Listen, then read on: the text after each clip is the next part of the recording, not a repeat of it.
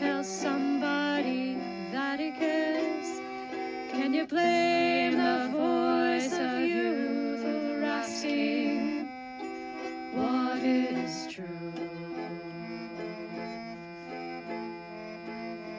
Yeah, the ones that you're calling wild are gonna be the leaders in a little while. When will the lonely voice of youth cry, what is true? This our world's waking to a newborn babe, and I solemnly swear it'll be their way. You better help that voice of youth find what is true. And the lonely voice of youth cries, what is true?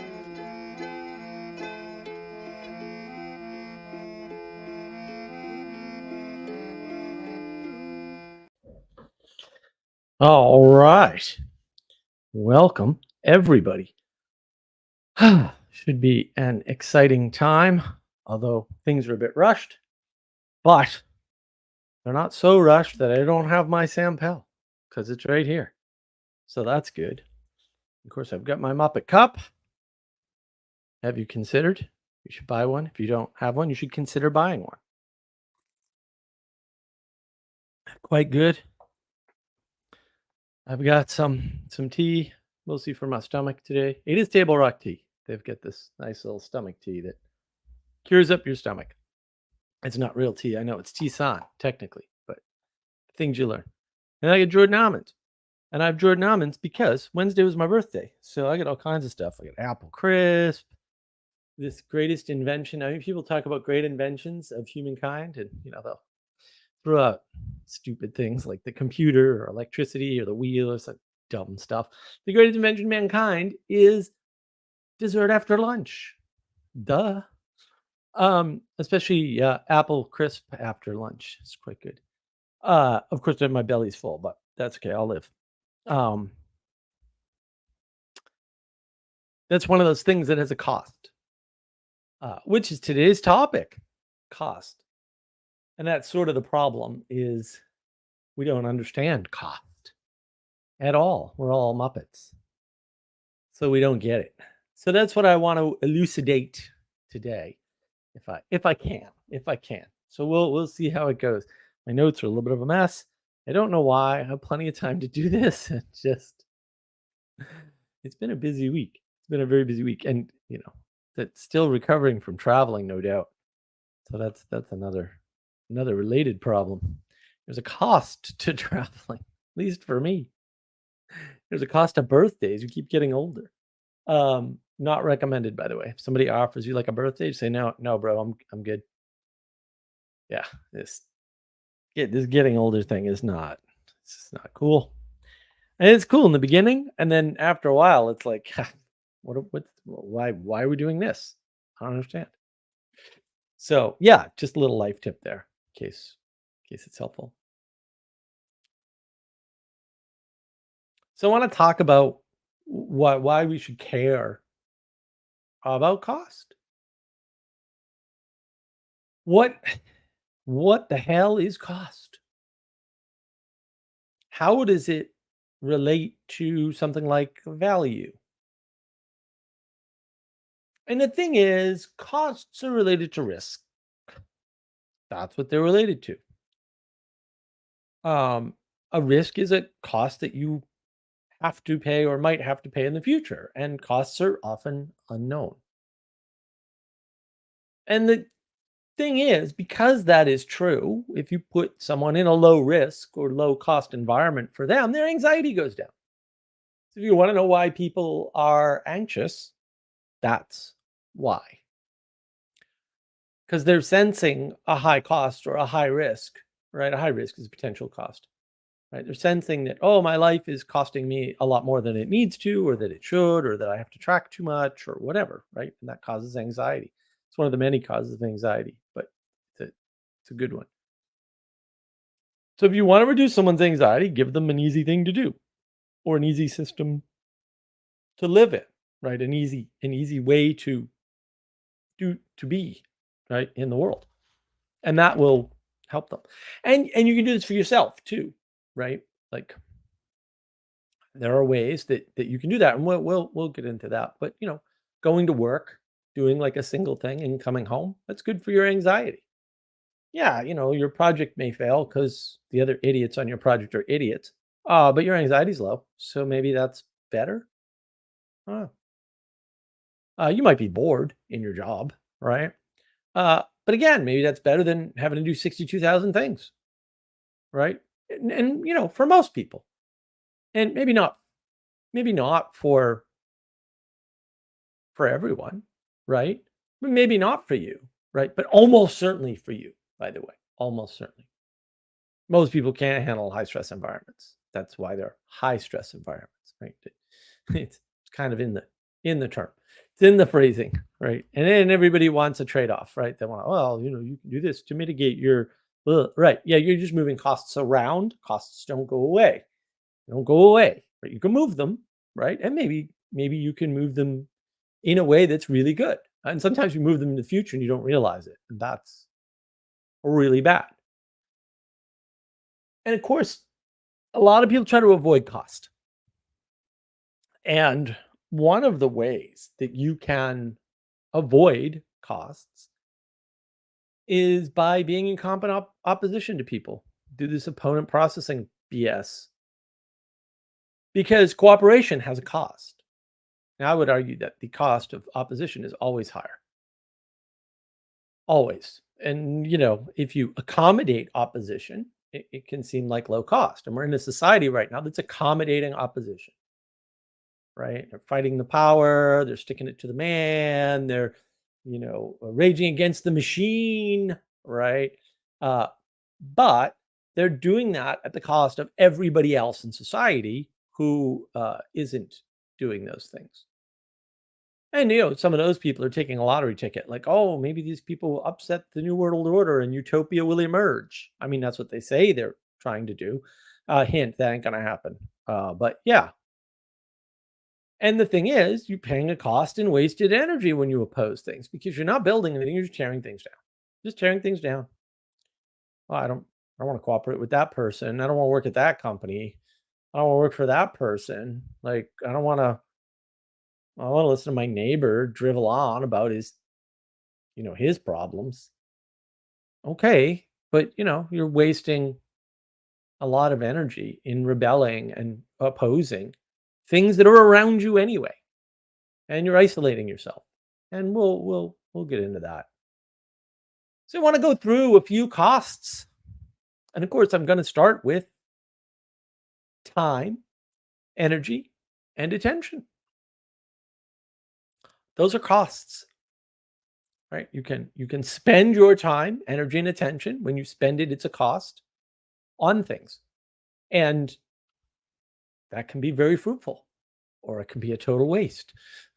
Right? This is why you have to pay attention to costs. What is the cost? What are you spending? What are you giving up to get something else? Money. And look, money is usually traded in time, energy, and attention, right? So how do you get money? Well, usually you give somebody your time, energy, and attention, like at work, and they give you a paycheck. It's one way, right? Or you go somewhere and you mow somebody's lawn and they give you some money. Right? It's not the work they're paying for because work is a function of time, energy, and attention. And you can make the argument that if you don't have the right balance of time, energy, and attention in the work, it won't be quality work.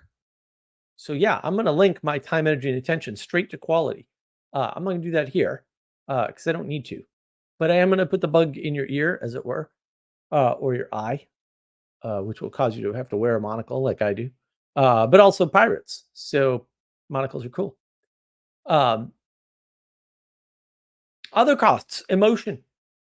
Emotion, something you pay, and it's something that costs you. Rationality, very costly. I've said this before. People liked it. I'll say it again.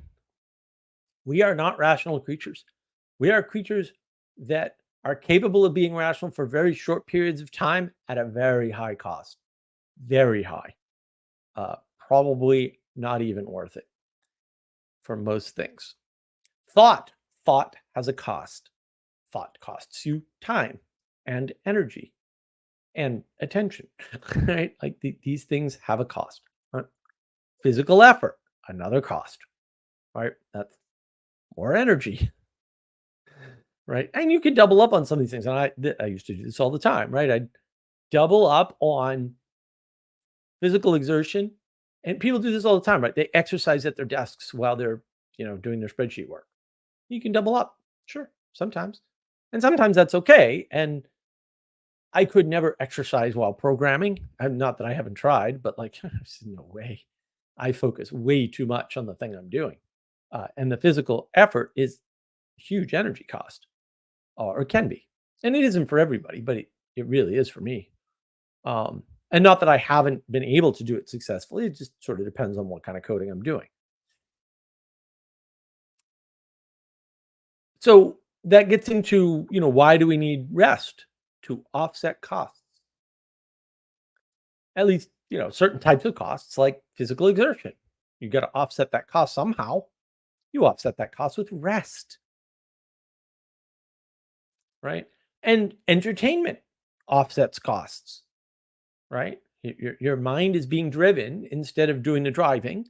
And again, it's time, energy, and attention that you're sort of giving up and being led, right? That's what a good comedy does, or a funny cartoon or something, right? Like there's advantages to that. And you need that, right? But they also provide contrast. And you need contrast to see anything at all, physically, mentally, in every possible way. Contrast, very important. 2 points of contrast, insufficient, by the way. Always 3 points of contrast. Always.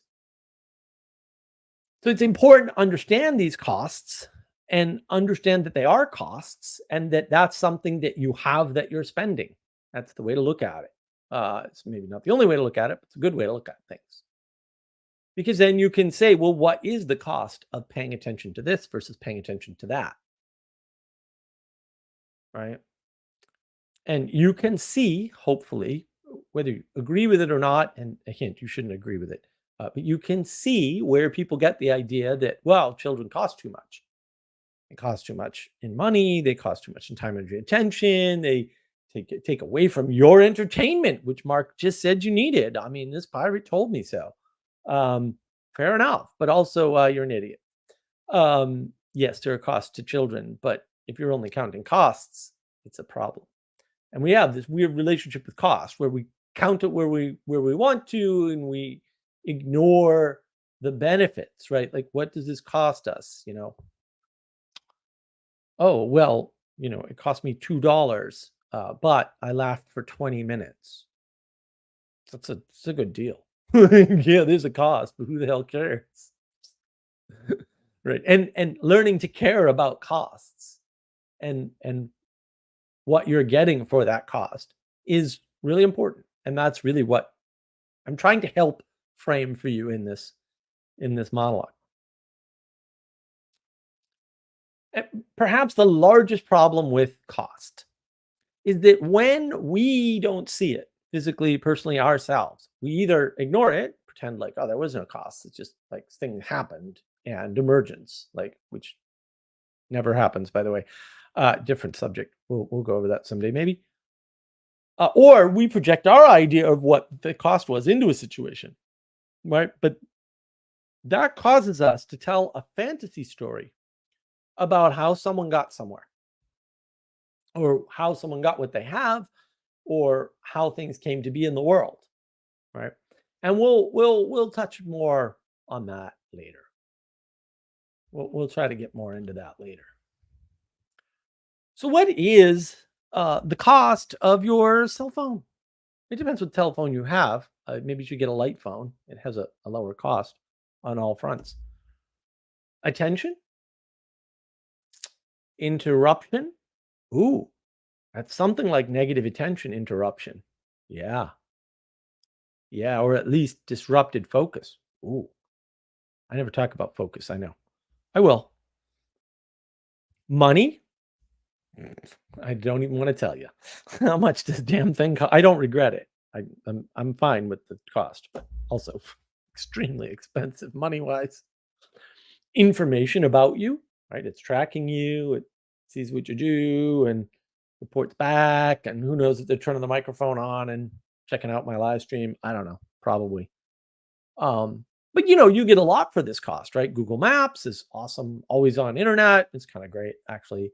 The whole voice activation thingy, or I can say the magic term there, which I won't say because I don't want to have to fiddle with that thing. And then it'll answer your questions or play music or whatever. Like you can do all kinds of cool things, right? Access to music anytime you want, right? Access to your personal information, like I used it earlier today to keep track of a list, right, that I'd written on my computer, right? All of this stuff. And it's important to know what the cost is and what the benefits are. Because you're just looking at cost, the world is a dreary, drab, depressing place, and you probably shouldn't be in it.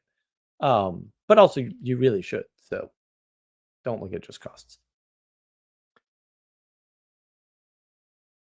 And you often see the result of a cost, right?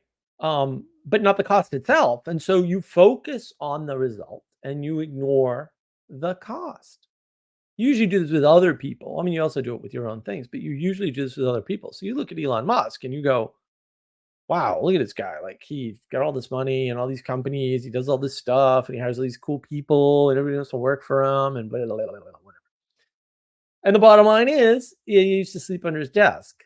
Are you going to sleep under your desk to get to the top? No, you're not. You're not. You're lazy and you're weak and you're not going to do it. So get over it.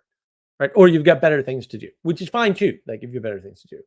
Like I can't imagine Elon Musk's family life is so great, especially given his relationship disposition. So look, he's paying costs for that. They're pretty high. Um,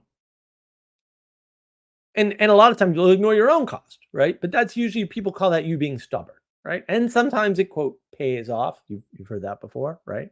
That refers to the cost, right? And sometimes it doesn't. And often it doesn't matter because if you want something, you'll pay the cost, even when you don't know what it is. And yeah, I mean, that segues in with value. And value isn't a thing in the objective world because there is no objective world that actually doesn't exist. There's the independently validatable or verifiable world, but there's no objective world. Sorry. There's no world of objects because objects can't actually be defined correctly.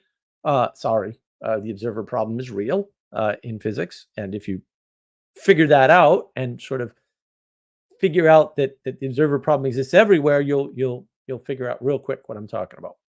And maybe you can't, and that's okay. Just take my word for it. I'm a pirate. It's cool. I mean, you're here, so presumably you're getting something out of this. You trust me to some extent. And look, there's always a cost that you must pay to get what you want, or to do nothing, or to waste your time, or to have time, or to have the time you want in the place you want.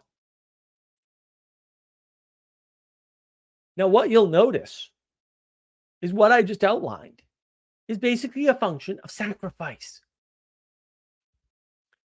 Accepting the sacrifice is the most important thing that you can do. Resigning yourself to the sacrifices that you don't understand will help you more than anything else in your whole life.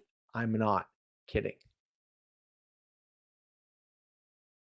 Because cost is sacrifice. It's just the secular sort of materialist, goofy way of saying sacrifice without saying sacrifice, because that's a terrible word. We don't want to sacrifice. And I mean, we can look historically at some sacrifice that we think actually happened, and it's pretty bad sacrifice. On the other hand, pretty good upside. I mean, one one one death and resurrection for salvation. And I don't know, man. Seems like a good deal to me. Um, People always argue about these things, but it seems like an easy equation on my side. But you've already made those sacrifices. You've already paid a cost, and so have others, right? So recognizing that is important and accepting it as a sacrifice. And the reason why accepting sacrifices you do not understand is important is because the understanding of the sacrifice might be impossible because you can't see it fully. But trying to do that might just waste time and energy and attention that you could use to be understanding your own sacrifices better.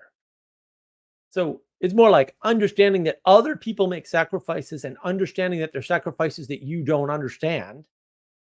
That's good for you. Trying to understand those sacrifices is not good, right? Because you're pointed in the wrong place. Understanding that other people are making sacrifices for you will hopefully follow from not trying to understand sacrifice, right? Like again, it'll point you up at the fact that there is a sacrifice there, right? And then that is what battles narcissism, depression, and selfish behavior. All things people try to solve with quote empathy, right? And it'll make you kinder to yourself, not just others. Once you stop trying to understand, like, why did I make that sacrifice? Why did I pay that cost? And understand that you have to pay a cost. There has to be a sacrifice. Without trying to understand the specifics of each sacrifice or each detail, or trying to cast your own projection, psychological projection of why somebody did something. Why did they make that? Why did they pay that cost? Why did they buy a Mercedes instead of a Lexus? Which is a very good question. Why anybody buys a Mercedes over a Lexus, I will never understand that because I'm just too materialistic. I'm just too, on the other hand, in my wildest fantasies where I do make $1 billion, I'm like, hey, maybe I would buy a Mercedes just to buy a Mercedes and say I had one. I don't know. I don't know. I'm not going to pretend I know. I'm not in that situation. I know I'm too stupid to know what me with $1 billion would actually do. Me now with $1 billion would do a bunch of things, but me with an actual $1 billion, yeah, I don't know, man. I might just buy the damn Mercedes. It's possible. I don't know. They are cool cars. Are they that much better than Lexuses? No, no, definitely not. I mean, not from any materialistic measurable standpoint. I'm kind of a car guy, so I actually do look into these things, or have in the past. Um, on the other hand, my $40,000 Beamer, which was $40,000 new, um, what an unbelievable value that was. That's probably the best thing I've ever purchased ever, ever, ever, ever, ever, ever, ever, ever, including the house. And that car brings me so much joy. It's insane. I actually took it up on my vacation, and fitting 2 weeks of stuff for two people in a tiny convertible. It is a four-seater convertible technically, but only just barely. Is still a feat, and it did make the trip more difficult for sure. On the other hand, it is a much slightly more comfortable car than the larger vehicle. So trade-offs, costs. There's a cost, and also going over the Chesapeake Bay Bridge Tunnel twice on the way up and on the way back, with the top down on a beautiful day. Yeah, I don't care what that costs. Like I just don't. It's irrelevant. Also is the best trade-off you can make because you miss DC and Baltimore, so no traffic. Beautiful view and no traffic. It's like a total win. Like there's no downside. There really isn't. Plus, on the way back, we had it during sunset, and it's unbelievable. But like, let me be clear, right? Because I think this is important. I just basically said that you not understanding or worrying might be another word to use here about certain sacrifice you need to make will make you more humble. Humility. Yeah. In other words, this obsession with understanding autonomy and individualism, which cannot exist, by the way, is what makes people narcissistic and unable to hear others and destroys their eyes to see, ruins sympathy. I mean, people call it empathy. They're wrong. It's sympathy is what they're describing, right? Having to understand is a burden and a cost we cannot bear alone. No bears were harmed in the making of this monologue. And that's the problem. We've been told we can do these things alone by ourselves, that we absolutely freaking there's no way. There's just no way. I'm sorry. There's no way. And we've been told we can, and that was a lie. And I'm very sorry that the world lied to you, or your parents lied to you, or whatever. But also, they lied to you, right? Not worrying about these things will make you more humble. That will improve your life dramatically. It really will. And it's the obsession with trying to work these things out rationally, like trying to make the world rational from your perspective is a lost cause. It's a total lost cause. Like, just give it up. It's not important. It's just destroying your time, energy, and attention that you could be using to do other better things, right? And maybe those better things are entertainment. I don't know. They could be. So that's what's ruining it for everybody, really, is this lie about what we can and can't do, how autonomous we are. Uh, and yeah, understanding autonomy and individualism are the same thing at some point. Not entirely, I get that, but like at some point, they're all linked. They're all pretty much the same thing. So we be careful with that stuff, right? Be careful with that stuff because the cost of autonomy, the cost of trying to be an individual, which again, you can't even do, the cost of understanding is often connectedness with others. It's often relationship. I mean, it's fantastic that I understand ridiculous amounts of things I understand about computers. Uh, but there's like three people I know that I can talk to about this stuff, like three for real. And like they're wonderful people. And I wouldn't trade them for the world, but also like everybody else's eyes glaze over. There's a cost for that, right? There's certain things I cannot talk about in mixed company because not everybody can keep up. Is that worth it?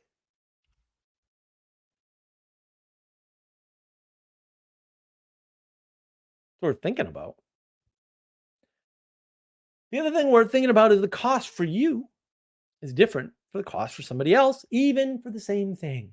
You do the same thing at the same time from the same place. It could be an item, it could be a type of work, it could be uh, the cost of planning, right? Women plan better than men on average for most things. Certain things women plan better than men. Certain things men plan better than women. This happens. Turns out men and women are different. I don't. Maybe you didn't hear, or maybe you heard the contrary. I don't know. Um, but it's good to know, right? It's worth knowing that. And the big news, the real news nobody wants to hear is you're a cost. You, you, you are a cost. There's a cost that the world is bearing for you being here. There's a cost that the people around you are bearing for you that you know nothing about because you can't, because you're trapped in your perspective to some extent and you can't get out of it. There's a bunch of your perspective you can't escape. People are paying a cost for you now. And it could be in tax dollars. Maybe you collect welfare or something. Maybe you have cheap housing. I don't know, right? Or it could be an emotional support, right? I bear the cost of emotional support for a bunch of people, right? It could be in time, energy, and attention, right? Maybe they put up with your stupid ideas because you're funny. There's a lot of people like that in the world. They're very funny, and even though they come up with stupid ideas all the time and try to get you in their wacky business ideas and stuff that'll never work, you listen to them because they're funny, right? Or maybe they have information that you really like, or maybe you can talk about cars or computers or whatever it is together, right? Maybe they put up with your bad jokes because you're smart. I don't know. They're just sort of some things, some reasons why people are paying a cost and why it's worth it to them. And again, it's worth thinking about what am I getting for this cost? So yeah. I mean, you can't always know, and that's the problem. And it's important to note the chaos of life means costs change due to conditions, banal conditions like weather. Right. So one of the costs of felling a tree in my driveway late in the season is that I can't go out and cut it all day. I can cut it until about 11 in the morning, and then it's too hot because I live down south, and that's just the way it is. You got to be in by about 11 a.m. in the summer because otherwise you will burn to death and die because the sun will burn you off the planet. That's what its job is in the summer. You just need to know that. As long as you know that, you work around it. But yeah, you're not doing even light physical labor for very long or in long sort of chains in the summer in the south. And when you cut trees down, it just turns out there's less shade somehow. I don't know. It's going to be a cost. So yeah, I mean, but there's all kinds of conditions that change the cost of things. And so, and it could be a monetary cost, but most often it's not. I mean, there's money's just a proxy for other types of costs at the end of the day, right? So it's good to know that. It's really important to kind of know that. And when we think about costs, it's good to understand that leadership has a cost, right? And that is why people will find all kinds of excuses not to lead things, right? It's because they don't want the cost and they're cowards and little more. They're just cowards, right? I just want, it's FYI, I want you to know that.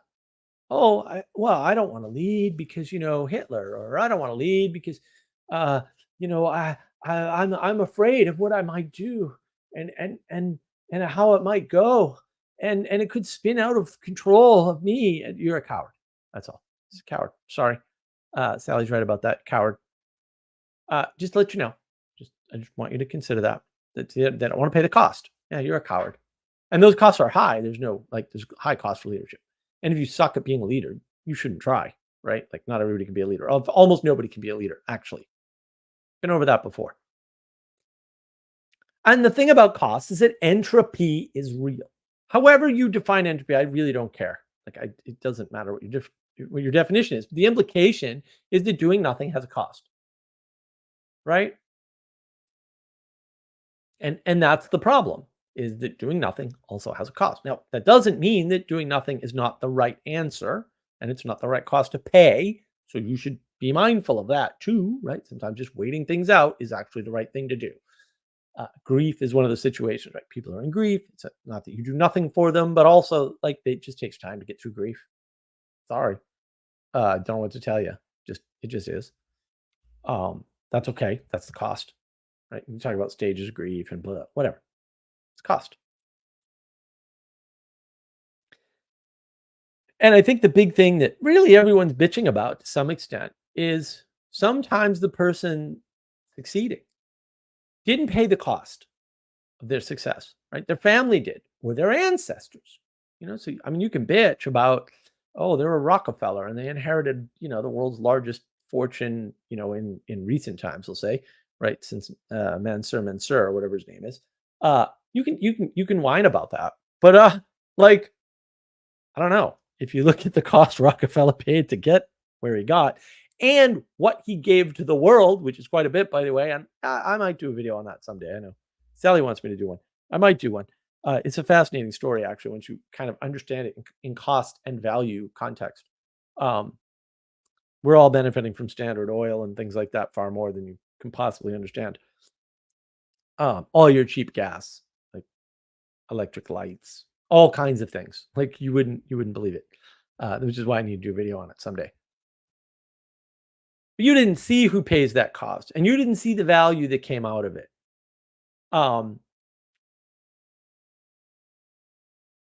And if you think no cost was paid, you're wrong. Like if something happened in the world, the cost was paid somewhere by someone at some point. And maybe that's a stolen cost for sure. For sure. That could be true. But you better be damn sure that's true before you get all cynical and skeptical about whatever it is you think. Because it's super important. Jacob, this stream is because Sally wants it. Just to let you know. There's a lot of Sally good ideas going on my YouTube channel in general. I want to say a little bit about desire. Because desire is what you can have with no cost, at least in the short term. In other words, the things you desire, or like when you're giving into your passions is another way to say it, right? You are not calculating costs. you probably cannot, right? You're overwhelmed emotionally or by the passions or however you want to frame it, right? Desire has you, whatever, right?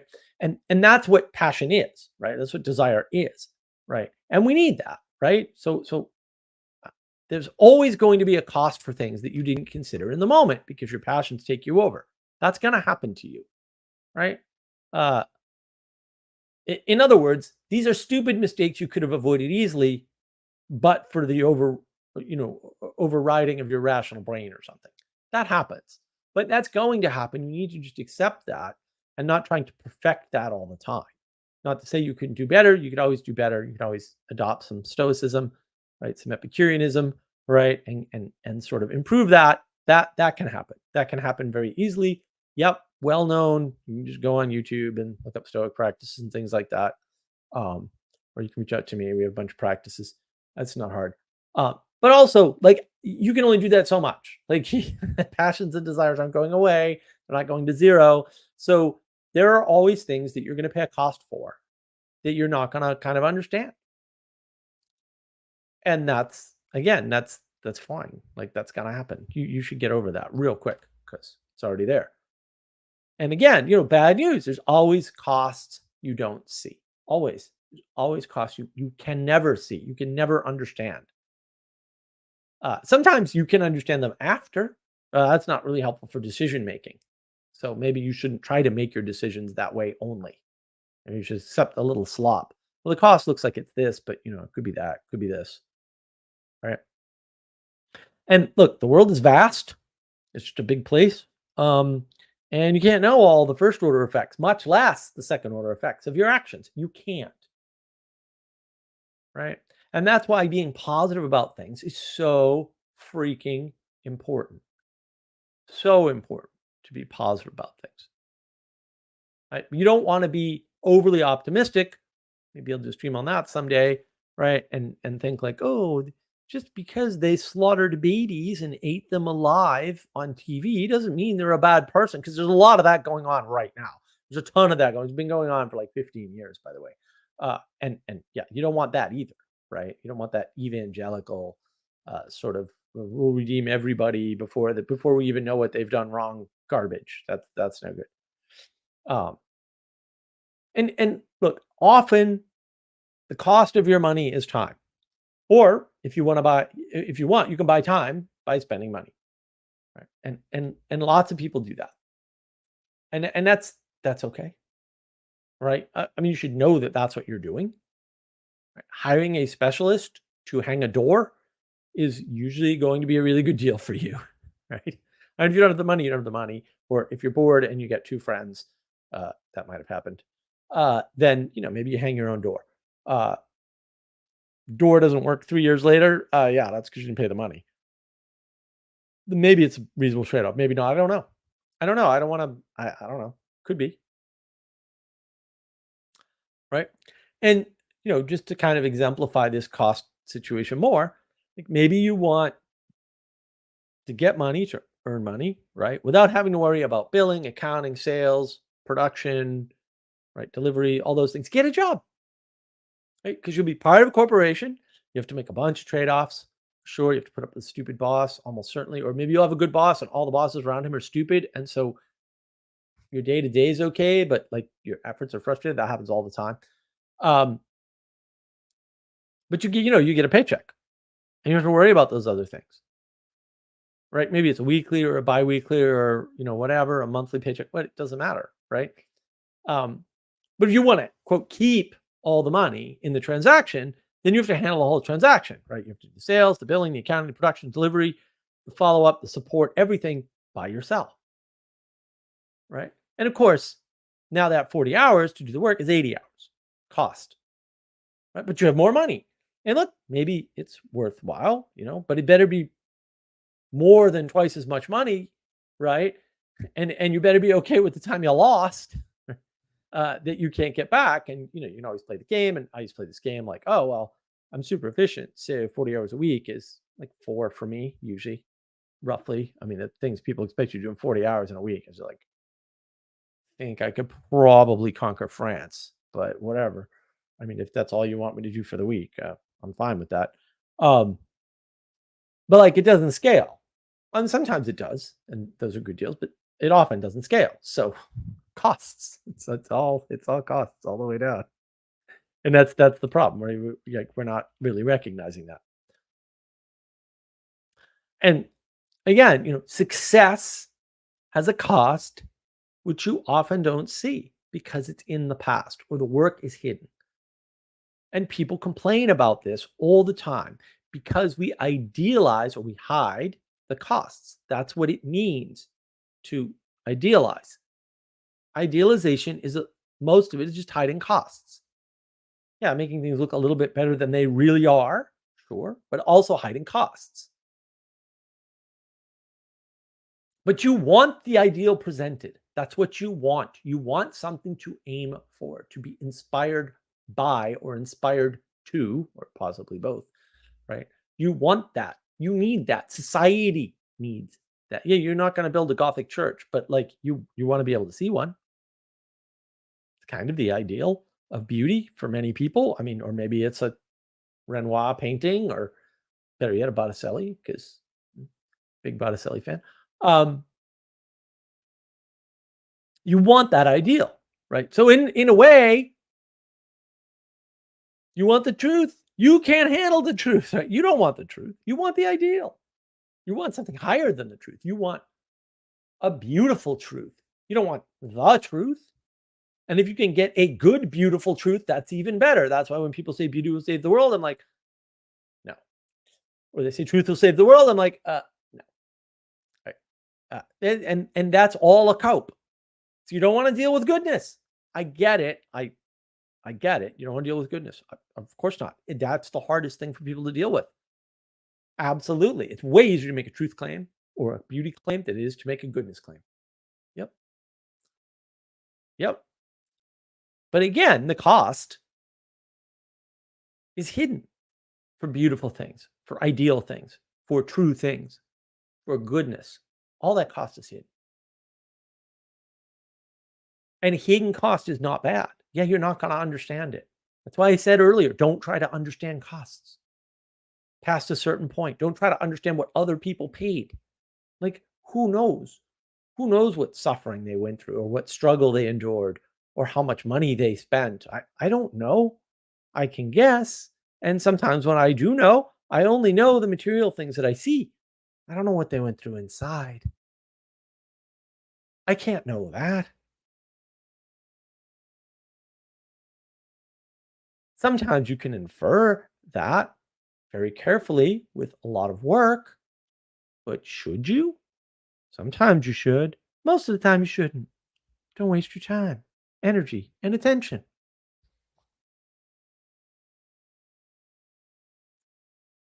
All success has the cost of failure, or it's paid in the past by your parents or your family or your ancestors or whatever. All of it. You start looking in the world seriously and carefully, you'll notice that certain people can get on YouTube and have a successful YouTube channel like that in a year. Mine's not as successful as theirs in a year, and they've got sponsorships and all this other stuff. They also have resources that I don't have, that I didn't start with. Starting points matter a lot. Sometimes you can make up for them with time and endurance and whatever, right? And I'm not complaining. I'm just saying, if you notice, right, these people take success from one area and drag it into another, right? Things like that. And then they grow that and then drag it back. And sure. And they have more resources. And I don't know what cost they're paying for that. And maybe they're paying less because they have more resources. I don't know. Maybe they earned those resources. Maybe it took them 10 years. I don't know. Maybe they just didn't have everything stolen from them 3 times in their life like I did. I have no idea. Good for them. Right? But the cost of success is failure over and over again. You fail to hit your goals and you fail to adjust your goals. And that's that shining star Jordan Peterson talks about. That's your goal. Oh, and you failed to hit the goal again. Okay, yeah, but that's a learning opportunity. Okay, now I can adjust where I am based on where I thought I was going, where I ended up. Yep, you can. You can orient yourself in the world. Right.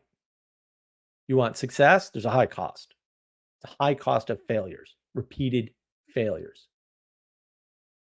If that's what you want. If that's not what you want, don't worry about it.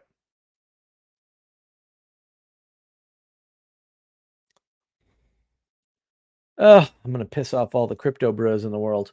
You can have your decentralization, right? Or you can have something you trust. You cannot trust decentralization ever because you're trusting a bunch of people you do not know who do not have a connection to you. Period. End of statement. Just the way it is. You can have a better connection with a corrupt structure that can benefit you, maybe at the cost of a bunch of corruption, but it can benefit you and maybe your whole family. That's why corrupt structures survive, by the way, or one of the many reasons. And that's better than getting ripped off by a random stranger. Decentralization, intimacy crisis confirmed. You decentralize, you're less intimate with everybody automatically. All decentralization is a flood, actually a flood, as in Noah, the flood. Yes, there might be a different type of flood of information. Yup, that's the internet, the flood of information. All decentralization is that. There's a cost to this decentralization. It's a very high cost. Not recommended for most things. Has its place. Has its place. You better figure out what it is. Don't just willy-nilly, I'm going to put an altcoin on this. You worried about the robots, the machines ruling your life? I've been rewatching Battlestar Galactica reboot.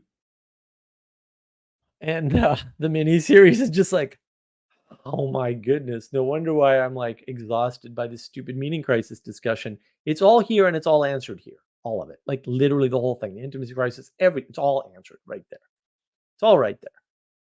I'm not even talking about the series yet, like just the beginning.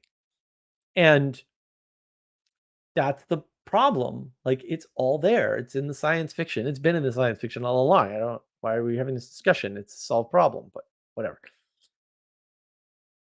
But I mean, are you worried about the machines like taking over? Like why? Well, I mean, they do your laundry, they do your dishes, some of them do your driving. Right? They're making you money on YouTube, hopefully, right?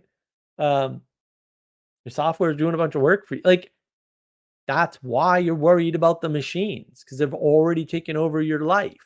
Already happened. It wasn't this thing. I mean, this thing too, but it wasn't. This didn't start here. This isn't the worst of them. You're worried about this taking over your life? I don't know, man. We got washing machines connected to the freaking internet. I can't think of a worse idea. Yeah, I don't think there is a worse idea. I don't think it could ever possibly be a worse idea. What could possibly go wrong? Well, indeed. They're already part of botnets, by the way. Just your refrigerator too. Yeah, that's already happened. Um, cost. There's a cost to having machines do work so that you can be lazy. I don't like laziness, by the way. An interesting way to think about the world is the cost of utopia or perfection or a perfect world is people. That's all. Real easy form. I know it sounds too simple, but actually it works. Right. Now, I'm not saying you can run a world without losing people. I'm not saying that at all. That wouldn't be something within my worldview. But how many and why you lose them matters, right? Like which people you get rid of from the margins matters. Still need the margins. You're not getting rid of the margins, but which people fall out of the margins matters a lot, right? In fact, the why matters the most, obviously, or the telos, if you want to put it that way, which you probably should make final cause great again, right? And that's the proper way to evaluate cost, like based on the why. Why are you doing this? Because maybe any cost is worth it for the why, including your life. And I've had this, these freaking kids. Like, I just had my birthday. You're all kids now. They would insist to me. I'm like, dude, like, have you talked to me for 4 seconds? Like, really? They would insist, like, oh, if somebody held a gun to your head and said, do this, and it was something you didn't want to do, you'd do it. And I'm like, no, I'd let them shoot me. And they would insist that I was lying to them. And I'm like, why do you think I would do that?" Is it because you would die?" And I'm like, "Dude, I got news for you, kid. You're going to die. That's gonna happen." I mean, look, I get it, Mark. You can't prove that. You haven't actually died yet. You have no participatory experience. Granted, and I'm working on it. I'm working on like maybe no death. I don't know. Um, I got plans, but like all the evidence is that everyone dies, and so the fact that you're going to die because somebody's going to shoot you because you don't do what they say doesn't change the death part. But how you live matters. How you live matters. The why matters most. The cost of your life doesn't matter. You're going to pay that cost anyway. Like that cost was built in from the minute you were born. Sorry, too late. Uh, too bad, so sad, whatever.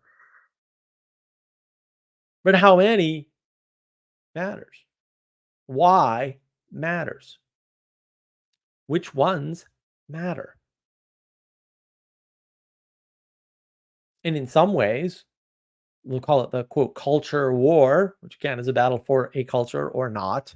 I know the people on the other side think, no, no, it's my culture. There's 60,000 of those idiots, and they all have different cultures. So that's not going to work out, obviously. They also don't have cultures. They just think they do. They have cults, which is the root word of culture. See Nick's great talk on cults and culture on PVK's channel, or he's talking about it on my channel too. Um,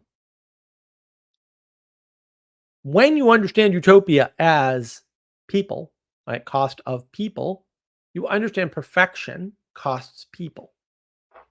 How much perfection? Because you can't have none, right? How much perfection do you need? And what is the cost of that perfection? It's good to know. It's good to know. Or it's good to think about what that means. Right. You can't be all like, well, we're going to solve the homeless problem. Homelessness is not a problem. Homelessness is a symptom of many different problems, some of which may be connected, but most of which actually have no overlap. But you're not going to solve that. Right. I think, I think someone told me in a book, it says the poor will always be with us. Hmm. Sounds pretty smart. Didn't know who wrote it, but whatever. If you are trying to eliminate the poor or lift them up, like you're a bad person. Like you're trying to enact a utopia. You shouldn't be doing that. You're destroying the world. And look, I'm not accusing anybody in particular or anything like that. Like some people are okay and they just live in the world with homeless people or whatever, and that's fine. But there's a lot of people out there trying to raise up people and they're destroying them in the process because that's what happens when you try to put somebody in a place they can't handle. The costs are too high for them to bear because we can all bear different costs. The amount of pain I can actually take is way higher than the average person. It's way off the charts. Way off, except for needles. I can't deal with needles. But the amount of things I can pay attention to at once, far above whatever you guys can do. I guarantee it. Guarantee it. Way above. I can actually still, because I did it a few weeks ago, pay attention to 3 conversations at once, participate in 2 at the same time. Oh, almost no one can do that. There's a few people that can. I've met them, but like they're extraordinarily rare individuals, right? Like that's not a cost to me. I mean, there's a cost to it, and it is freaking exhausting. I got to admit, but also I can do it, and some people can't pay that cost. Success is cost, and maybe you can't pay that cost. And if you haven't been set up, if there aren't other people helping you pay that cost, maybe you can't pay that cost, which means maybe you can't be in that position. Maybe that's not your place in the world. And maybe you need a place in the world that you can connect to intimacy, right? Have a quality relationship with, right? To be able to participate in meaning. Maybe. They might resolve the meaning crisis. And what we're stuck in right now is this false story. It's not a narrative, it's a story about individualism. Individualism cannot ever exist. It's a ridiculous frame. You are not an individual. You're born into a creation. It's already here. There's a bunch of people already here when you got here. The way you became a person was they put time, energy, and attention or care.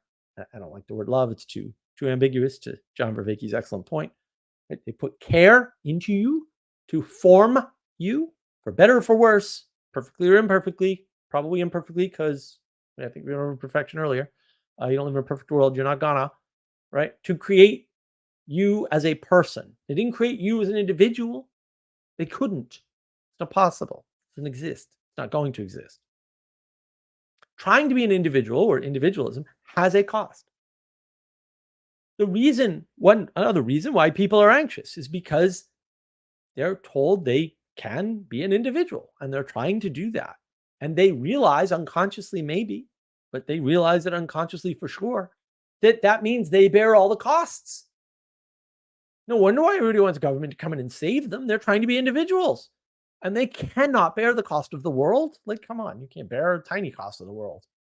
That's why they want the government to come in. Of course they do. They need that. They can't survive without that. They know it unconsciously. Maybe they don't know it consciously. Maybe they can't acknowledge it rationally or whatever. Yep. And someday I'll do a stream on unconscious. I know I have a video on it somewhere. But I'll do one of these on unconscious if that's what you want. Comment, whatever. Put it in the live stream. But the biggest cost of individualism or attempts at it is intimacy. Period. End of statement. Full stop. The quality relationships that you need to participate with meaning cannot exist in individualism. It cannot exist while you're trying to be an individual. By definition, they can't exist. You've destroyed the possibility of participating in meaning by destroying intimacy, by trying to be alone. And you did that to yourself. I understand people lied to you about that. I am very sorry. And I hate those people. And I would burn them all at the stake if I were in charge, which is why I should never be in charge. But also, like, that happened to you. And you need to kind of figure that out, that you're being lied to about that. And maybe you've helped by lying to yourself about that. Oh, I did this by myself. I read this book by myself. Somebody authored the book. Ooh. Ouch. I understood this book did you? All these people tell me they read frickin' Plato, and I don't know what they read in book 7, but the allegory of the cave is not what they read. That's for sure, because that's not what the text says at all. But it is the opposite of what the text said, which is a really curious way to read a book, to come to the opposite conclusion of what that particular section of the book says. Like, that's fascinating to me. I'm still blown away by it. It's not the only section of Plato. I gotta do a third Plato video on the end of the Republic, because the other two crimes are already bad enough. This is the last crime is just beyond horrific. Ask yourself a question about the cost of trying to be an individual. Can you do that? That's why you need family. It's why you need institutions. It's why you need corporations, a body, to help take costs for you. And all of the costs, right? Certain costs you don't pay. If I work for a corporation, 9 to 5, I don't have to deal with their accounting or their billing unless I'm in that department, right? And if you're in that department, you're paying that cost for all the other workers. Congratulations, you're a hero. Problem solved. You want to be bored in your work? Realize how much it means to somebody else who doesn't have to do that, so they can focus on something that they're better at.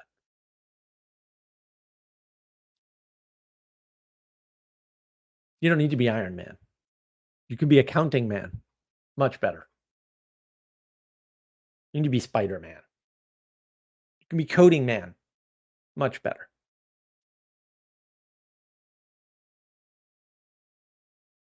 And look, you won't always be on the perfect right side of that equation. I get that. You won't be in the institution in the perfect right place. The institution won't be perfect for you most of the time. But the variance is greater in a larger body, right? So the larger the corporation, the more variance there is. There's a different set of trade-offs. There's more trade-offs in a large corporation. In a small company, though, you might just be working with somebody you don't get along with, can't get along with because they're a jerk. But the boss isn't going to get rid of them. Might be talking about a friend of mine. Uh, I hate listening to other people's problems sometimes. Okay, only when I'm awake. And sure, you might be the cell in that body that gets wiped out in a layoff or fired because somebody else screwed up, and like all of that happens. You could be the black sheep of the family. Indeed, that happens. Right. But without that, everything is harder, riskier, more uncertain. It makes you anxious and there's less intimacy. Plus, you start to lose the skill of relating and the skill of understanding the quality of relations or the qualities of your relations, or this, in other words, the skills of intimacy. You can lose that over time by trying to be an individual. Hello crisis is confirmed. Sally Joe will be pleased. The dating crisis is explained. Intimacy is the key. And I know now it looks like I'm shilling for the intimacy crisis, which in a way I'm always doing, but whatever.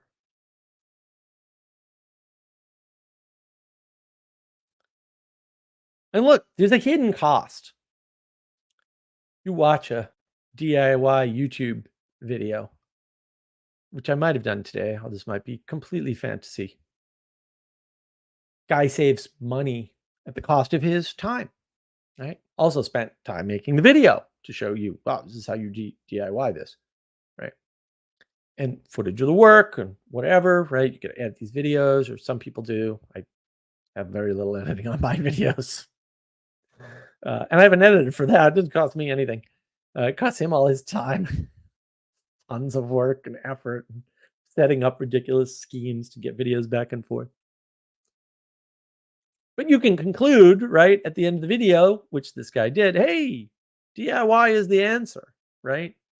But actually, he didn't save that much money. And the cost was like 2 weeks to do 10 hours of work. I mean, this is what he said. I'm not making this up, right? Just 2 weeks to do 10 hours of work, and his quality was lower. And he's probably going to make like $1,000 on the video, likely a little bit more because it's a very popular video in this case.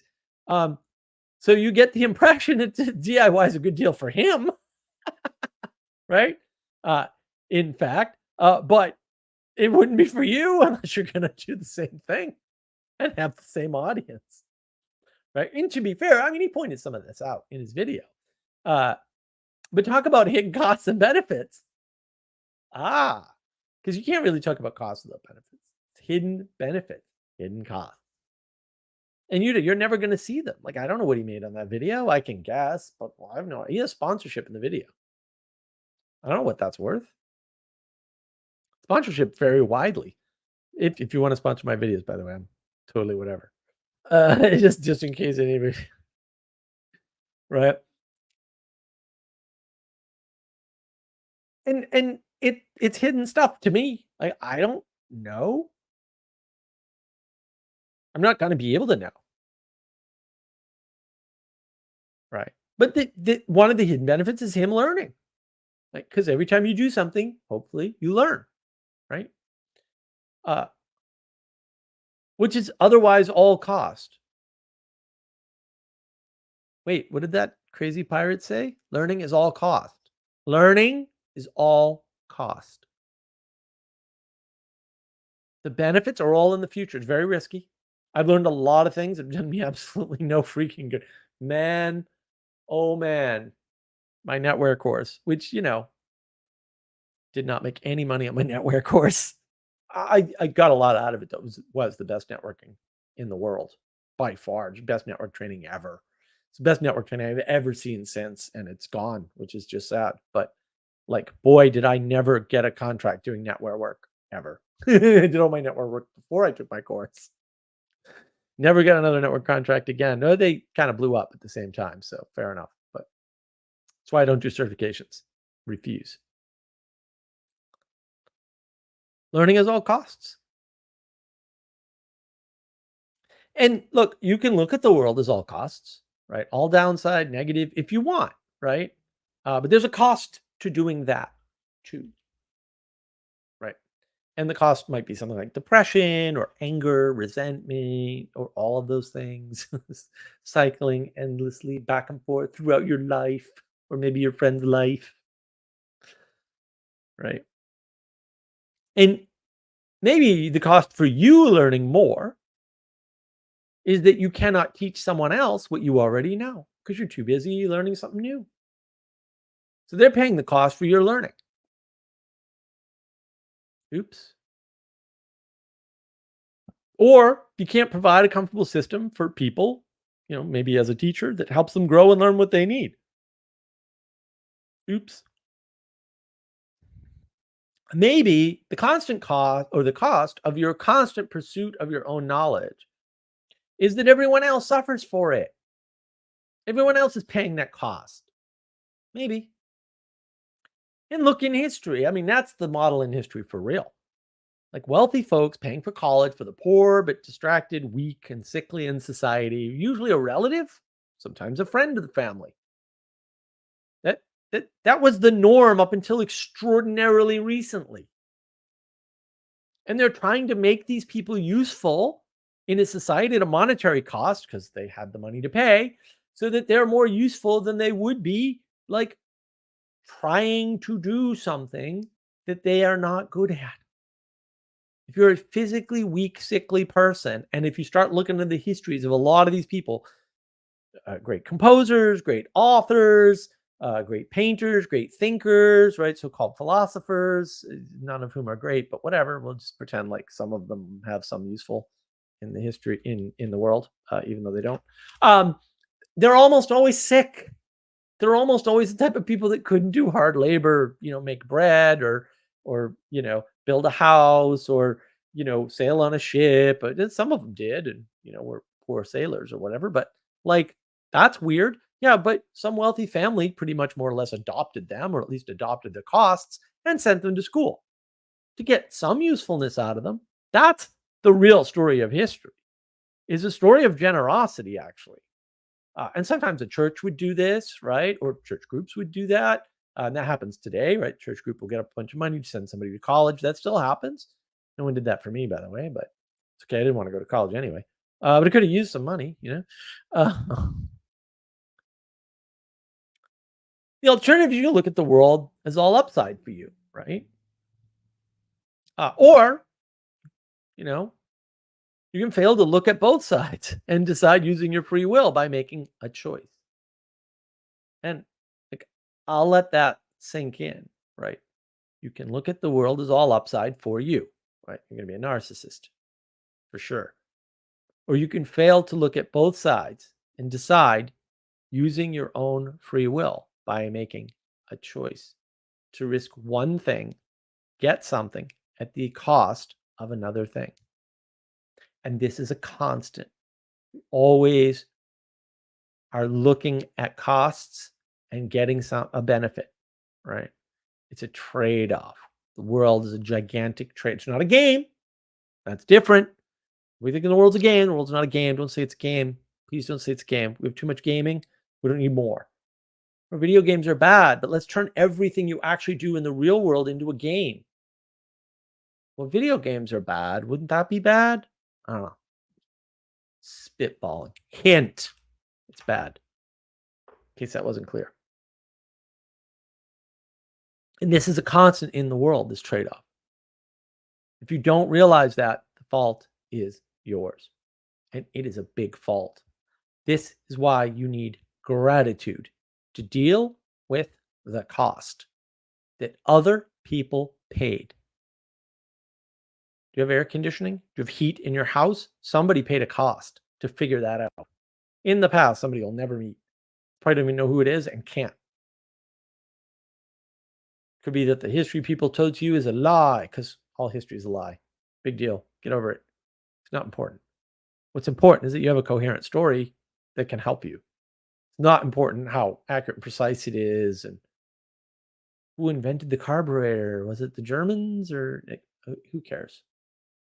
Really, this French guy was the first to flight. No one cares. Kitty Hawk, been there. Sorry, problem solved. Um, you have to pick these things. Have to pick them. You can't spend a lot of time on them because they're bigger than you. A bad history is better than no history. It's all bad history. You'll be okay. Relax. You need gratitude to deal with the cost, to deal with fairness as such. It's not going to work if you don't understand that you're not the only person paying costs. It's not going to work if you just see people's benefits and not their costs. It's not going to work.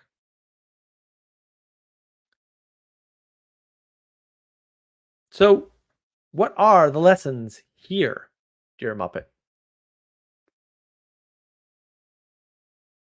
Have you considered? Pay attention to costs, at least the ones you can see. Like, you're not going to see them all. You don't have to. It's fine. Pay attention to them, though. Right? Be aware that they're there. It will help you. Don't obsess on them. Don't obsess on them. You don't understand costs. Reflect on your past decisions and look for costs. Right? That'll help you. That'll help you pay attention to costs going forward. That'll help you a great deal. Realize that everything has a cost, even doing nothing. If you choose not to decide, you still have made a choice. Might as well rip off Rush. Sometimes letting things play out longer or entirely is the best trade off you can make because cognitive overload is real. And there are some things that you just don't have the capacity to handle in the moment. And so you're going to have to let them go and be comfortable with the outcome. Sorry. Can't control the world. Too bad, so sad. Get over it. Accept the fact that all things have costs, actions and inactions, right? It will make your life easier. It will prevent anger, resentment, anxiety, and depression. Your inaction has costs. Your actions have costs. Other people, success has costs. There's just costs everywhere. Don't worry about it. Yours aren't necessarily greater or lesser than anyone else's. Not that you can tell for the most part. You might think you can tell that. That's just your arrogance. Don't live like that. It's terrible. What does Peterson say? Compare yourself to who you were yesterday, not to who somebody else is today. Another lesson, we do not live in a perfect world. Even costs aren't perfect or consistent. The world is ever changing. Entropy is real. You are different from other people. Your costs are different from them for the same thing. It's almost like we live in a fallen world. Don't tell Bruce. Don't tell Bruce. He'll be very upset. Very upset.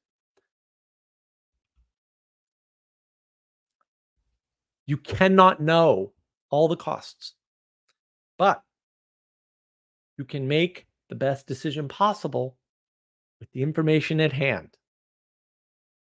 But don't project. The fact that you can make a decision for you does not mean that you can understand a decision somebody else made. There's an asymmetry there. They're not the same thing.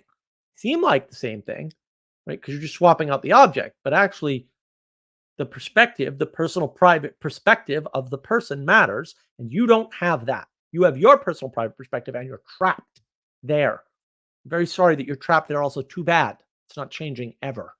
We're born into a world, and sucks to be you, I guess. Get over it. Same for everybody else. You'll be fine. You'll be fine. You've been fine this whole time. You'll be fine later. It'll be fine. Pointing has a cost. Just pointing something out, right? Most of the costs of pointing are completely hidden. Not going to get into it, but that's why the divine feminine is hidden. That's why the femininity is hidden. That's why the femininity is in the background on purpose. That's why women point for men. So the men will pay the cost because they're stupid and they won't even look at the cost. They'll just go out and do the thing. Oh, og smash, og build, og. That's it. Right. It gives men a sacrifice to make, which allows them to participate in meaning, even if they die. That is why we have statues erected to dead people. Not so you can follow them. You can't follow a dead person, right? But you can worship their sacrifice. You can do that. Not them. Not, the fact that they were slave owners, right? You can worship their sacrifice. Even if it's sacrifice for a belief that you don't share. It's still a sacrifice. Like sacrifice itself is admirable. If you let it be, or you can be a jerk. Oh, it's up to you. It's your choice. You could tear down those statues, I guess, if you're a jerk. Also, don't be a jerk. Let me go through some comments here. Good to see you, Matthew. Good to see you, Benjamin Franklin. Although only half good to see you. I'm not. Your ideas on capitalism are garbage, dude. I'm not reading your capitalism comment. There's no way. Matthew Parlato wants to know: have you read Gumi Revolt of the Republic? No. Revolt of the Public? No. I don't believe in such things. Don't revolt. Don't do it. It's bad. Ixnon, Protestantism is crypto Christianity, a decentralized flood. Yes, crypto Christianity indeed is a decentralized flood. True. Well stated. Well stated. The problem with utopia is it can only be approached over a sea of blood, and you never get there. Peter Hitchens. Yeah. True. True. Shane, it's good to see you. Mark might die Lefevre. Yeah, well, we all might die. Turns out we're all gonna die, actually. Coincidence, I'm sure. Ship clerk, long ways away. Jacob, I cannot multitask at all. Not any. I'm sorry to hear that. That's okay. Your life is better for it. Trust me. Shane, man's ambition, women's pain tolerance. Mark, unstoppable Lefevre. I wish that were true. Maybe when I was younger, I felt that way. I don't feel that way anymore. Father Eric, I am a rock, was not a guide to action, my people. Yes. Well, indeed. Shane, great work. Thank you, Shane. Staying on the cusp of the cutting edge per usual. I don't know about that. The allegory of the cave. Yeah, see my video, Shane. I got a whole video on the allegory of the cave. I'm still pissed off about that. I'm going to be pissed off about that till I die for sure. Oh, nice. Casino job. Good for you, Shane. Good luck. Good luck. Enjoy your job. Father Eric will do the canon law. Yes, do the canon law, sir. You're excellent at it. So you should do as much of it as you can. Some folks' time is worth more than their money. Yep. Some folks the other way around. That is true, Father Eric. That is very true. That is very true. Yeah, there's some people I'd just give me some money and go away. I don't want to even talk to you. Other people, I'd be like, I don't, no amount of money. I'd rather just talk to you for 20 minutes. That'd be great. Yeah. Matthew is at dinner. Oh, well, enjoy your dinner, Matthew. You're here for the hive mind. Is it the hive mind? Is that what we are now? Have you reduced us to a bunch of bees? I don't know, man. West Coast refugee. Beaker. Beaker, indeed. Beaker is great. Me. Me, me, me, me. I shut people up with that all the time. It's fantastic. So funny. The problem with doing that is that it's almost too funny and I keep laughing. But yeah. Um, but it is great. Like you just start going me, me, me, me, me to people. It's like and mocking them as they speak. And oh, it's great fun. Some of them don't like it. Some of them get into it, but some of them are, your enemy for life. I was already their enemy for life. Doesn't matter. Ixnam, the history of the world is people cooperating with each other and God to survive. Well said. That seems true to me. It seems very likely that that is the history of the world. Benjamin Franklin, I'm going to read your horrible take, just as an example of a horrible take. Surviving to do what? Surviving to survive. No, that's not why we do it. Final cause is real. Sorry. And then the conservatives invent more immorality. No, that didn't happen. And become zombies that live forever. What? I don't even know how the hell you got to any of that. That's impressively bizarre. I did see when this came through. Yes, that was money. Thank you, Father Eric. I appreciate that feedback. Actually, it's really important. It's really important to know which one of these I think are going to hit versus which one people go, oh yeah, that definitely hit, because it's like, aha, I know your brain a little bit now. Matthew, but also competing and surviving against uncooperative people can't be too rosy. Well, look, competition is a function of cooperation, and people don't understand that.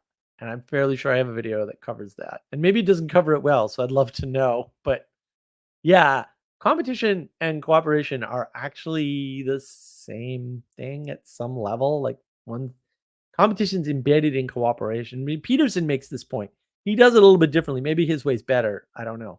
But I'd be curious, Matthew, if you watch my video on that, what you come up with. Because, yeah, I'm like, no. People are pretending those things are opposites, and they're definitely not opposites. Now, Father Eric, you know what? I'm fine being me and not being you. Some days, Father Eric, I'm like, man, if only I could be more like Father Eric. If only. West Coast refugee. Is acceptance the key to happiness or breaking free? You can't break free. That's why understanding that there are things you can't break free from, just that will improve your life 1,000,000,000% in 4 seconds. Like once, I'm not saying that understanding is easy to get, but once you get that understanding, because then you can start looking for the things that aren't optional, right? Like to a large extent, from a personal perspective, gravity is not optional. I can get on a plane, yeah, but somebody built that plane, not you. Gravity is not optional. You're not getting around it. Uh, venerate. I didn't think of that word, Father Eric. This is why you need to be on the Discord server more often. It was good to see you earlier, though. That was great. Venerate is important. Yeah, I do try to avoid the Christian-y words too much, but we're just running into walls now. It's like, Muppets, listen up. Get better language. Benjamin Franklin, is there anything wrong with owning slaves? Slavery helped the slaves. Look, there's lots of different types of slavery. I know no one understands this because everyone's retarded about this subject. Chattel slavery is wrong. But yes, when you have anything, including slaves, it's not a one-way relationship where you take everything and they get nothing, because that doesn't exist in the world, because it turns out the world's interconnected. So I've pointed this out before, and I do hate pointing this out, but also you want free lodging, free food, and free healthcare? Yeah, chattel slavery, my friend. That's not a coincidence, by the way. That's actually how socialism works. See my video, The Trick of Socialism. I outline it there. It's a trick. But that's actually true. Like, if you want free food and free healthcare and free lodging, chattel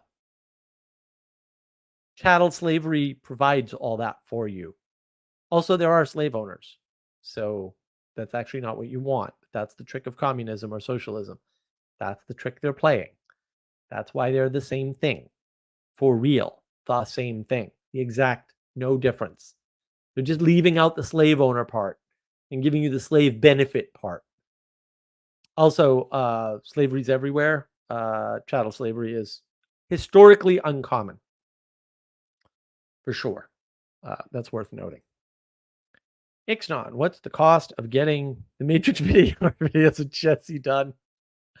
A lot of time, energy, and attention. Jesse's going through some stuff right now, so he's got to get freed up.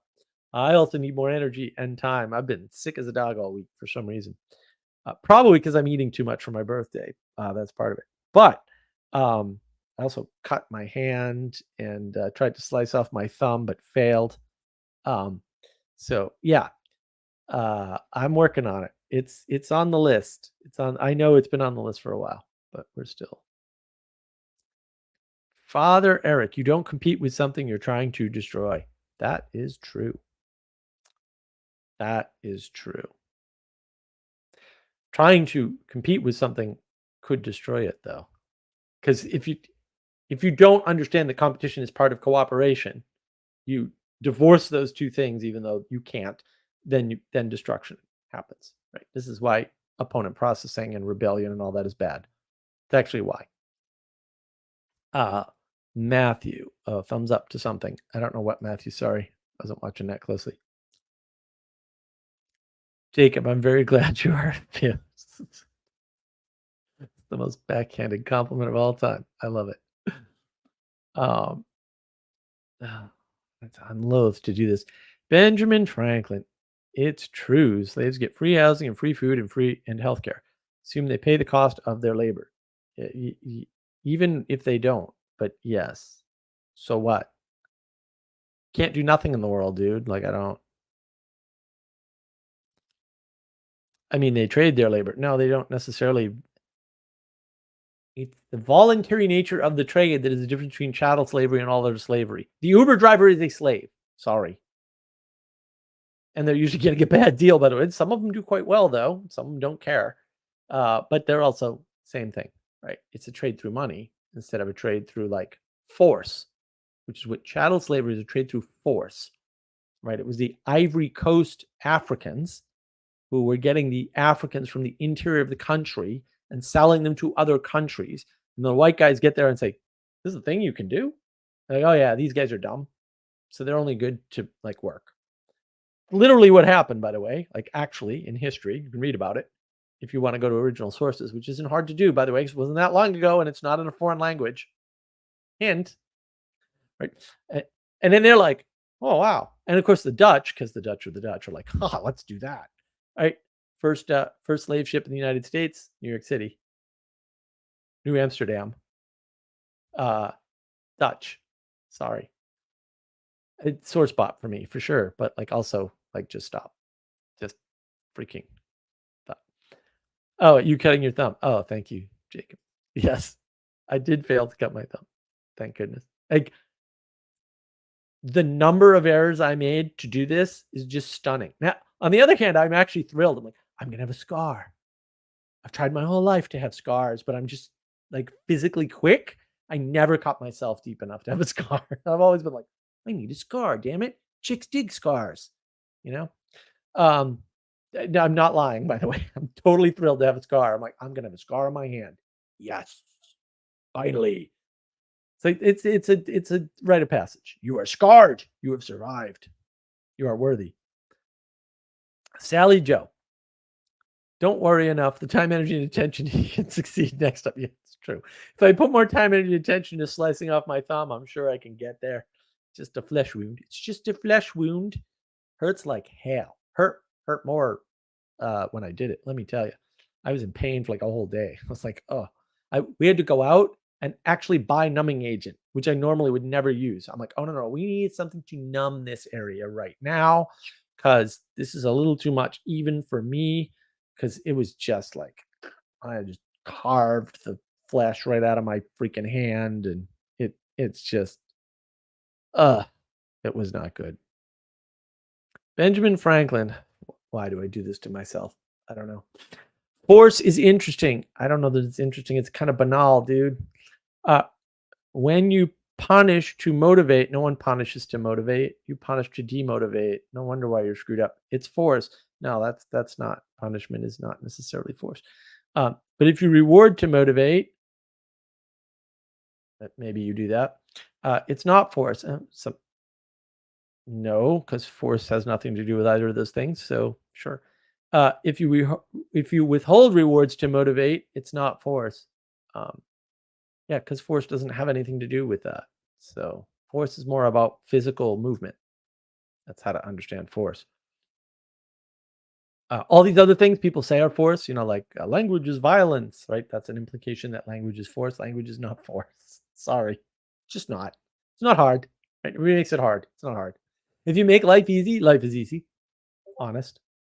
True story, bro. Dang, I got a nice car to 7th grade. Did you, Father Eric? Oh, good, good. Scars are, the chicks dig them. So it's a true story. Chicks dig scars.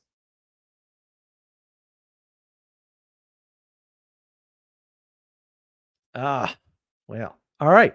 Look, I am going to open up my stream. So, if you would like to join in and talk about this subject or really any other subject, because I'm not that picky on my streams, not promising I'll continue to talk about any other subject, but feel free to hop in and I can hopefully elucidate. Language is force, but very delicate. Language is not force. It's not even remotely force. Force is physical. Hey, there's Jacob. Jacob, it's good to see you, sir. How are you doing?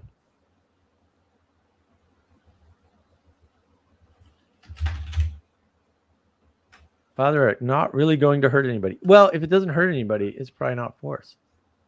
I don't know, man. Like, where are you getting this from? There he is. Father, Hello. good to see you. Good to see you too. I'm here to inflict force upon your eardrums by means of converting electric or waves in the air into an electrical signal to a digital signal, and then the other way around at your end. It is technically force. It's just negligible impact, unless I had an amplifier.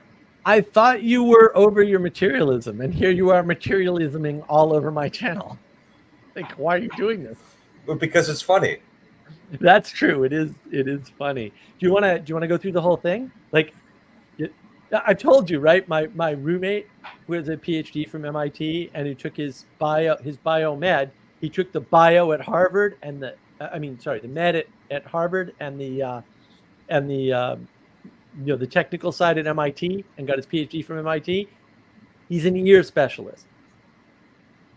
So if you actually want to talk about how the ears work, I actually do know every component. Okay. Oh yeah.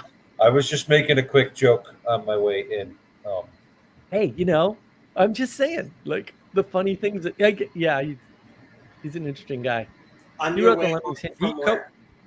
He co-wrote the Lemmings hint book too for the Lemmings game using my computer. But he was a roommate of mine, so I was in one of his experiments. I'm actually written up in a paper somewhere at MIT. The people you meet online when you're young and foolish. Now I'm old and foolish. It's much better. Wait. Is maybe it? not. I was going to ask you about your shirt, and now I have to go change mine because I spilled something. Uh-oh. How come you're not wearing your collar?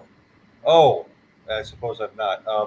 Because I'm in Washington, D.C., and it's 90 freaking degrees outside, and I want to wear shorts. And I didn't actually think about what I was wearing when I logged on. So, I forgive you, Father. okay. Super important. I just wanted to say I forgive you, Father, because It's okay. It's okay. Yeah, I I accept like it. I receive it. I receive the forgiveness from Jacob, who has no authority whatsoever to give it. But that's fine.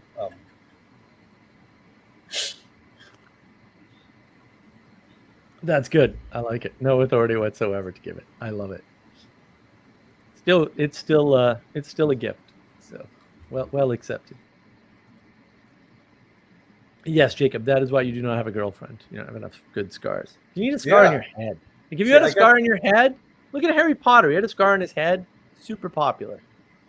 See, I was at a Boy Scout camp out, and I was sawing a piece of wood, and the saw slipped and got me right there, 4 stitches. Ooh. That's actually pretty much how I cut my. Except it was a chainsaw. Oh boy, yeah, And you're lucky. and meets chainsaw blade. So it turns out chainsaw blades take large chunks of whatever they hit, of whatever they hit. That's what they're designed to do. And if Yeah. what they hit is your hand, they will do that to your hand. Yeah, Saying. yeah. There's a reason they didn't give us seventh graders chainsaws. And that's because we could do enough damage with handsaws. Easily. Yeah. Easily do enough damage with handsaws. So I got all the parts for the gas chainsaw the other day. And I was out there this morning and I made some carburetor adjustments and I was all excited. And then I was like, oh, the chain's loose. The chain tightening system on the saw is completely broken now. And I'm like, what is going on with this saw? Like, this is insane. So pissed. So now both my chainsaws are broken. And I have a tree in my driveway that I want to get rid of. I need a chainsaw. And that's why you're thinking about all this do-it-yourself trade-off cost business. No. Nope. Last minute post on the Discord server. That's the only reason. Literally.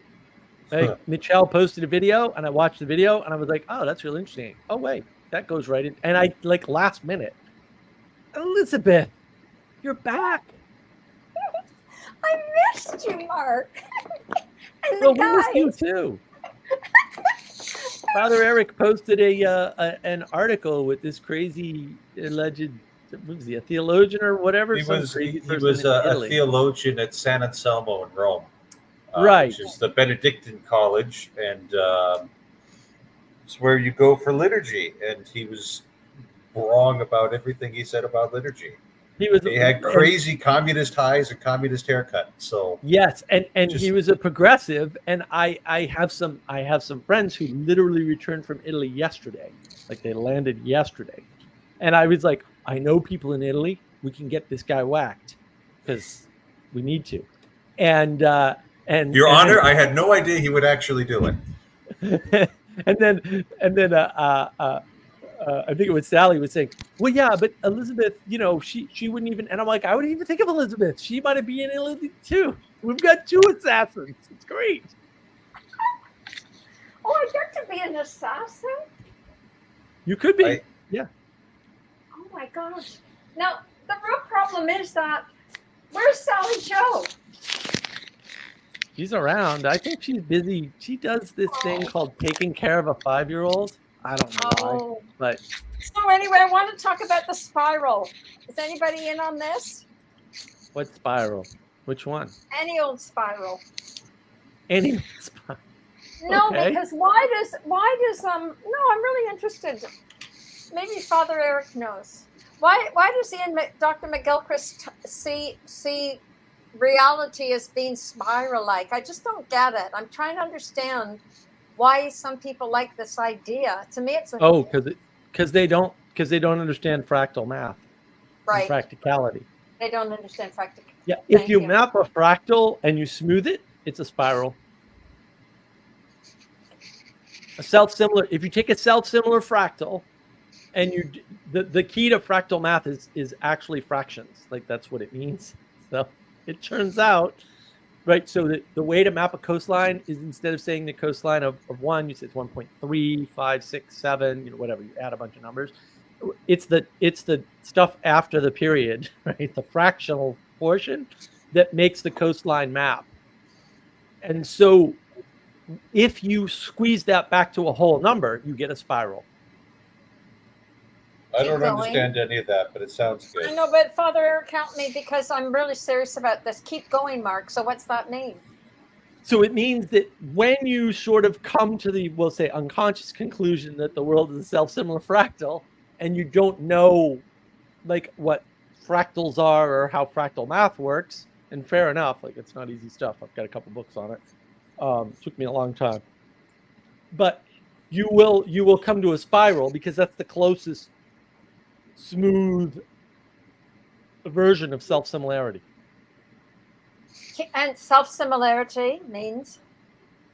Self-similar. I understand it means fractality, right? No. There's two types of fractals. There's regular fractals that don't repeat, and then there's fractals that repeat, like the Mandelbrot set, Benoit Mandelbrot, that repeats. That's a The self-similar Sierpinski fractal. triangle is simpler.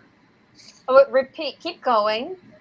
Right. So self-similar fractals repeat over time. So if you keep doing the math long enough, the same pattern appears and the same sequence goes over and over again, right? That's a self-similar fractal. Not all fractals are like that.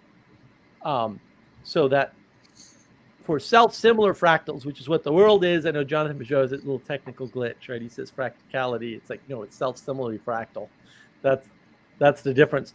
That looks like a spiral if you smooth it over. If you do simpler math, you'll get a spiral effect. Oh, so we could say it's a rough approximation. Yes. But he's... If you look at a rough approximation of self-similar fractality, you'll get a spiral. Yep. Yep. Really? That's exactly what you'll get.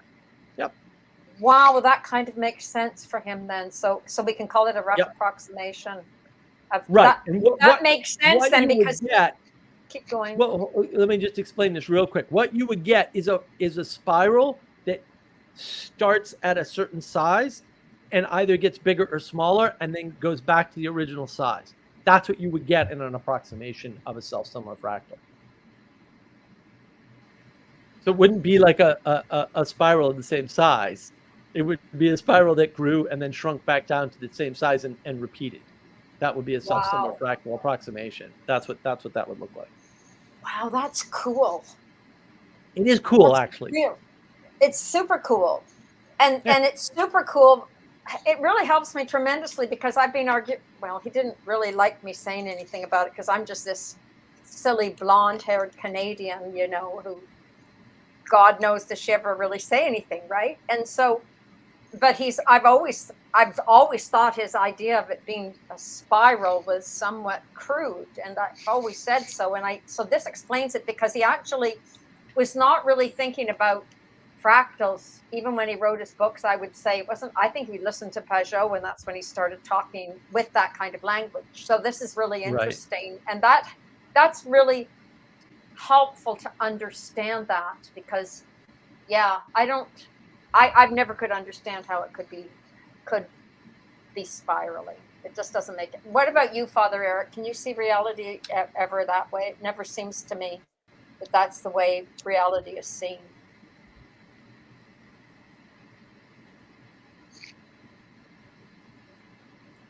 Did we lose Father Eric? No, he's there. I see him. Quiet. I'm really not sure what Dr. McGilchrist means. Well, he says that as you go along in his idea is that as you go along in life, that you actually, rather than things being circular, that it's actually spiraling because he says you go to a higher level, and right there I go Gnosticism. But yeah. I do, and I think that is the problem with saying you go to a higher level is the assumption that there's only one direction, it's only up, and you can never move back down. And that's just wrong. Yeah, it's just I don't know what to tell people. Wrong. Like that. I agree. Yeah. But that's part of the lie of progressivism, which of course I haven't Right. And the lie of living in this world. Actually, everybody. It seems like everybody thinks that you're going up, and that you're somehow at some other that somehow you've gleaned something actually from going in that direction per se, and that just seems like total nonsense to me. And so, and it's the assumption that because something is possible that it will happen. It's like, well, it's possible that as you live you'll get better, but most people as they live they get worse. Like most drug addicts do not become undrug addicts, or they actually die of drug overdoses. I don't know what to tell you about how easy this is to figure out. So and sometimes we become cockier the older we get, or fatter, or whatever it is that we're suffering from, right? Most old people, the stereotype is that they dig in, right? There's what is it? Grumpy Old Men, right? In the two movies like that, right? That you see a sequel to that movie. That's most people, guys. Most people aren't progressing in the way you claim. They're actually getting worse, right? They're digging down because their cognitive capacity is going down. I have a video on cognitive load now, thank goodness. Yeah. And yeah, it's this ridiculous progressive lie assumption that people make that is damaging the world. Absolutely, because then if you've got that as a paradigm or as a schema for yourself, like, well, anything goes then, right? Like you can say anything if that's the way you're seeing. So yeah, it Right. struck me as very, very peculiar at the time. So we'll see where it goes. But oh dear. Ixnon has a question. Let me just try this. Is it possible that the pattern should be an orbit and not a spiral? An orbit. I mean, whoops, Father Eric left. The problem is that, there's lots of models that work and map perfectly well. And this is what confuses people. They get confused by the fact that there's more than one model that maps. Maps are not territories. That's where people get confused. The map for the territory confusion is that confusion. Yes, it is helpful to look at things in terms of orbits sometimes instead of spirals.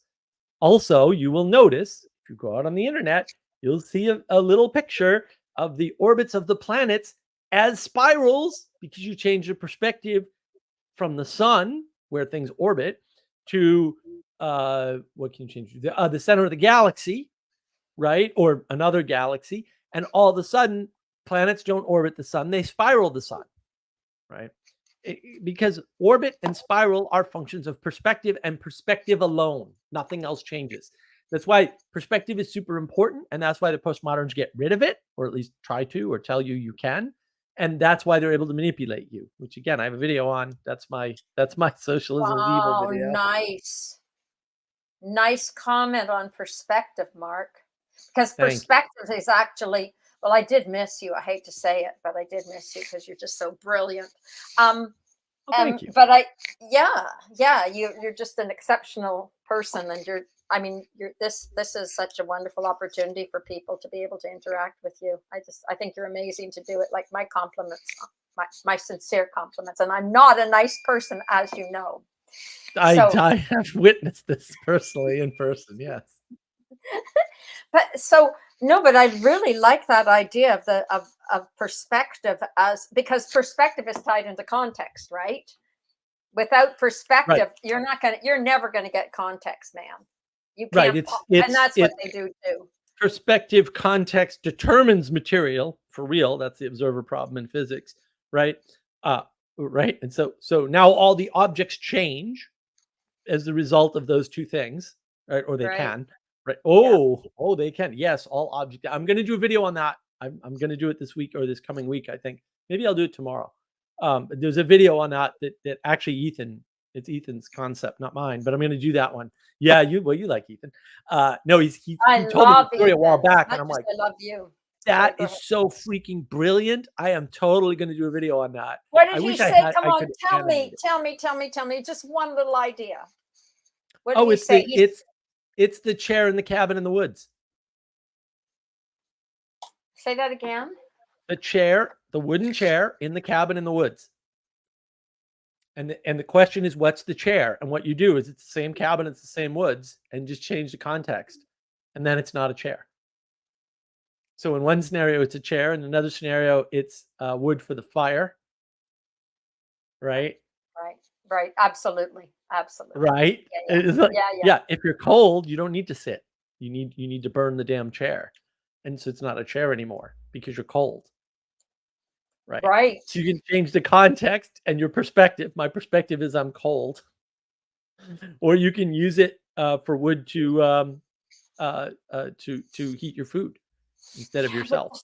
Oh my gosh, but this, that is so brilliant because it ties in absolutely with attention and the critical, like, it cannot be overstated, the critical centering power of attention. And so we, without, that takes a lot, Mark. That takes a lot of energy and time and practice and ritual, I would say. Well, you have to know about it. And the postmodern project is to make sure you don't notice it. And then they can hijack it right? And this is why my socialism is evil video is, I think, so good, because it highlights that this is the trick they're playing. It's a very clear trick. They're telling you don't need government, but actually government just refers to something that is not optional in the world, which is the allocation of resources that don't belong to a single person. The father is the governor of the family, right? For a reason, not always, but almost always, right? But then the thing above the family, you need a governor for, whatever that is. It could be the mayor of a city, right? It could be the town council, right? There's different forms of governance or government, right? And most of them have been tried and don't work, by the way, so that's good to know, right? And then the trick is they tell you that doesn't need to exist. And then what happens is you run into what's called the tragedy of the commons, which is a made up situation that is stupid. And well, then you can do anything once you mesmerize people into vain imagining that attention isn't what creates reality. Then the door's wide open. If attention doesn't, you're doomed. You're doomed. Right. And if attention doesn't create reality, that means reality is pre-existing. That's objective material reality. That's the OMR that I talk about. Right. So and you can get at the OMR the other way, right? You can come at it from science. And science is there's an objective material reality. This is Sam Harris all day long. He says this constantly. It's like, there's no objective material reality, bro, because your interaction with the things around you changes them. So it doesn't pre-exist you. Right. Parts of it pre-exist you, right? Sure. Like the rock was there before you. Yes. But if you throw the rock, it has a very different impact on the world than if you don't pick it up and throw it. And the rock wouldn't have been the same anyway. Rock wouldn't have been the same. Anybody who knows rocks, man. But this is so good. What Ethan said and what you're focusing on. This is absolutely good. But that's John Vervaeke's relevance realization. Jonathan Peugeot's the world is attention and relevance realization are the same statement. Exactly. Is John Vervaeke really saying that, do you think? Yeah, he doesn't know that, but he's talking about the exact same concept. Yeah, but it's got a bit of an odor to it that seems a bit not right somehow. I don't know how to explain. No, because the scientific frame is foolish. In order for relevance realization to work the way John wants it to work, there has to be an objective material reality. And in science, there is an objective material reality, but that's an illusion created by a bunch of assumptions. Yeah. Einstein said God doesn't play dice with the universe. Maybe listen to Einstein. He's probably smarter than you. I don't know. And then therefore, what that means is that, right? There's an order to the universe that we are discovering, not creating. Right. And that's the difference between postmodernism and sanity. There's an order to the universe, not there's a pre-existing universe. That's not the same thing. There's an order to the universe, or maybe a set of self-similar fractal patterns to the universe. Right. Oh, Mark, it's so good. Yeah. And then that's what you're interacting with. And you can do that poorly or you can do that well, right? And that would depend on the story that you're telling yourself and that's being told, right? And then if you tell a good story, on average, maybe not for you, because maybe you'll get eaten by lions, because good Christians should be eaten by lions. Maybe it won't work for you, but it'll work past you. And past you is bigger than you. Things that happen after your death are necessarily bigger than you because they're the sum total of all the things you contributed to plus everything that proceeds after you. So maybe being part of a story that sort of accounts for you now, and which is important because a lot of we'll say Protestant sort of heretical sects don't, right? But if it accounts for you now and what goes beyond you, then it's a really good story, and it'll perpetuate the species indefinitely. And so it doesn't conflict with evolutionary thought at all, and that's super important.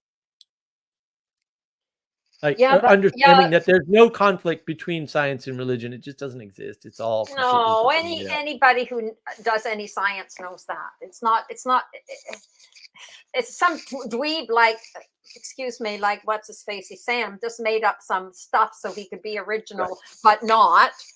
Right, So that but he not. can make a living and make lots of money and get attention. It was just an attention getting thing. He looks like, he reminds me of some little kid who's 3 years old and they've just poked their mother in the butt for the 10th time, you know, and he knows he's an idiot, but everybody thinks it's funny or interesting. And so there he is. Right, right. He's so he has zero authenticity. He doesn't believe a word he says ever. He's a scam artist. He's like, He's a snake oil salesman. Snake oil. Yes, he's Standard exactly that. He snake oil even salesman. talks that way. You can actually see the snake oil. I'm sorry, it's not very nice, but you can see it oozing out of his mouth when he speaks. You can see it. Literally see it. I know. The guys on PsyOp Cinema. I listened to PsyOp Cinema recently. I forget which one of theirs, but it was good. They just berated Sam Harris, and I was like, man, even I wouldn't go that far, but I agree. I want to read this thing from Matthew. Attention creates reality as near as my recent obsession with self-fulfilling prophecy. Yeah, Matthew, that's more or less how it works. I don't know if we understand. Well, you would, but attention is a really tricky business in today's world where everything's topsy-turvy, right? It's it's quite a quest. It explains everything, right? People with different attentions are trying to manifest different things, and that causes a flood. Right. This is why I get frustrated. These guys, they come up with these complicated explanations, and I'm like, no, it's bro. Really simple. I know. It's really easy. It's is Sally easy. Joe. The coward odor. It's a form of the spinelessness. Yes, that's Sam Harris for sure. Nicely said, Sally Joe. Maybe we should sell a spine shirt. Ooh, I like that idea. That is a great idea. It could go along with posture and Jordan Peterson stand tall. Yeah, let's do that. Do it. You'll be pleased to know I'm taking dancing lessons, by the way. And the first thing they taught me was posture. Do you know how cool dancing lessons are? I suggest that if we all took dancing lessons, that the universe would right itself again. It's so much fun. And seriously, I think we should all do that immediately. It's a participatory practice, right? And it's poetic. It's you're integrating your being, right? Because it's all different. It's all integration. It's a fabulous thing. Then you get the music on top of it. Matthew Parlato. Vervaeke doesn't believe in objective reality. He says that, but he does. If any criticism holds water, he's starting on the left brain systematic framing. Yeah, which requires OMR. Your left brain doesn't work without objectivity. But even that he admits, he says, I'm a cognitive scientist. Right. But admitting that means you believe in objective reality. Like there's no way around it. Like you can't do science without objective reality. It's not possible. That's the problem. That's the trick. So Vervaeke says a lot of things. Like he says he believes in emanation, but I've never heard him describe it. I mean, he does have a short form definition that's clearly wrong, but like he'll spend 20 minutes talking about emergence and he'll spend 3 seconds saying the word emanation. That's a hint. It's an asymmetrical. He's dealing with his own issue. It's not kind to say, but he's dealing with his own issues. Clearly. It's clear. Once you hear his traumas, you're like, oh, you're just trying to resolve your traumas. Yeah, he is. Credit. He's top in his field and recognizes the existential embodied practices of the right brain is necessary and imperative. Yeah, but he doesn't do anything about it, Matthew. Like he hides all that work. It's good work. Awakening from the meaning crisis should be called awakening to the meaning crisis because there's no solution there. Okay. And the awakening from the meaning crisis work is hidden on his channel. It's the meditation series. Sorry, but it is. And that's not all of it, but maybe he should do dancing lessons instead of meditate. Maybe he should go do dancing lessons and learn the that's not a bad idea. We experimented with so much stuff on the Discord server back in the day. Did you do that? Did you do dancing? We did dancing. Yeah, they did ecstatic dance, though. I don't think that was good. We needed to do more formal dancing, but it's hard to do on Discord. But formal dancing teaches you everything. And also, Sally Joe, I'm sure would know this anyway, but it definitely embodies the masculine and feminine principles for sure. Right, it's amazing. Right. It's phenomenal. Right. It has all participation is going to do that, right? Yeah, for sure. And you'll notice, like the Baptists don't like dancing, and they don't like Mary, and they don't like the divine feminine, and they don't like symbolism. And oh yeah, it's all connected, isn't it? Everyone who throws out Mary is going to throw out dancing. Wow. Oh yeah, it's all the same thing. That's why everyone's like making up these complicated explanations. Like, it's really simple, guys. You guys are making the world real hard, and it's real simple. Let's read some more comments here. Excellent. Sell a spine shirt with a small board you can use to brace your back. There we go. Good idea for your posture. Yeah. Sally's already on it. She said she was on it. Oh, I bet she is. Matthew. Nah, dynamical relating. I don't know, Matthew. I don't know what dynamical relating means. Some of this holds water. I don't know, man. Yeah, I don't know. Masculine and feminine dance. All participation to be proper has to embody the feminine and the masculine. There's Absolutely. no choice. Absolutely. Or you're yeah. So we need I'm sorry. We need estrogen. We need estrogen desperately in our society today. I'm serious. I'm serious about it. Like, you might sound like some YouTube not that way. We need women stop trying to be powerful and to be well, precious. that's what I mean. We need estrogen because when a woman is then feminine, men have something to do, right? Then men go, ooh, something precious to protect. Og smash all things not, threaten preciousness, right? Og build house for precious. Keep precious safe. Mark, you need to. This is important. I'm really on this bandwagon right now. Estrogen, of course, is generated. The more feminine you are, the way you dress, the way you look at yourself, the way you tend to yourself, creates enormous amounts of estrogen. It creates the polarity between the masculine and feminine. Like this, we've got all the research on the hormones now, and it's obvious that is one of the fundamental problems that women no longer understand what a woman is actually. Right, but that's tied into my greater theory. Let me catch up on comments though, and then Sally Joe, I've never danced. Really, dancing is evil. Lol. Sally Joe and I take lessons. Sally Joe. Mark, Baptists. Yes, Baptists are very funny. That's Sally Joe. Footloose. Yes, Footloose is real. Holy Rollers, look them up. Real. Was not allowed because it's sexually provocative. Right. Well, that's how they suppress the divine feminine. That's how the Puritans suppress the divine feminine. And then you don't I got a whole thesis about this. I went over it the other day with my buddy Bruce.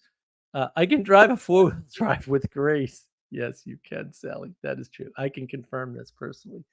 We need a version of the Virginia Reel where you can change partners. You can do that. That's not a problem. What do you mean? What's that comment mean? I don't get it. The Virginia Reel is a type of dancing. Yeah, I know that, but what about the changing partners bit? I don't get it. Like, what's the joke? I just missed whatever. No, it's not a joke. He wants to change partners. You do change partners at the Virginia Reel. Well, you mean he wants to change his wife for another wife? Is that what he meant? Hopefully not. No. You want to learn. The purpose of dancing in America in the, say, 17 and 1800s, in the weird Protestant sects that allowed it, and I think most of Europe, although I'm a little fuzzy on that European history, all medieval dancing, right, is all about meeting different women, like trying different pairings in the right village. in the circle. That's what it is. Yeah. It's 100. It's 100% that. I mean, it's more than that. 100% also trying different pairings. Right, and that's once. Oh my gosh, thank you, Mark. You're too. Sally Joe, look at this.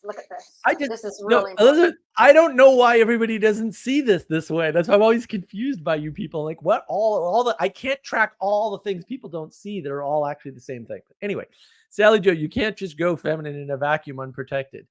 Yeah.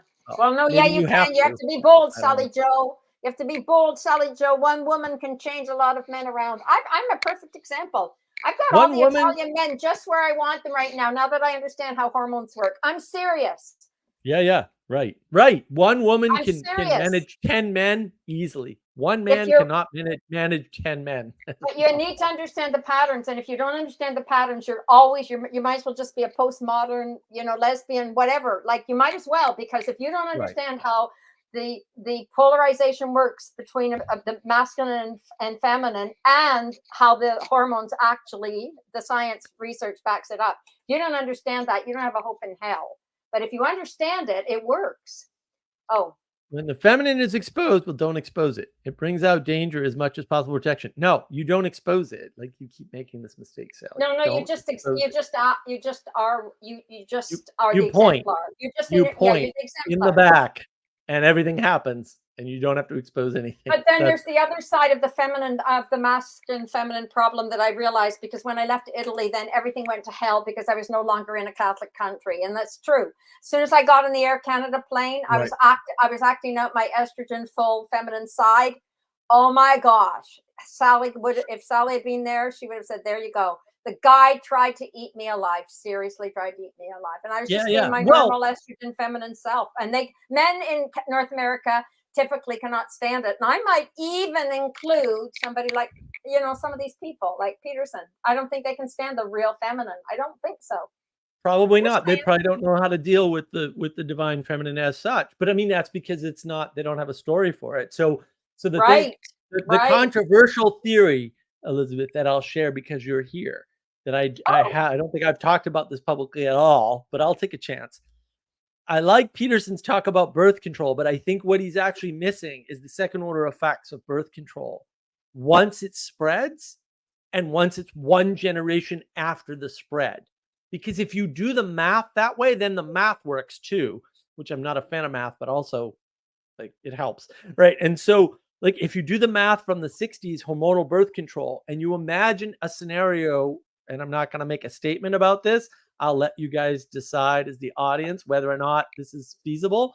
But the way I conceive it is, we live in a world where hormonal birth control has an effect, which of course it has to, right? Otherwise it wouldn't do what it claims to do, right? Then the other effects are things like you don't get the full force of the cycle of the divine feminine or the divine feminine itself. Well, when you grow up with maybe a mother who was on birth control, then off, and then back on again, you don't get the full force of the cycle. So you don't understand cycles as a man or a woman. So the young daughters don't either, right? And it's more important, the young daughters, but you also don't know how to deal with that. So when you come up against somebody with it, you're like, whoa, dog, I don't even know what to do, because you've patterned after your mother. And if your mother hasn't embodied the full force of the cycle at both ends, you don't know how to deal with that. You don't have a map for that, man. That's like, whoa, danger. Right. But for women, not only do they not know how to deal with it, but they don't cast it out into the world. And so society gets flatter and flatter and flatter and flatter and flatter and spreads out more and more and more and more and more, right? And then everybody tries to be more masculine. And yeah, like I'm sorry, but North America is full of males. There's just so many. It's mainly males. There's not many women. Many women left. I'm not joking. Like, we should do a picture of it, Sally Joe. We basically got a continent full of men, and it's true. But yeah, but look at the postmoderns. Feminized males. We've got the opposite. Look at the postmoderns, right? They're basically evil, degenerate males, right? So it's all male thought, and it's all me, and it's all top-down power from above with no good definition of power. Their power is something like force or threat of force, which is usually what words are: threat of force, not actual force. That's why if you stand up to leftists, they fold, because they're threatening force, but they don't have any. So whatever. Yeah, because nobody's. I really do believe that the postmodernists could not believe that anybody would take them seriously. They were playing. I think they were just playing intellectual games. I really do. Like, they got serious about it because that's what French intellectuals do. But I think they were. I agree. Couldn't believe that anybody would buy into their abstract theoretical cafe smoking ideas. Well, and you can tell they. Right, but you could tell they cognitively overloaded their listeners. It's really easy because the first thing people say is reading Derrida is hard. I know. Maybe that's because he wrote nonsense and you fell for it. It doesn't make any sense, because nobody ever considers that. My problem is nobody considers the possibility that that's true. Yeah, I'm like, maybe Derrida wrote nonsense on purpose, knowingly, and you fell for it. Did you ever consider that, Mr. Smarty Pants? Because every time I ask these super smart people, and they are super smart people, like, can you distill Derrida? They can't. And fair enough. But like Yeah, because nobody there's- can. It doesn't follow Nobody? any pattern. Yeah, I know. It's just it's Nobody. it's funny. Zero It- people. I agree, Mark. 100. But seriously, if you've ever That's a lived in hint. France, yeah. That's a hint that he wrote garbage on purpose. Maybe not on purpose. Maybe he Not fooled maybe himself. no. I That don't know. you need. I if you've agree ever with been you. in Knowing France- French people, he did it on purpose. But No, if you don't understand French intellectuals, then you don't get these postmodernists. They do not. They're playing games. Elizabeth, That's what French hold on. intellectuals Hold do. You violated a rule of the channel. Oh, It's I yelled? reprehensible. It's reprehensible French intellectuals because there's no other type. You've got to be precise in your speech, just like Peterson Oh my said. gosh! But it's a cultural misunderstanding. Nobody understands what French intellectuals are all about. I Even agree. nobody I don't agree. take them so seriously. Like it's just like they're really as they're just kind of like Sam. They're just like Sam. You know, they're just Right. playing a little game, right? And Yeah, it, yeah. it's and they're a little cooler. Like Sam's not as cool as those French intellectuals. Anything French can be quite cool. The problem with the U.S. I mean, they make croissant. They make croissant. Come on, that's cool. There you go. That's cool. But the problem with the U.S. is that it's desperately trying to be Europe, right? Because we don't have a history. So we're desperately Exactly. trying to get Thank back you. to our history. And Yeah. the problem, somebody asked me this, I forget who and how long ago it was. It wasn't that long ago, a few months ago. But they asked me like, well, why Canada? Why is there Vervaeke and Peterson and Peugeot, right? All Right. out of Canada. And I said, well, Canada's they're caught between Europe and the US very much. And so they are the stress point. They should be the tip of the spear. That's what should happen, like I naturally. agree. That's I why agree. Canada's in that state, because they're trapped between these two forces, right? One with the history that's pulling them backwards, and fair enough, it should, right? And one that's just, I mean, the US is a juggernaut of progress, right? I mean, we're not the country that made the most progress in the shortest time in history. That's actually Germany post the middle of the Great War, because there's only one war. But right, like that. Well, actually, it's continuation. Like they were a juggernaut for. I mean, that's how World War I happened. They were a juggernaut then too. 1900, 1930s, 1970s. Yeah, they did it again in the 1930s. Yeah, 30 years That's later. what they do because Right. they And all of that seems to be Bismarck. He's just like a great guy in some ways, but really kind of destroyed the world for real. And the more you dig into Bismarck's history, it's like, man, this guy was a disaster for the world. He really was. Smart guy, but also a complete catastrophe. no balancing of things, right? Just like Well, crazy. Yeah, I mean the collapse of the Prussian Empire, just it's not good. Like it's just a continuation of the beheading of the kings and all that, and it's just not. I mean, maybe Adam and I will just. Yeah, We got to come do on, Russian Revolution. We got to do Russian Revolution next. There was the French Revolution. If you've studied your history, why would you take postmodernists seriously if you really? I know have a anything video about on the that French with Revolution? Adam. We did a wonderful treatment of God. the French Revolution. Also, Patriarchy is Good, that video that I did with Father Eric and Adam. Oh, yeah, the French Revolution causes every bad thing in the world, including feminism. Bad from the start. Bad seed, bad fruit, bad seed. Sorry, guys. Feminism Sorry. did come Watch the video.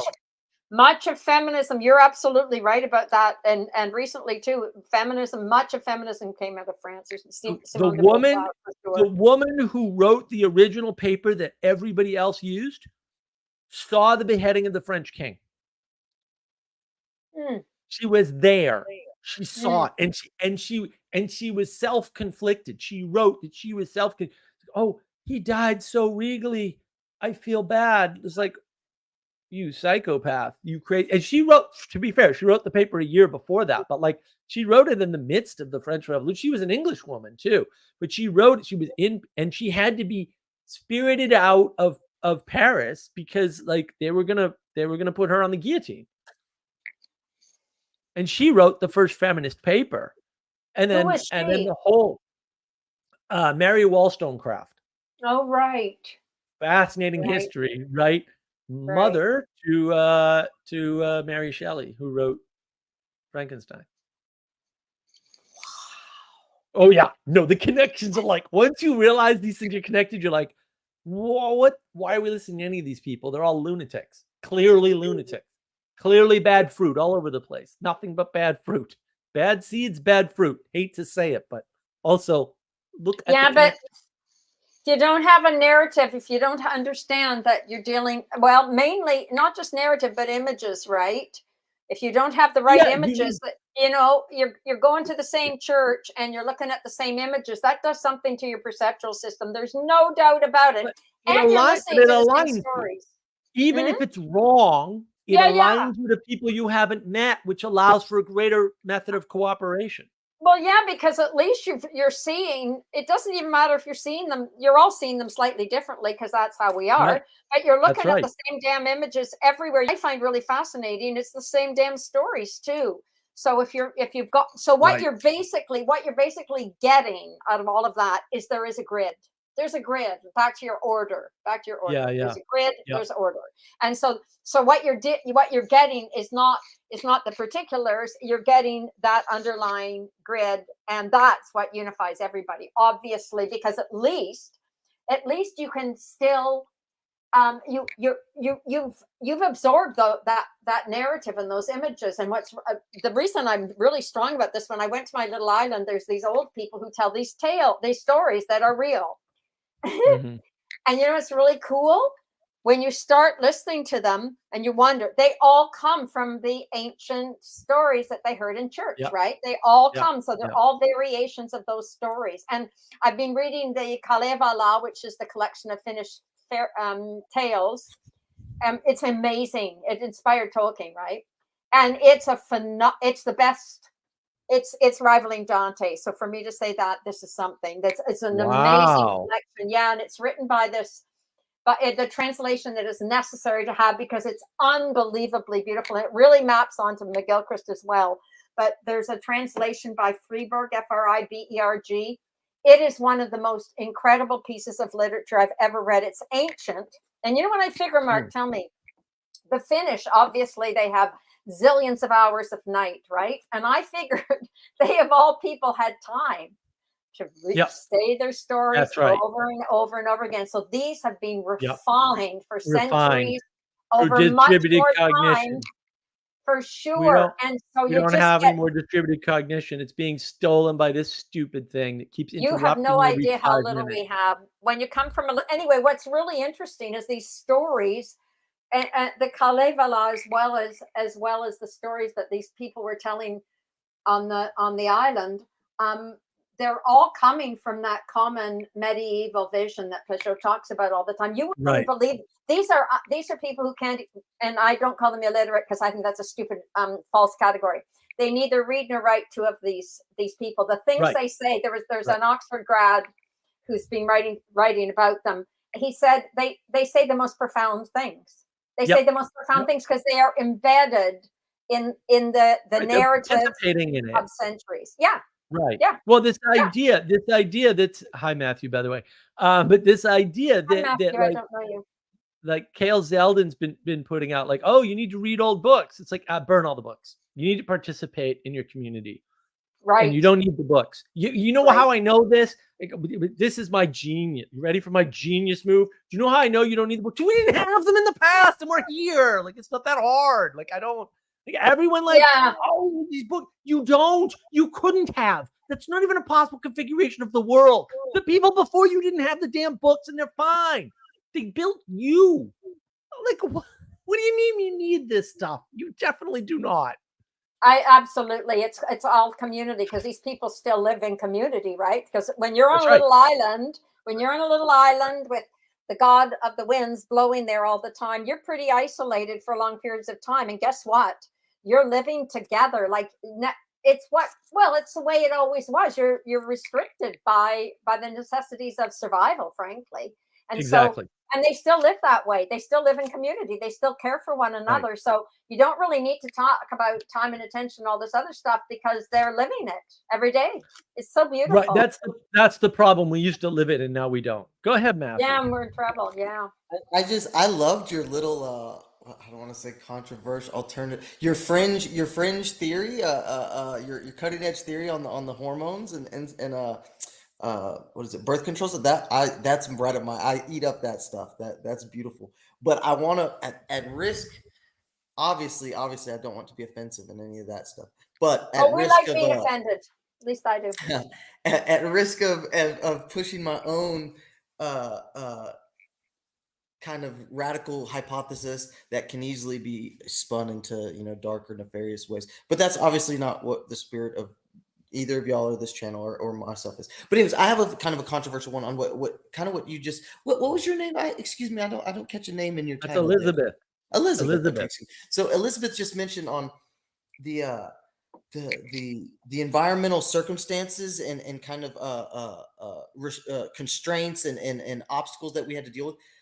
I have this radical, I call it a controversial hypothesis that if you kind of take it's not quite this simple in black and white, but bear with me. If you took a kind of a dichotomous view on metaphysics and in a wisdom meta narrative of like the East and West, you know, kind of this more implicit, illusory, kind of giving up, looking at the world versus this very cherished, creative, generative, you know, moving upward and forward kind of worldview of the West. And and that, like I said, you can kind of draw a line real simply to more racy and edgy political narratives, and that's not what I'm going for. It's not what I'm going for.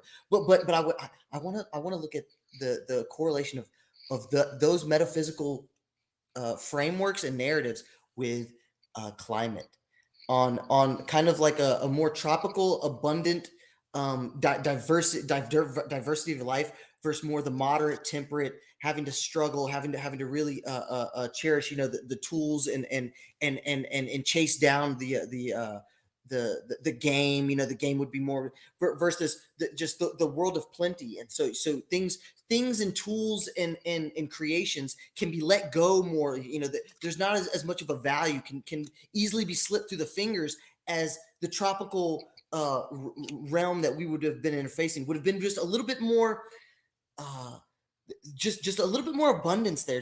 I don't want to be too aggressive or too broad strong with my metaphor here, but then in the case of, like, you know, more moderate, dealing with the winters and the tougher in the grazing and migrating flocks and stuff like that, just having to kind of struggle a little bit more, thus focusing on and cherishing a little bit more of that man's creation and man's progress. I don't know if any of that lands, and I don't know if I've shared that with anybody else till this point. I think I wrote it down somewhere.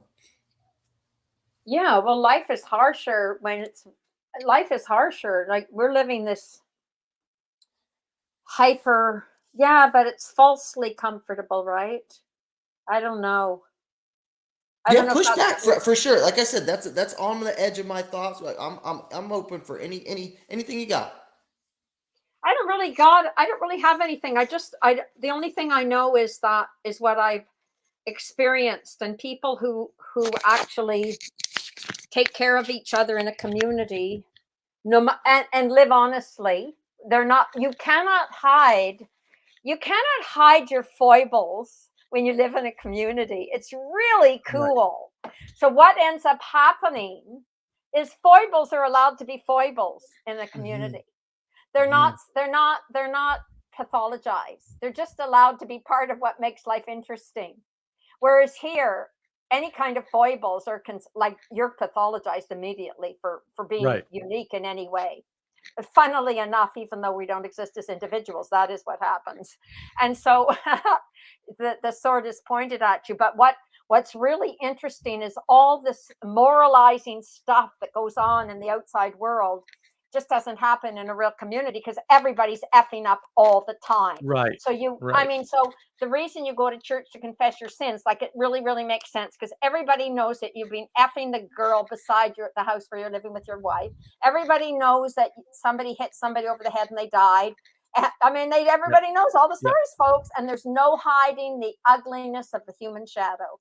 And so Right. it's so liberating, because what it means is all those things that you're pathologized about continually in this world. Like, I was rearranging my luggage because the guy who put it up there put it on the wrong side, and it was an expensive mono suitcase, and I didn't want it wrecked. Da da da.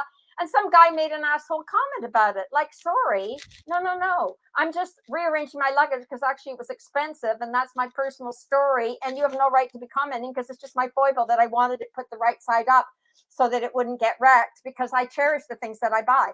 But yeah, so foibles are not acceptable. And in fact, you're not allowed to be visible in this outside world. And that's part of the feminine problem too. That's part of the problem about being feminine. If you're feminine and you take care of yourself, you look at yourself in the mirror, contrary to what Peterson says, the more often a woman sits and looks at herself in the mirror, the more estrogen that is produced, period. The more estrogen that she produces, when a man comes close to her, that his testosterone goes up. It's that simple. It's all about hormones, ma'am. So we're pathologized. So if you're an attractive woman in North America, you're pathologized right away. If you're attractive, you know, I'm okay looking. If you're an attractive woman in Italy, everybody's really happy that you've made the effort to look as nice as you can, and they're more than pleased to help you out. So in Italy, if I say, oh, which is what you need to be doing, the feminine needs to ask for assistance and help from the masculine. That's how it works. You ask a man in Italy to help you with anything, and they all of a sudden become knights in shining armor. And I kid you not, like there can be some slovenly guy walking along the sidewalk and say, oh, would you mind helping me with my suitcase?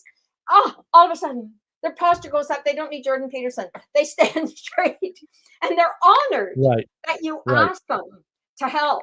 And they'll do it. It's magical. Every woman needs to know this. All you need to say is, oh, I need some help. And right away, that because the testosterone goes shooting through the roof. As soon as a female says to a male, I need some help, the testosterone goes up. And so they become knights in shining armor in front of these really weird looking guys. But that's when you give a guy something to do, he becomes the hero. Yeah, he's got to rise to the occasion. But it's testosterone. It's testosterone. No wonder these men are dying in the basement. Right. No wonder. But anyway, so you do that in Canada. So I asked this dweeb to help me with the suitcase. They're not capable. They don't even know. I should have said to the guy, I should have said to him, listen, you need some help with your testosterone levels, man. But the whole thing is listening to me. No. He needs to go to the gym. It might have been good. He needs to go to the gym. That's what he needs. No, he needs to understand the polarization between the masculine and feminine and how testosterone and estrogen works. I think everybody needs to be talking about hormones. That's my basic idea right now. A little too materialistic for me, Elizabeth. A little too materialistic. But it's a little too materialistic for me. But you do. Science, there is an archetype. No, there is an archetype. And if you act out the archetype, the physical, the material stuff takes care of itself. But the thing you mentioned there was important. Yeah. But I'm right about the research. Yeah. Well, the research is behind the thing. It thinks but it's interesting and it's good to. You're right. You're right. It's good to have the research because I've got Dante and McGilchrist is providing all the scientific research which supports Dante. So it is important actually in my personal opinion. I don't disagree. It's important to know. My father was a researcher, Mark, so just be careful. Right. But the thing you mentioned too was acceptance. And I like what you said about individualism. The problem with individualism works both ways. Like if you think you can be an individual, you think other people are individuals too. And now they're in positions. And that's just worse for intimacy, right? You're just destroying intimacy. I don't know. Did you listen to my second intimacy crisis talk with Catherine? Would I like I have a new one. I think so. I don't know. Hmm. I'm going to do a third one with her too. Left that door open. So yeah, I mean, I think that's what it is when you don't have a healthy divine feminine and divine masculine and the relationship, because that's the important part. Then you're screwed, right? You're going to end up not being able, and you're going to collapse the world into masculine power. And then women are going to try to be men, and men are going to try to be what they think women are when men are dumb, so they don't know what women are. And so, yeah, it's just going to be a mess. It's going to be a complete. You don't know anything horrible about mess. It's a horrible You're not mess. supposed I don't even to. know. And that's the problem. Like this is what I mentioned in my monologue. You're not supposed to. It's not important. Like, women are crazy. Good enough, man. Just got to protect them. They can be crazy, and I can just protect them. It's okay. I don't need to understand why they do things. I don't need to. Not necessary to protect them. Thank you. Like you can just be like what we are, because there's no freaking way any man can even start to understand a woman. Like seriously, there is all you need to do, honestly, is spend an hour in some random place with Elizabeth, and you realize the futility of trying to understand women. It just immediately becomes obvious to you that you will never be smart enough, no matter how smart you get, to understand anything about women, because Elizabeth is all over the place. It's beautiful. It's awesome. Also, completely all over the place. I've never met. No, that's not true. I know 2 other women that are as all over the place as Elizabeth. It's awesome. It's so much fun. And it's It great really because is fun. It's fun being me. Like it's fun being I me. bet it is. And we have to protect you from yourself because, man, you are this far away from getting wiped out. I need so many men in my life. I seriously need a lot of You really men in do. my life. You need like an everywhere I go. army. You need an army to protect you all the time. Even on the ship from Naples, when I'm going to my islands, I got all these men who know me because I go and take the same route all the time, and they take care of me, right? The guy who serves the food, the guy who gives me my room number, they all shake hands and and they're happy to serve this lady Give them who's something in to need of do. help. Yeah. Well, it means they get to be know. men. They get to be men. They get to help this lady who's all They have over a the place. role. Yeah, Right. but that's what a man wants. He wants to know what some crazy lady is looking to find or to have. He really is. He wants to do that because like that's all he can do, because what else are you going to do with a lady? I mean, you know Right. what I mean? But yeah, like what Right. are you going to do? You just gotta go. Well, and with what else are you going to do saying. in the world? Like, if you're not protecting that which is precious, what are you doing? Yeah, you're in mom's basement. Of course you are. You're pretending to protect something precious because it's a few blips on a screen and it moves. Ooh, pretty. Yeah, but It's like, women you're aren't 3 years willing old. to. They're not willing to admit that they are. Like, I'm probably just the exemplar, right, of the feminine. That women the aren't willing to be extreme. like me. Like, no, but I'm just Yeah. Let's catch up on comments real quick. Sally Jo, there are places in the U.S. that are real communities. Yeah, just not typically urban places, right? Well, the urbanization is a problem, right? Elizabeth should listen to the intimacy talk even if she doesn't like it. Okay, excellent. Well, I'm sure she'll take that. I don't know if I would like it, but I think you would. Sally Jo, she might. She was outside the internet reception for the last few months. Yeah, she might like it. My intimacy crisis, I only have 3 talks. They're all with women because I'm terrified to talk about it without a Did you woman do one with Sally Jo? Then I might listen to it. No, I'm not going to do one with Sally Jo. That's a bad choice. Why It's interesting you say that, Mark. That's interesting you said that about, and I'm sure, I don't know, there might be a grain of truth. Sometimes usually there's grains of truth, but it's a very common topic on my mind for sure. I brought it up in different conversations. I don't have any recorded, I don't believe, but yeah, the intimacy crisis, this degradation, this mutation and degradation of the connection we had. I mean, just to do an exemplification, when you pointed to your phone and said, no more distributed cognition, my thoughts were, well, there's still a distributed cognition, but it's just this degradation. It's dead. It's not degraded. It's dead. Yeah, that's a better way, right? Yeah. It's all. We're afraid of zombies. You're holding one. Yeah, and then it updates. Zombie. This is distilled zombies being transmitted over the air. It gestures moment to moment to try and be alive, right? It's like, oh, I can exactly. It's very interesting. That's why that pattern's there. That's where that pattern comes from. Like, that pattern's there. The zombie pattern is there. I mean, that's actually how, to some extent, Peugeot and Vervaeke got famous, was talking about zombies, right? That was their way in. Why? Because zombies are real, guy. And then look, I've said it before. Go to Edinburgh, Scotland, and if you don't understand you are surrounded by zombies, you're just missing the world. But you are surrounded by zombies. Go to Kensington Avenue in Philadelphia. Go to Skid Row in LA.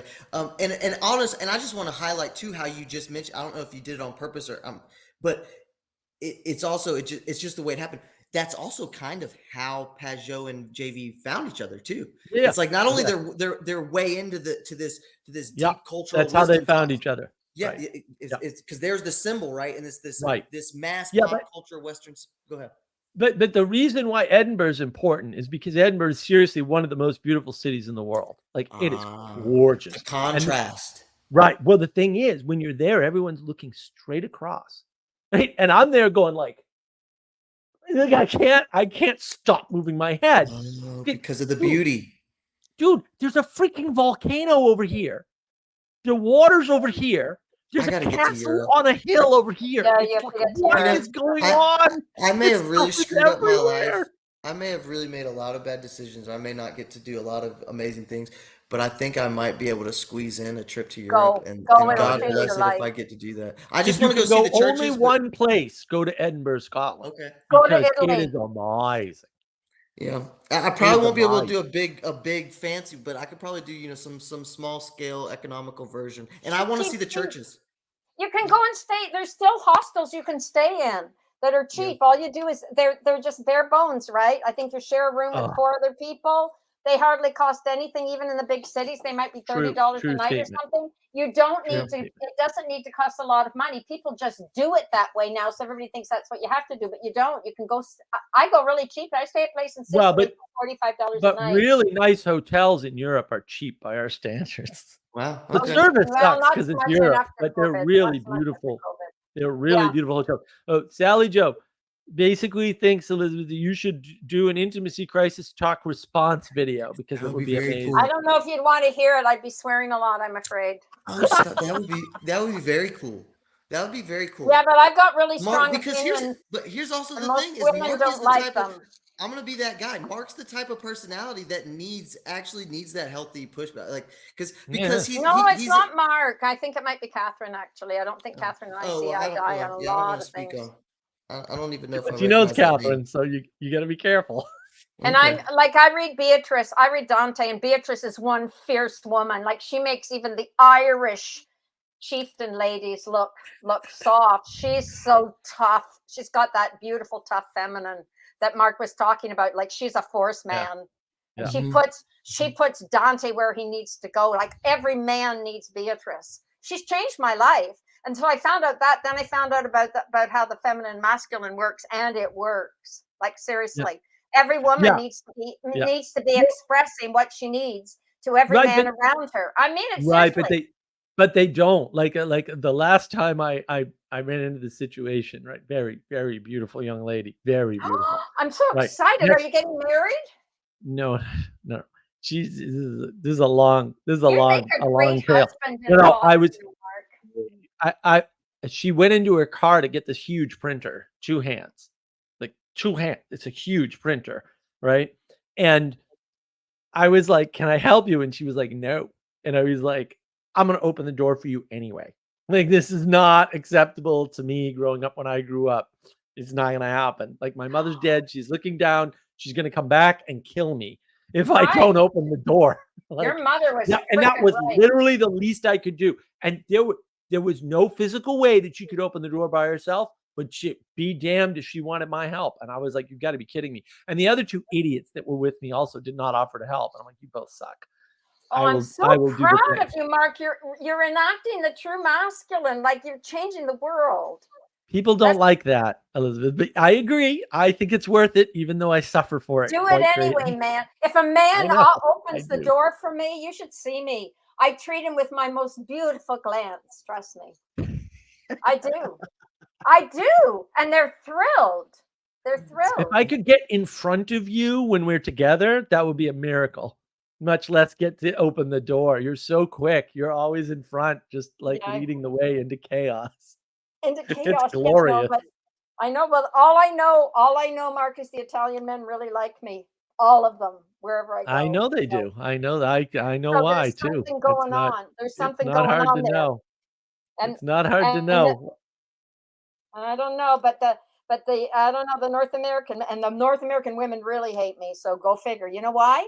Because I'm trying to embody the feminine, and they don't like Well, it. yeah, you're better, and they know it unconsciously, and they don't like that because they're being judged, and nobody wants to be judged. I mean, that's part of the individualism. Like individualism is I don't have to be judged because I'm apart from the world. It's like Right. you're never going to be apart from the world, Right. and you're always going to be judged, and you're going to judge yourself, and you don't even realize that. No one's told you that, and fair enough. But also, you're an idiot. Like, yeah, you're going to judge yourself. So you can try to get out of judgment, but it's not going to work.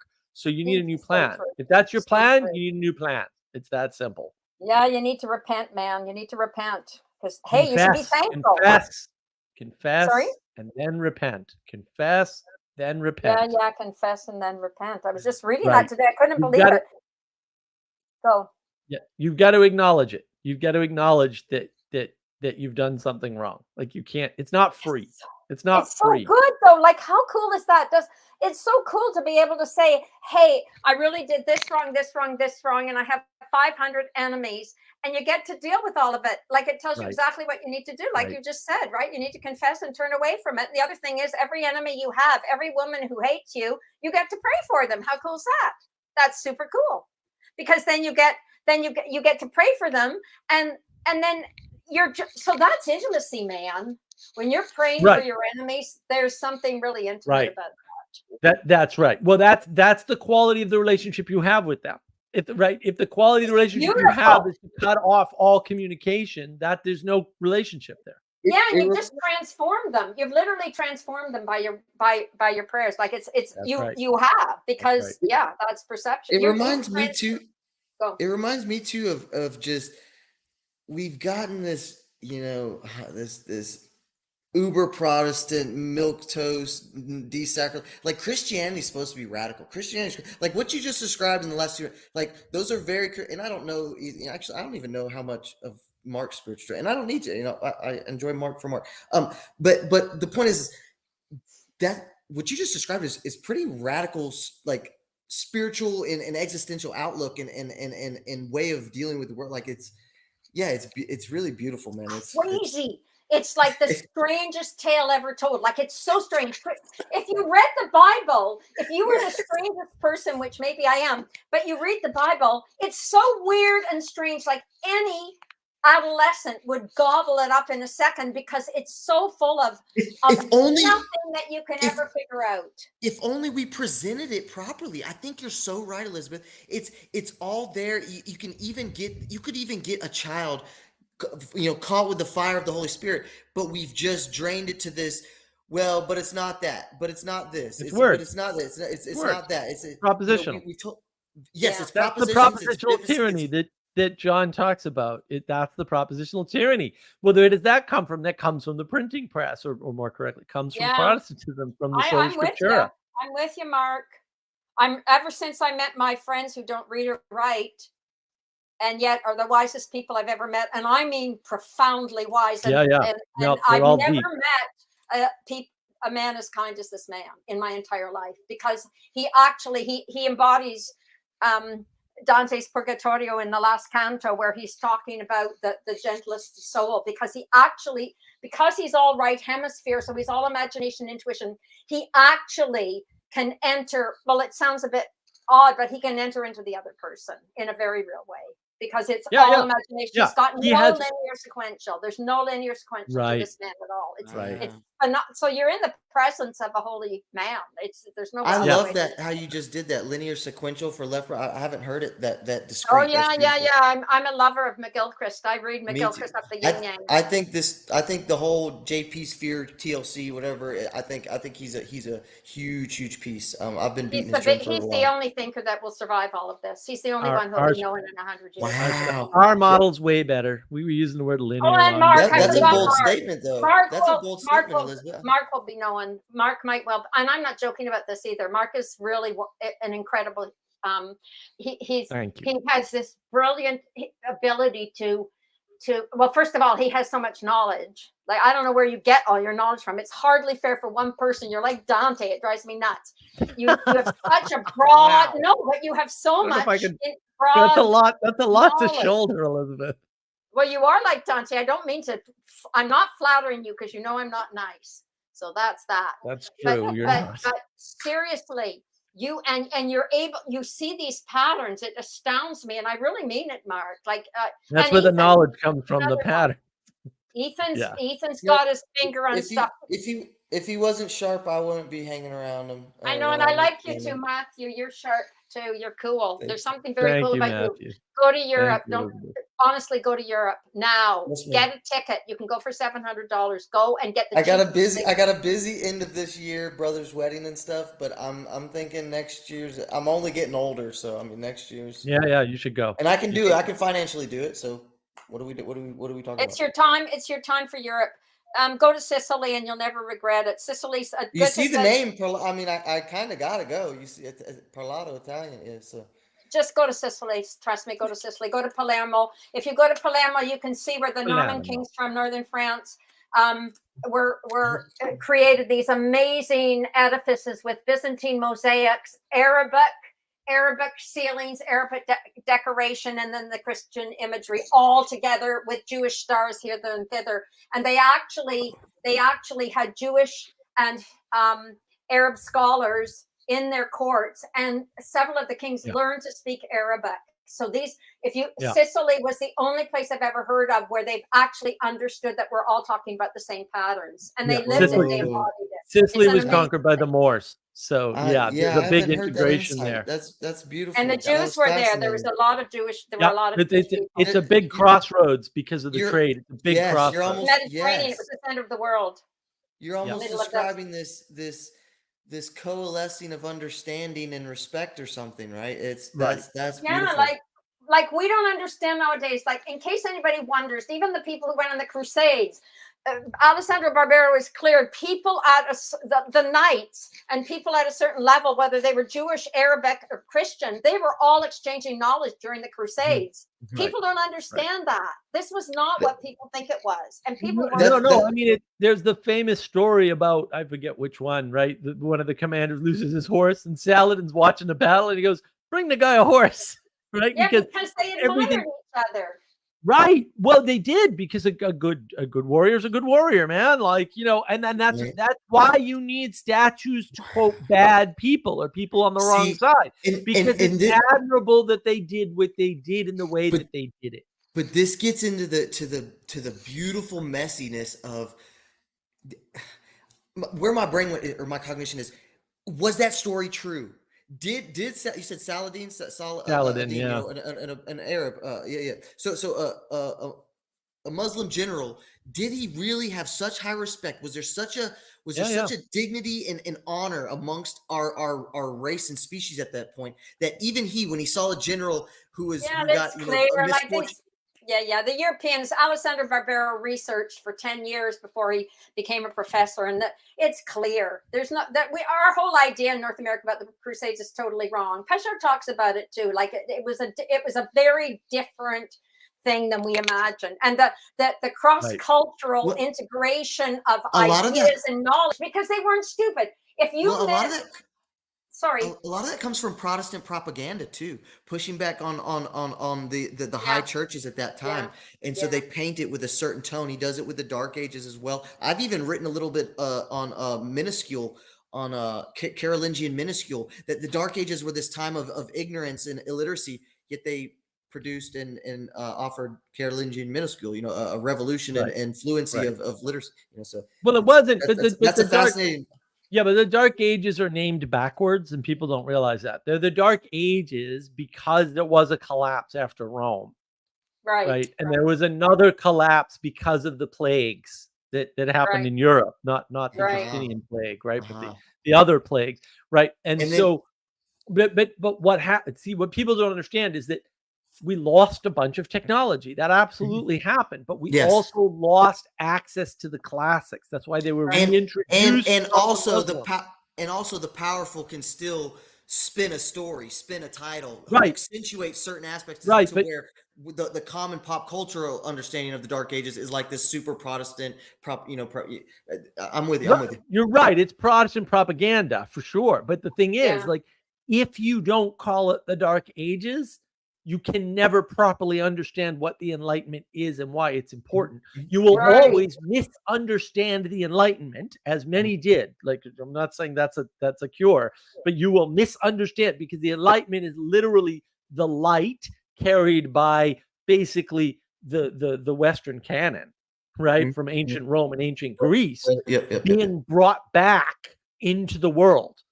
That's why the Dark Ages didn't have it.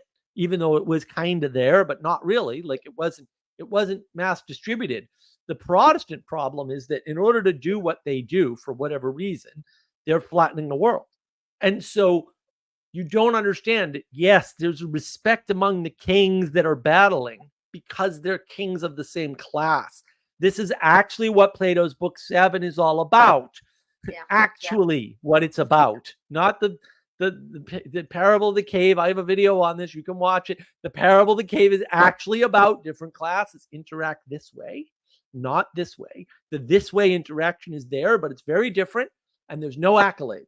Wow. If you condescend to the whole point of Plato's cave, because if you have to read the end of book 7, you can't just take the first 4 pages or whatever Plato's allegory is. You have to take the whole story. But even in the allegory, it says you can't break out of the cave.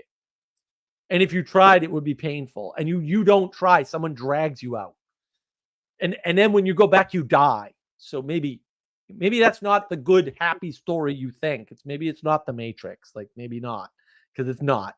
But the end, the whole point is you are taking somebody who is a true philosopher, not a sophist. Sophists are the worst people in the world, according to Socrates and Plato.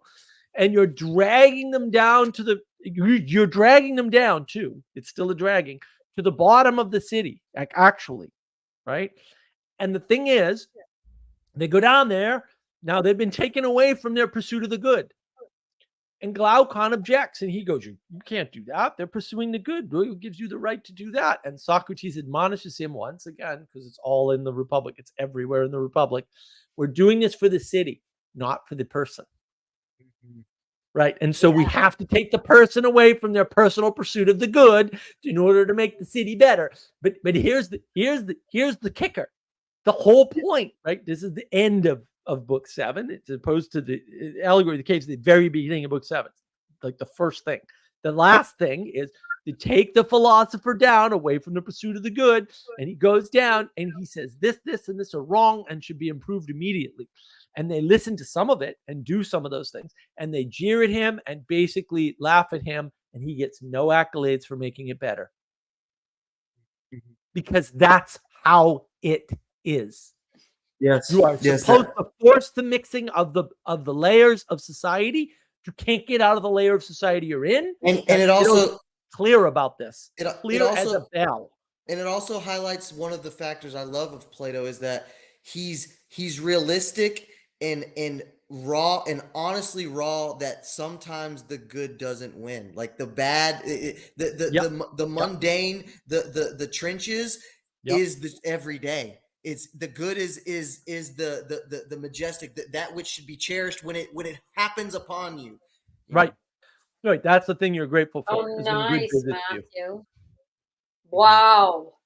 That's Well, and it also reminds me too of that he has to be brought into this. It's this fractal. He has to be brought into the distributed cognition, right? He can't just be on this idiosyncratic. That's right. Yes, he has to be brought down into the participation of the city, of the group, and then we can get this fractal thing. I mean, that's the magic of Plato. Let's get real. I mean, if you take psychedelics and listen to it or stuff, I mean, it is a symbolic fractal structure that, the parable of the cave is right at it's so beautiful. It's so beautiful. The book's like an onion. The book's an onion, right? Yes, and it unwraps like an onion. This is what Dr. Lantern Jack had to say about it. He's got some good ancient Greece declassified. Can you say that name again? Ancient Greece declassified. You can go on YouTube and look up Dr. Lantern Jack, and it'll come up. He talked to Vervaeke twice. They're the best Vervaeke conversations that Vervaeke has. All right, maybe I'm just not recognizing his name.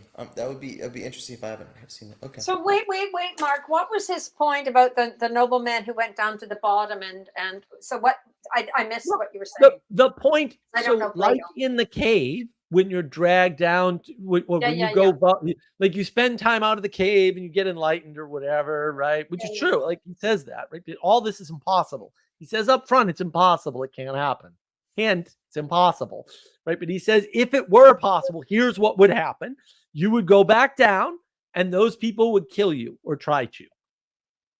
And so what he's saying later in book 7 is, when and it's again, they have to do this. It's an outside force. It's outside of the city in some sense. He, as creator of city, that might be an important word, drags you down to the bottom. Well, in the cave, it's he, as creator of city or owner of cave, drags you out and up. At the end, he drags you down, right? So you get dragged down, and then you get jeered at for making their lives better. That's actually what happens. He says it the whole also- time, like you can't expect accolades because you're not going to get them. You can't expect to be lauded for making their lives better because it's not going to happen. And they basically are pissed off. They're like, how dare you tell us to change what we do? Well, and it also makes me think again, and this is how we got kind of here, is it just emphasizes it smacks you with the textured, layered ontology, not flatland, right? It shows you it's explanatory to how Saladin could see the general across and say, "Hey, that's another king. If I'm going to win this honorably, that guy needs a horse. Go get him a horse." And so that's where it really just takes my brain to like, man, are we that mysterious? Are we that magical of an entity of this organism that myth could be true? You know, it's like, where does myth? But the whole idea of fractality is what's being embodied there, right? That's exactly right. I wrote that on my Twitter account. There's an extraordinarily wealthy industrialist who comes to my tiny little island, and I, being a stupid idiot, comment to some of the local people about, I said, well, his boat, like, why does he have that? Everybody else drives these little old wooden boats that are 50 years old with 9 horsepowers because, like, that's all they need. So why would you drive more? And anyway, the industrialist has a classy boat, you know, like everybody drives on the ponds up here in Canada because everybody's a stupid idiot. But so I made a really dumb comment. I said, well, why does he need such a big boat? And they were shocked that I hadn't understood fractality, that obviously an industrialist does not have the same boat or the same horse Right. as Well, and he needs the local that. fisherman. No, it really showed me how dumb I am, how I have no idea. I'm living in a flat world. These are fishermen who corrected me. That's right. They're not jealous. Right. They're not jealous, and they don't want that boat. It raises them up. They don't want that. Well, it gives them something to look forward to, and also they see what they're supporting. It shows them that reality's fractal. It shows right. And imagine. Look, and I'm a craftsman, and I'm not looking. But imagine the world in the life of a fisherman who sees a flat land. Imagine how despairing that would. The texture, the ideal, the elite. You know, the industrialist shows up with his fancy boat. That colors my life. That colors my day to day. Right. Yeah, it expands your world. Guess what? The wealthy industrialist, and you would know the name. Everybody in the world would know the name if I told you. Guess who his best friend is? The fisherman who can't read or write. Yeah. Of course. Right. He's everybody's best friend. And I mean a sincere, deep, respectful friendship because they both understand the patterns. But also he needs that boat, and the fishermen don't need that boat because it's not good for fishing. Yeah, he does actually. The boat. Like he actually needs the boat. Like no one needs that. No, he's not going fishing. He's not going fishing, right? He's having people come to his place. He has a different life. To relax. Right. Like people need rest when they're leading. When you're running a company or whatever, you need rest, man. I run a project, I get wiped out. Like running projects sucks for me. It's just too many people. I hate people. People are the worst. You are the worst. People are the worst. Oh, and then I just get wiped out. I mentally get wiped out because I'm tracking too much stuff. And like Thunder Bay was very difficult for me. I mean, I did fine, but like, man, that was hard. Just so many people. And they're all peopling. The problem is the people that keep peopling. If the people would stop peopling, everything would be fine. Yeah, I know. Why are people peopling? Like that's the other. People are doing too much peopling. You're right. Write your book about that, Mark. Go. People are doing too much Stop peopling by Mark Lefevre. Seriously, Mark, you've got to put that in your book. People would be fantastic if it wasn't for all that peopling. Exactly. See, Matthew understands. They need to be more like, that's the other thing, the people on my island, that we don't know which are the animals and which are the people. And I'm not being derogatory in any sense or silly. It's really hard to tell which are which. And I'm serious in a sense because they're still so linked to the natural world. They're totally linked to the natural world still. Right. Well, and that's what you should be. I mean, it was interesting, right? Because Peterson talks about this. He says, introverts need to go outside to recharge, right? And I'm just Right. I'm looking out my window at my pond on my 12 acres going, yes, Peterson, that is correct. It's like, yes, Yeah, but that is yeah, true. that's one of Dr. McGilchrist's main themes is the importance of nature. And yeah, we Right, all need to be in right. nature because it teaches you so many lessons inevitably. Yeah, John Vervaeke maybe might, I don't know how much time he spends in nature, for example. Like nature's Not important. enough. Not Enough. enough. I have to Not agree. enough. I have to agree. But yeah, Excellent. I agree. Peopling are the worst. Excellent. Good. See, I knew it wasn't just us, Elizabeth. great. Other people It's recognize great. the peopling as the problem. It really Other is. people I told my recognize it. friend, I quoted you, Mark. I met the young fellow who's a writer. I told him about you, and what was it that you said once? I don't know what to tell you. People are horrible. He said, "Who said that?" I said, "Mark Lefebvre. You should go on his live stream. Maybe I'll try to convince him next time I go back." His You name's should. You Tommaso, should. and he's really interesting. He's a really interesting fellow. You'd like him. You'd really like him. He's super interesting, and he's real. He's real. He goes up. Yeah, he can't stand. Oh, he can't stand people even on my island. He has to go way up on the hill. And guess what? They still have these ancient places that they build out of stones. Get this. These are Really? arched buildings for the animals. And they built the arches with irregular shaped stones, and nobody knows how to do it anymore. Do you know how Right. impossible They it don't is know. to build They have an no idea. arch? It's Dark Ages. impossible to do that, to build an arch with irregular shaped stones. Nobody could do that, but they've It's done. the Dark Ages.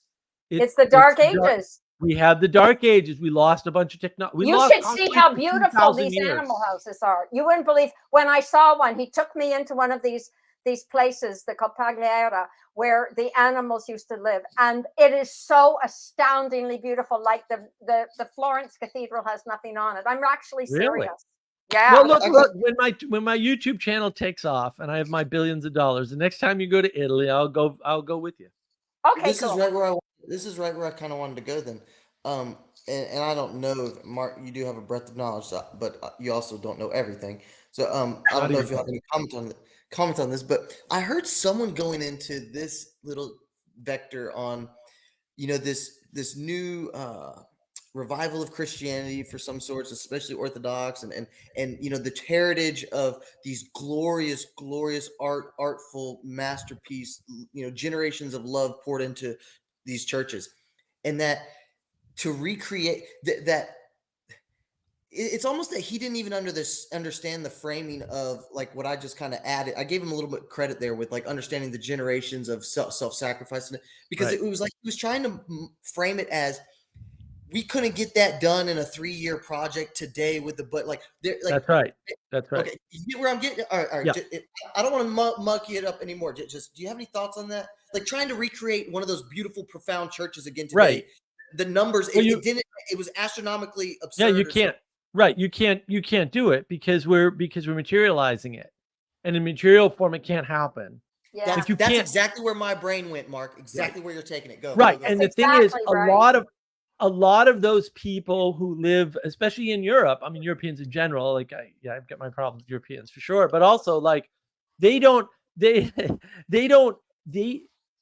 are so ingrained in history. Like it's so part of their axiomatic world assumptions that they don't talk like that because like nobody needs to say those words. Duh. Everything takes time. Everything was generations.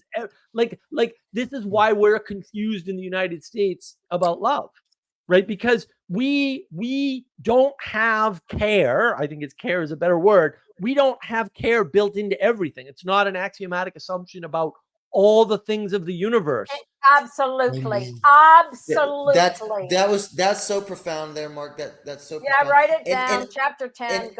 and again, I think that's exactly where my brain went, is that this guy was sitting there trying to do the numbers. He was trying to do the logistics. He was trying to figure out the contractors and here's the puns part of the material list. And I'm just like, buddy, you're not. And here's even the weirder part. I think the conversation was somewhat adjacent to this sphere of the this area, And so it kind of just struck me. I was like, man, you're totally got a misconstrual here, brother. And it's exactly what you said.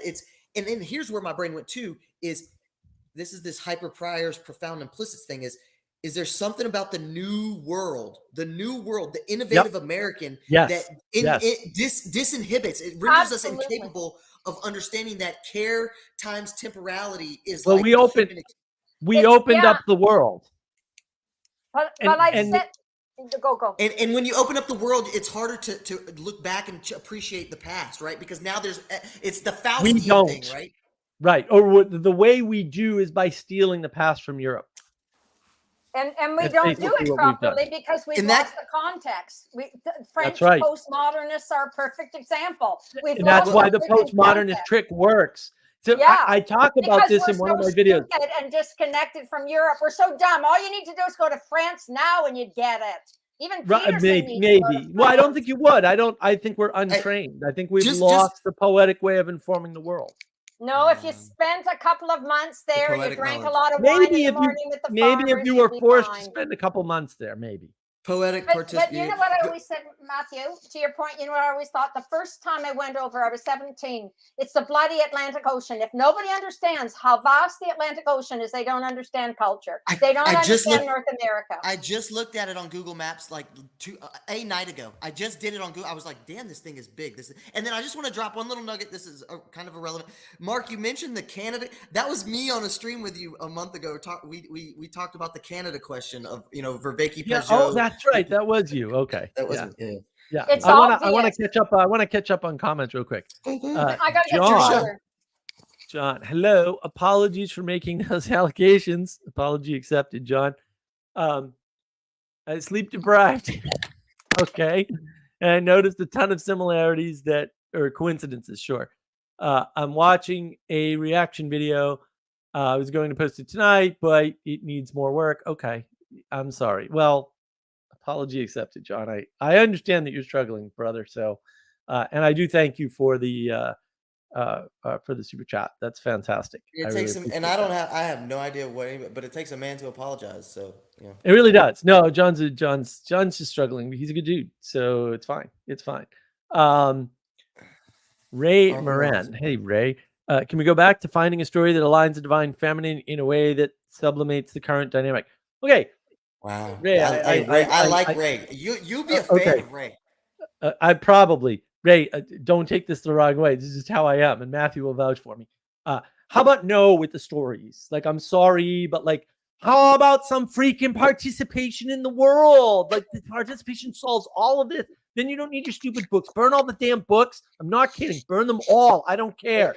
Just participate in the world. This is what Elizabeth was talking about. Just go to an island and fish, and the problem will go away.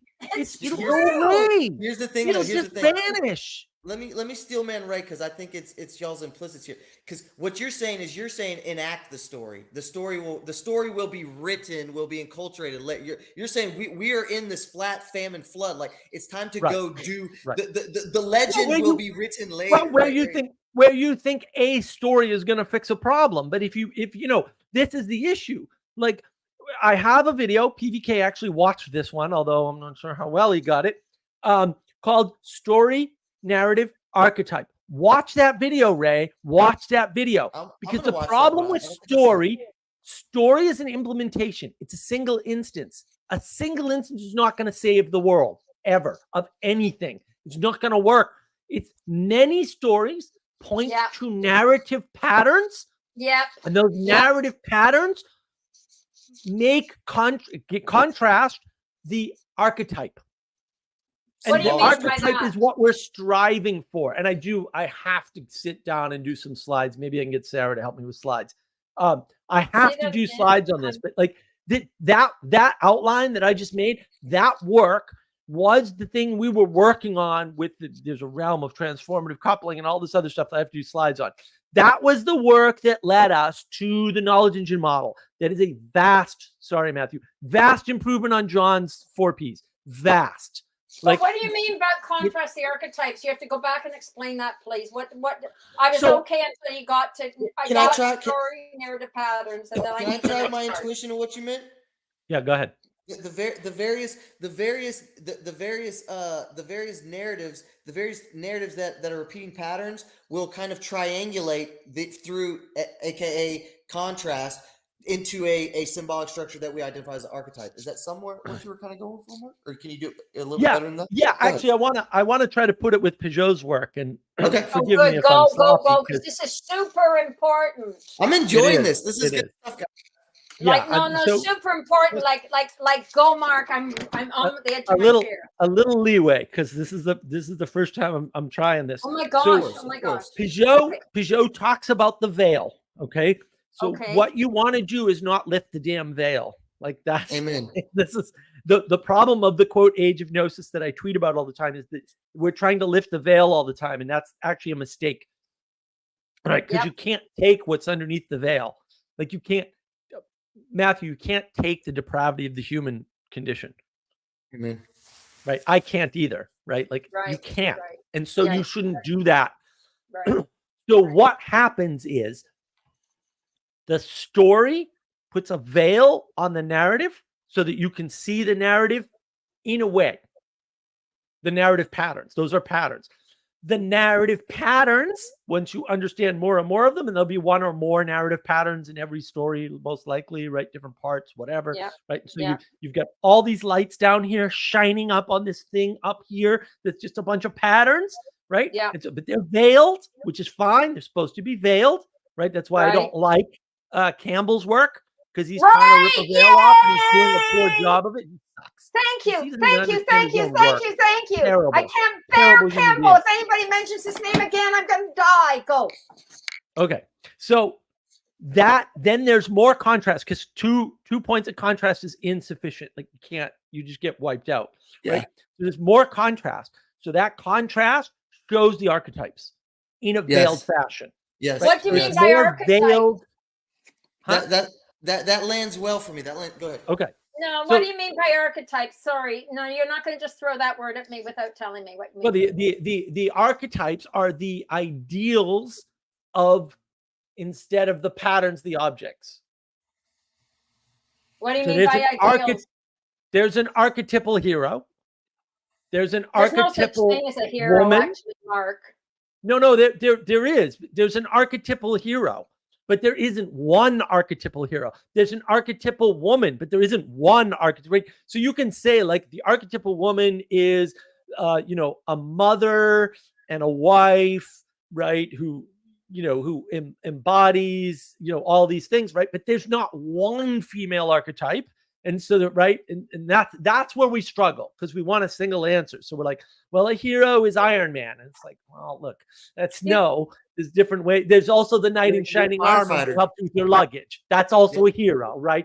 But those are both the same archetype, right? Yeah, Even though they're doing different things, right? Because they're following different narrative patterns, but they're following them to the same archetype, which is the hero archetype. Can I try? It's the same with the feminine and the masculine. I don't usually think try? you're wrong, but you're wrong about that part, I think. Go. I think it's a symbolic mode of being. That's what I would say is the archetype. Is you align yourself through like I said, you enact these stories which reveal I'll even give you your veil. I like the veil because it also reminds us that this imaginal space, that we don't ever get the one-to-one reality. Nice. Reality is always too complex, right? Yeah. But so then these narrative patterns now, they will show you and illuminate these modes of beings that you can kind of just aim at, right? And the aiming, you'll never get to the ideal. I'll never get to, I'm a Christian, I'll put my cards on the table. That would be the archetype of archetypes. Let's get meta. And so it's like that's this, I'm trying to embody Christ, right? That's the move. So it's this mode of being that's my attempt at archetype for you, Elizabeth. Okay, if you go. Let me try this, Elizabeth. So I don't like the term Christianity because I don't think it exists. I'll do cathodoxy. So if you wanted to distill cathodoxy down to 3 archetypes, it would be God the Father, right? Mary the Mother of God, because the Catholics and Orthodox agree on all that, right? And Jesus in the center of the cross. Like, bang, there's 3 archetypes. There's the only 3 that matter, in fact, for cathodoxy, Right, there you go. And how do you do that? Well, through different narratives, different patterns, right? Different patterns instantiate, and you can never reach the archetype because you know Matthew admitted it. Matthew, see, you admitted it. You're not going to be Jesus. You're going to try though, and that's all that matters. I don't like the word archetypes. Can't you use a different word? I don't like it because it gets confused with. Well, hold on. How about Jungian this? stuff. How about can you go into? How about this? I mean, I don't. Obviously, we can do whatever. Can we explore what's your discomfort there? Can you? Because it reminds me of Jung, and I just think it's not very well defined. What about? Well, McGilchrist talks about exemplars, and I rather like that term. Exemplar. Well, yeah, I get it, but McGilchrist is flattening the world too, and that's my problem. He is in some areas, but in this area, he's not. Exemplars are definitely how it works. But I like but exemplars. There's one, but symbolic Like exemplars actually embody symbolic modes of being. They do, and that he's right about exemplars. That's why everybody reads Don Quixote. Everybody reads Don Quixote. Okay, it is semantics, Mark. We're definitely doing semantics, but just to, let me humor her because I want to try and humor me. Well, not in some kind of passion. Oh, you stepped in it now, Matthew. Humor me. I'm coming from Italy where I'm dealing with really strong men. Okay, and I put them in their place. Let me tell you. I put those men in their place. They've never seen anything like me, Matthew. I didn't mean humor in a patronizing way. I meant Mea culpa, Matthew. Quick. Let's entertain the generative conversation. Before I lose the train of thought, is I want to kind of steel man your point. Is there is a extreme end of the spectrum that Jung has kind of captured himself in with only the down and the within. And I think this is what JP does, and this is why I think we all kind of love JP, and I think it kind of jives with the McGilchrist exemplar. So this is why I was willing to concede that semantic kind of wonkiness is that JP kind of he takes the archetypes, the exemplars, and says no, these aren't just these coalescence of symbolic narrative patterns that then you get this distillation into this. It's also this participatory embodied thing. It's out and up as well. It's down and in and out and up. And so there is, I would give you that. It's intimacy. It's intimacy. Exemplars are about an intimate relationship. That's why they work. Right. Because you can have an intimate relationship. That's what you do. I'm an exemplar, for example. I'm an exemplar of the feminine. I really am. Sorry, but I am. Yeah. And so you either get it or you don't get it. And at some point it's semantics. That's the issue. And it's fine. It follows exactly the same pattern where again, you're down here, there's a pattern, right? It's a way of enacting, and the thing you're enacting is the thing at the top. You can call it exemplar if you want. It really doesn't matter. You call it archetype. It doesn't make any difference, right? And then that's actually important. But the reason why we can't do that is the loss of the poetic way of informing the world. Yeah. And that's where the intimacy crisis comes in, is when you lose the way of poetically informing the world, you can't have intimacy, and so you can't participate in meaning, because the meaning's a participatory thing. I did want to catch up on comments real quick. So let's see. A line for the current dynamic is, it's hard to learn to fish making minimum wage. No, it's not. Don't make minimum wage. Just go fish. Like, just give up everything and go fish. These people are really wealthy because the fish don't cost anything, and they cook them, and a meal costs $70. So yeah, it's right. Just have to get some fish. Right. You're trapping yourself in. Ray, you're trapping yourself in a frame that you don't need to be trapped. You don't need to play that game. Right. You can literally just abandon everything and go fish. It would work. Just need a hook. People do it all the time. That's the funny part. Yeah. People do this all the time. All the time. Right. Oh, and he says, thanks for this deal, man. Yeah. Oh, here's Sally. All right, Sally. Regarding archetypes, even one person isn't one archetype. Well, or isn't trying to be, maybe. If they're both worth a damn, a woman hopefully is 3 over her life. Well, there's different phases and cycles. I don't want to get into that whole thing. But Matthew, your point is well taken. Keep going. Sorry. I mean, let me just finish this point. Ray, thinky talky. Yeah, well, I try to get people out of that, Ray. Now Matthew dies. Yeah. Hey, Yeah. hey, You really, we're all you really Jordan Peterson. stepped in it. We're all Jordan Peterson fans here, and I was not careful with my words. You were not careful with your words about the poetry make. Ray, check out my video on navigating patterns, the knowledge engine model. And then that'll all make perfect sense to you. And if it doesn't, write a comment and tell me what doesn't make sense. Or jump on my Discord server and I'll Mark of Wisdom Discord server and I'll work it out. Because if that's not clear, and it might not be, like, we worked for years on that. Like, if that's not clear, I need to be able to know that so I can make it clear, because that's super important. Ray's an impressive. He's an impressive mind. I'm glad you guys are connecting here. The markofwisdom.org website has the knowledge engine model right on the top of it, so you can see the slide. But the video will help because it goes through some. And if you want to know more about it, my first talk with PVK, the first half of it is just boring stuff about me, but the second hour is the first revision. We changed some of the words. It's all none of the work changed, just the words. And then I think there's one other talk I've done on that, but I can't remember off the top of my head where it is. One of these days I'll get all the indexes and stuff up on the markofwisdom.org website. But yeah, we have all this work. It's all ready and available. And if we hadn't been demonized by snakes, probably more people would engage and help us.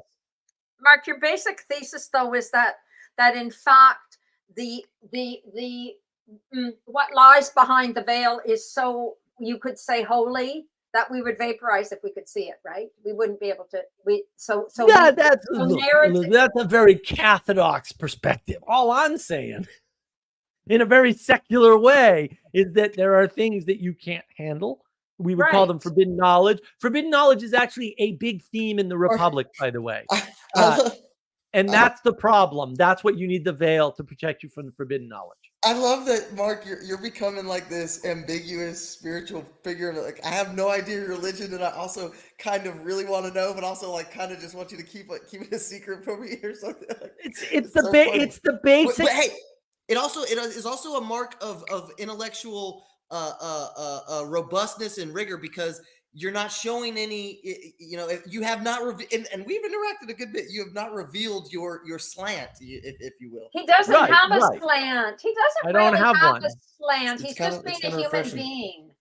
That's the point. Right. That's the trick. There's no freaking slants, man. Hey, I wanted to at risk of taking us a little bit of a step back, and I understand you had a quibble with the aim and telos, but maybe we can kind of reword it and rework it to try and get a good question out of it. He's to Ray's point on trying to kind of reactivate this feminine, right? We have the women in this, like maybe we can. I don't know if there's a question there. If you want to rip, yeah, go ahead. Let me rip on it, but first let me just. Of course. Ray would love to have you check out the work and comment on it if you can. If you can, I understand, but like we love feedback. Also, you're not an opponent processor. We don't do that here. This is what's destroying the world, dude. You want lots of intimacy? It's opponent processing. We do cooperative processing because we're good people. We like to cooperate with one another. But you're always welcome in either case, as long as you don't use the term opponent processing, because I'll just yell at you until you stop. Also, Bruce makes a very good point. Mark, a human. It's still up in the air, Bruce. You've met me, it's who knows? I might not be. Mostly, have you considered that I'm a Muppet? And that's maybe that's the resolution there. All right, Matthew, to address your question, now that we're over all that silliness, to address your question, look, I think again, like if Jonathan Peugeot is correct, and I'm just like, I'll tip my hand. He's absolutely correct. The world is attention. I'm willing to give him the benefit of the doubt. Go ahead. The world is attention, right? Relevance realization is the important question. Like Vervaeke says it, right? Vervaeke's correct. If relevance realization is about attention, then he's correct. I think it is, right?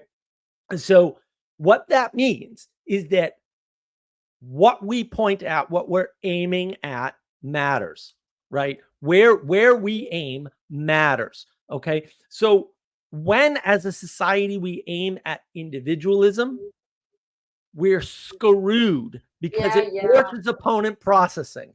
Because if you're an individual, you're in opposition to everybody around you. You have to be. There's no other way to be.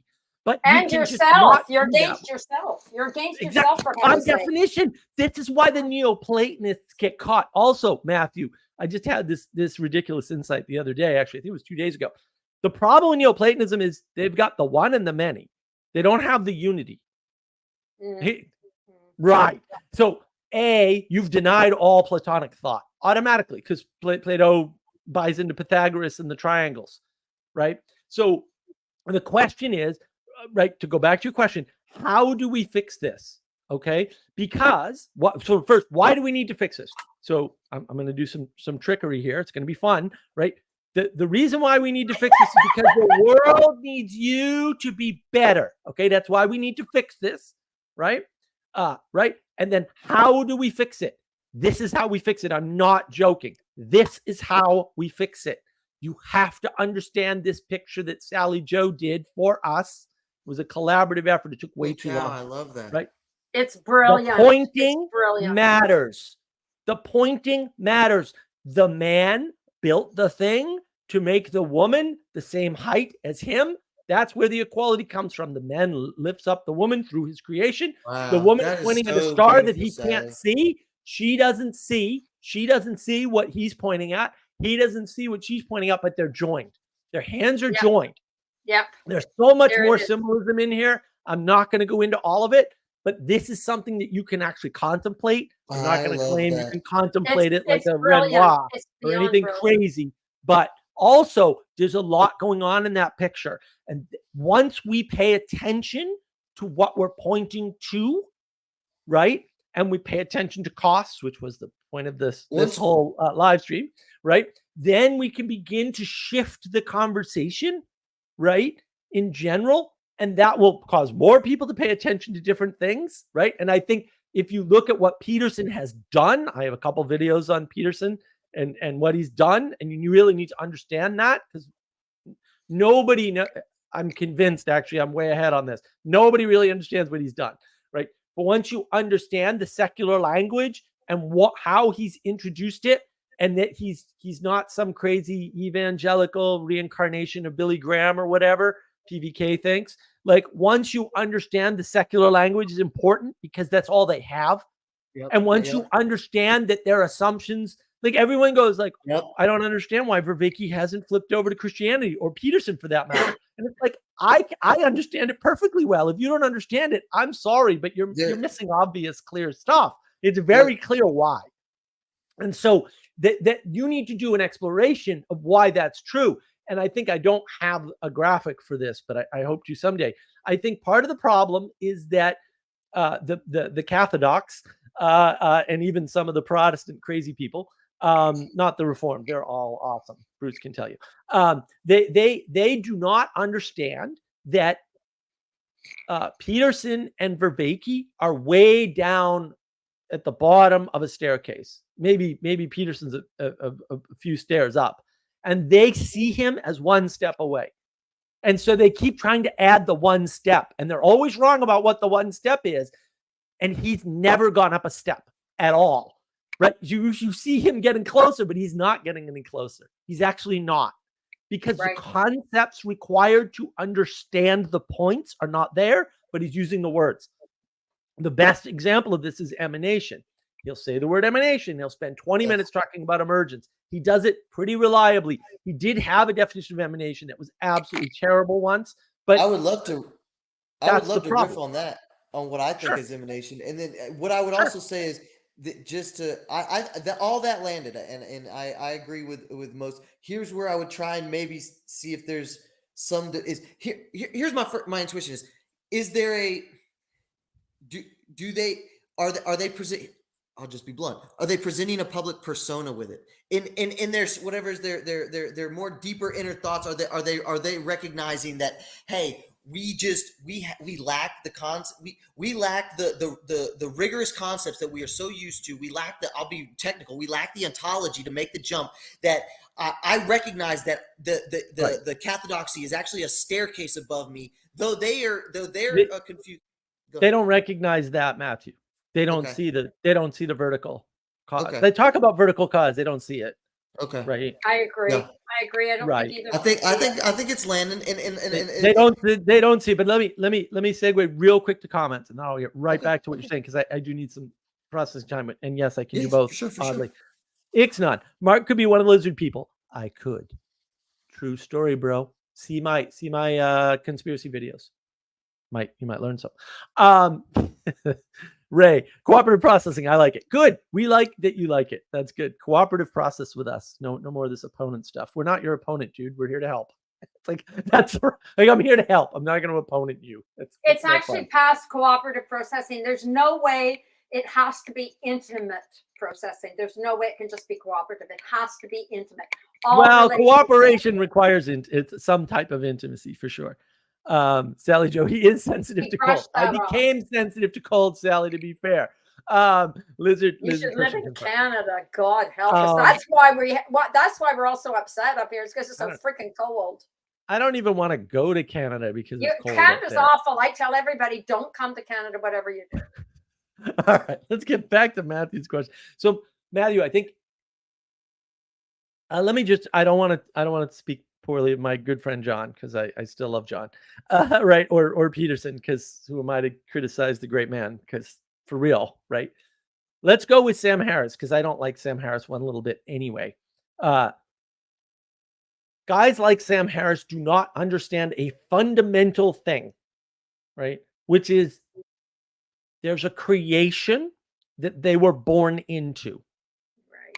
And when you do not understand that conceptually, I'm not talking about language, screw language.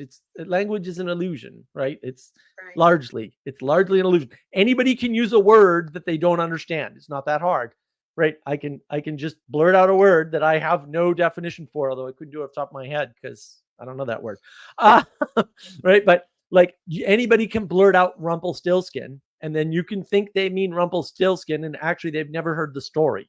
Right. Like that happens all the time with people. And so the way you understand whether or not they understand a concept is by listening closely to what they say and what they pay attention to and how they focus. Again, Vervaeke will never talk about emanation for as long as he'll talk about emergence. Yeah. Well, I think it's an easier one too. Like I want to, because that is what I was gonna. Glad you jogged my memory. That is where I was gonna see if you'd let me riff for just a hair to see if I can kind of chew on and see what you think on my. I mean, who the hell am I? But I've thought about emanation. Is that okay? Yeah. Okay. So where I'm trying to understand it as. It's the all the bottom up comes from this the creatio ex nihilo, this pinhead or smaller than a pinhead that explodes at the Big Bang into all that is, and then these random particles and processes and chemicals and molecules and everything rises up. Okay, the emanation is this inverted, or the obverse, I like the word, the obverse take on that. It's the way I understood it is the fractal of will. If we're going to let's put the Christian hat on, right? Or the Cathodox hat of God, right? It's the will, the unmoved mover to will that first instance, that creatio ex nihilo, that entity that becomes creation. And so that is cognized as this emanating force that started everything, right? And that and that comes down, and then where that fits in and how we kind of can understand and participate in that is the Christian attunement of our wills with providence, right? Is that, am I doing the right thing? Is my will attuned with God's will? And God bless if you ever get that moment. That's edge of my cognition stuff. That's how I go ahead. No, that's fine, Matthew. So the word I was looking for was starting, right? Because there is but a starting. I gave you that one, I thought. I think. No, you did. No, I bet I was, I was like, is he going to say it or not? Is he going to say it or not? Is he going to say it? Right? Because, and here's the key. Here's why they don't understand creation or have the conception of creation. Because if it comes first, if it's the starting point, if it comes first, it has primacy. Right? And that means hierarchy automatically. Automatically. There's some force, idea, concept, whatever. Don't even care. Formula, thing. irrelevant, right? That would always be God, always. Whatever else you call it, right? That came first, right? And everything came after and is below. And then the thing that came first is constantly, we'll say,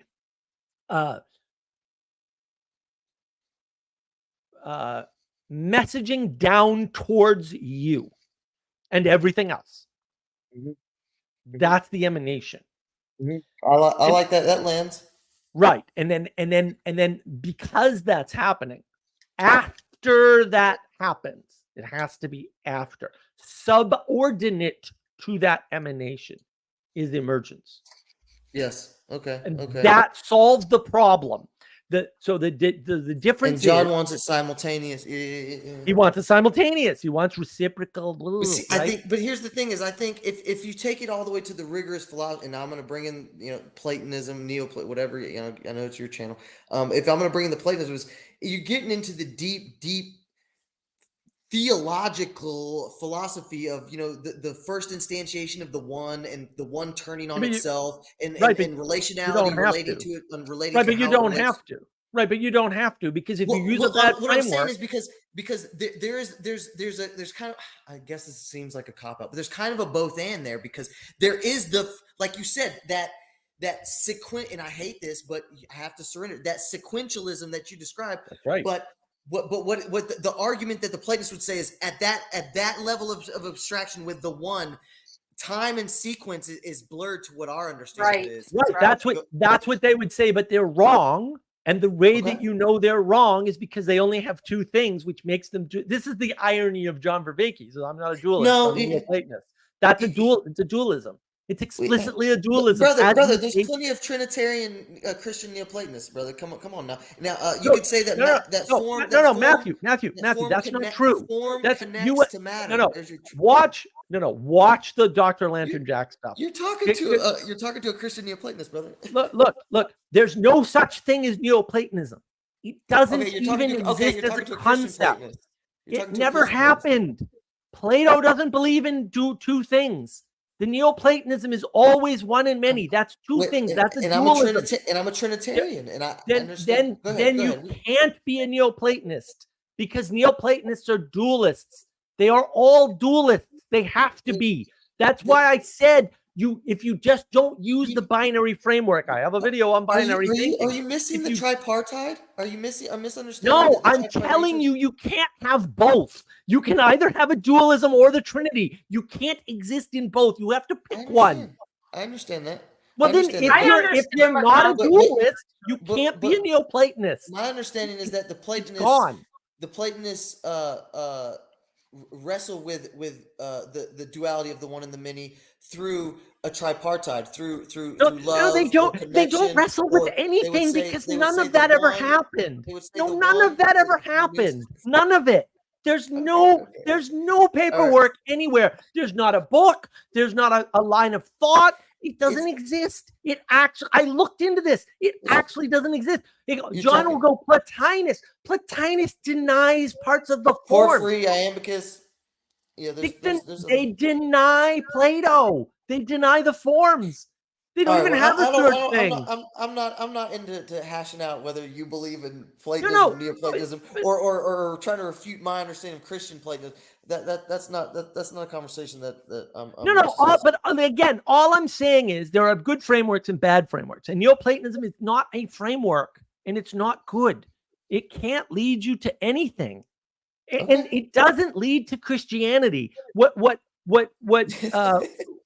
Lantern Jack told me was, he said the following. This is years ago. I'm going to go watch this video tomorrow. I'm watching this video tomorrow morning. Watch both the videos with him. I set up the first one, by the way. Okay. What he told me was, who cares? They got wiped out by Christianity. There was never a sect of Neoplatonism. There were a bunch of groups, none of whom agreed on anything, basically, except maybe Plato. But then in the videos, every time John says Neoplatonism, Jack goes, and he's a PhD in ancient philology. He doesn't like being called a philosopher. That's how based he is. He's about the most based person who knows anything about philosophy I've ever met. Right? He doesn't like the term. He hates modern philosophers. He's actually visited a good number of the colleges and universities and talked to the heads of the philosophy departments, and he's a little upset about the answers he got. Right? But he actually calls John out every time and says, no, that's Plato, dude. Every time. Because there is nothing you can identify that is Neoplatonic. I'm fine calling myself a Platonist. I'm fine calling myself a Christian Platonist. You can be a Platonist, and if you actually understand Plato, he's not a dualist. And as long as you don't do the one in many, you can do one in many in unity. That fixes it. Problem solved. I'm with you on that. I say one in many Problem in solved. love as a Christian, but I'm with you on that. Yeah, I don't want to get into like I said. No, let's not get into the weeds. Bruce, you must have something to say, my friend. Whether there's Neoplatonism or Middle. I mean, I'm trying my best not to derail. All this is going to get wild. I mean, derail away. Go ahead. The first question I would have is, why identify with Neoplatonism as a Trinitarian Christian? I am a Trinitarian Christian. Yeah. So the identification to me is kind of interesting. I'm not really sure what the need for such a thing would be, considering the Trinitarian position fulfills all needs. So that's a strange one to me. And then B would be, what creates unity among diversity? Right. Love. Well, how do you define that? Right. That's the problem. That's the Vervaeke problem. Vervaeke points out that problem, Matthew. Come on. Love is the pure relationality that is relating to how it relates. But what I would say is here's a tautology. It's a tension. Love is the tension. It's a tautology and a self-reference. So love is care. I like that. I like the Heideggerian care. But here, to answer your question, Bruce, here's how it's just my my journey that got me here. I was into more Zen Buddhist stuff that brought me into a line with and a lot of this was reading actually political philosophy that spilled over into just a more broader love of philosophy in general and the application. And then a big disclaimer, big John Vervaeke nerd. So a lot of that stuff with Pierre Hadot, synthesizing philosophy in the spiritual life, and so ran right into a more Neoplatonic framework. But then I was able to take the Pageauian stance. I think Pageau is as Zen as you can get, but the total phenomenological embodiment of, hey, I'm a Catholic Italian American. I can do all the cognizing without any cognitive dissonance on understanding the metaphorical nature of how we relate to the world, and that if I'm going to relate to the world in the most supreme, most sacred way, relating to another human as the sacred is completely understandable to me. And so I just participated in my heritage in my community. And so I just never dropped the Neoplatonism marker, and I participate in my Catholic Trinitarian heritage. That's how I got there. Yeah, the way it sounds to me is that you've found, it seems as though you've maintained Neoplatonic position or Platonic position and used Christianity as a plug. As opposed to standing boldly on the truth of Christianity without the need for other categories. That's interesting. Yeah, I mean, the only other thing I would point to that is I would just say that I've found plenty of in the Christian story and heritage, I've found plenty of fellowship and wisdom and different writers who also identified as that. But I understand what you're saying is that you feel like it's kind of hedging my bets or something. Yeah, in some sense. I mean, there's a sense in which borrowing the language in the first place is not really needed, right? Like you can just assert it. I'd probably even in heresy further with you and say too is I don't even drop many times. I don't even drop the Zen marker. I still call myself a Christian Zen Neoplatonist because again, just addressing my journey and the fact that on my journey, Christ never, all good is God's good from Justin Martyr. It's I have a pinch of perennialism in a Dugan sense, and in a this Pageauian phenomenological stance that I take seriously. Is like, I'm a Christian. I'm not worried about the ancient Ming dynasty, and blah blah blah. And so there's a kind of just a nod and an appreciation of this is the spiritual journey that I came with and identified with, and there hasn't been any. Mark can make his attempt, but I'm gonna be honest, I'm not unconvinced at this point. And I'll even give you the temporality of the neo and the mid. Like, yeah, for sure, there can be semantics on it's just Platonism. Okay, that's fine. But fine. I'll surrender that. But I will say that I haven't ever found a cold hard philosophical refutation that broke and made me rethink this philosophical journey that I've been incorporating, adopting, and learning about through these past 6-7 years. Matthew, let me try this. Okay, I think what Bruce is objecting to is identification with the path or the journey, which is very Zen, by the way, right? Or maybe an over-identification and saying, look, you got to Christianity, no one cares how. Congratulations. I think like drop all this other stuff because who cares? It's all is what it is. And what I would say is that what I would say is it's referential. Okay, go ahead. No, but it's not. Like it's not. Like it's kind if you know anything about Zen, it absolutely does, because the nomenclature and the dogma is absolutely arbitrary and referential. It becomes, are you following the way of Christ, which is what the original nomenclature of the followers of Christ was. That's a very Western casting of Eastern thought. Eastern thought's not like that at all. But again, the problem is over-identification on the journey, right? And the thing is, like, you are where you are now, and you can identify how you identify now. And the bottom line is that the end of the Republic, I haven't done this video yet. I keep teasing it. I just got to sit down and do it. It's just a lot of work. The end of the Republic, the end of book 10. Okay, book 10 starts out with all this stuff about how, that basically poets are bad. Right, poetry's bad. He starts. A lot of the Republic is like this, and then he starts to redeem poetry, right? And he redeems Homer to some degree. And the very end of the book, the last thing in book 10 of the Republic, there's double quotes, and there's double quotes at the end. There's no commentary at the end of the book after a story, and the story that Plato tells in the Republic, which nobody mentions. Why? I don't know, because it's like actually the most important part of the text entirely. The story is the story of a freaking resurrection. That's the story. And so if you want to say the continuation of the philosophical Platonic tradition is obviously Christian because it gets embodied in Christ, the story that he tells, then you could say that. That's all you need to say. But that means you were never a Platonist because Plato was a believer in Christ. That's the way that's how Karen Wong described it to me years ago. I love that construal, and it landed for me. And then I'm gonna go to bed here too. But the last thing I just want to say is it is for me a little bit referential there, because the way you got to understand the whole identification accusation you said there. You're totally antithetical to Zen in all of its affordances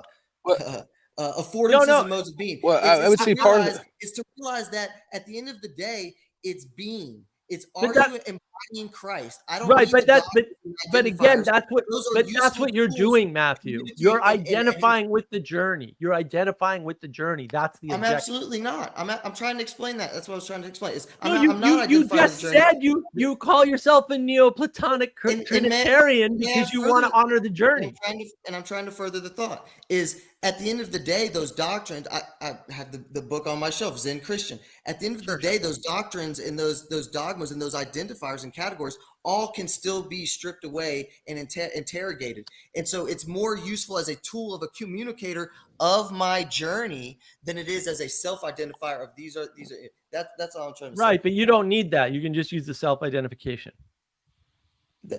Or try or The say journey's yes, I'm a Christian. irrelevant. Well, I Or would say say I'm a that. I mean, Christian yeah, and yeah. here's how I got here, some kind of thing like that. Anyways, all right, guys, I gotta crash out. Love y'all. Love you, Mark. Okay. Good night. Have a good night. Thank you, Matthew. Good to see you.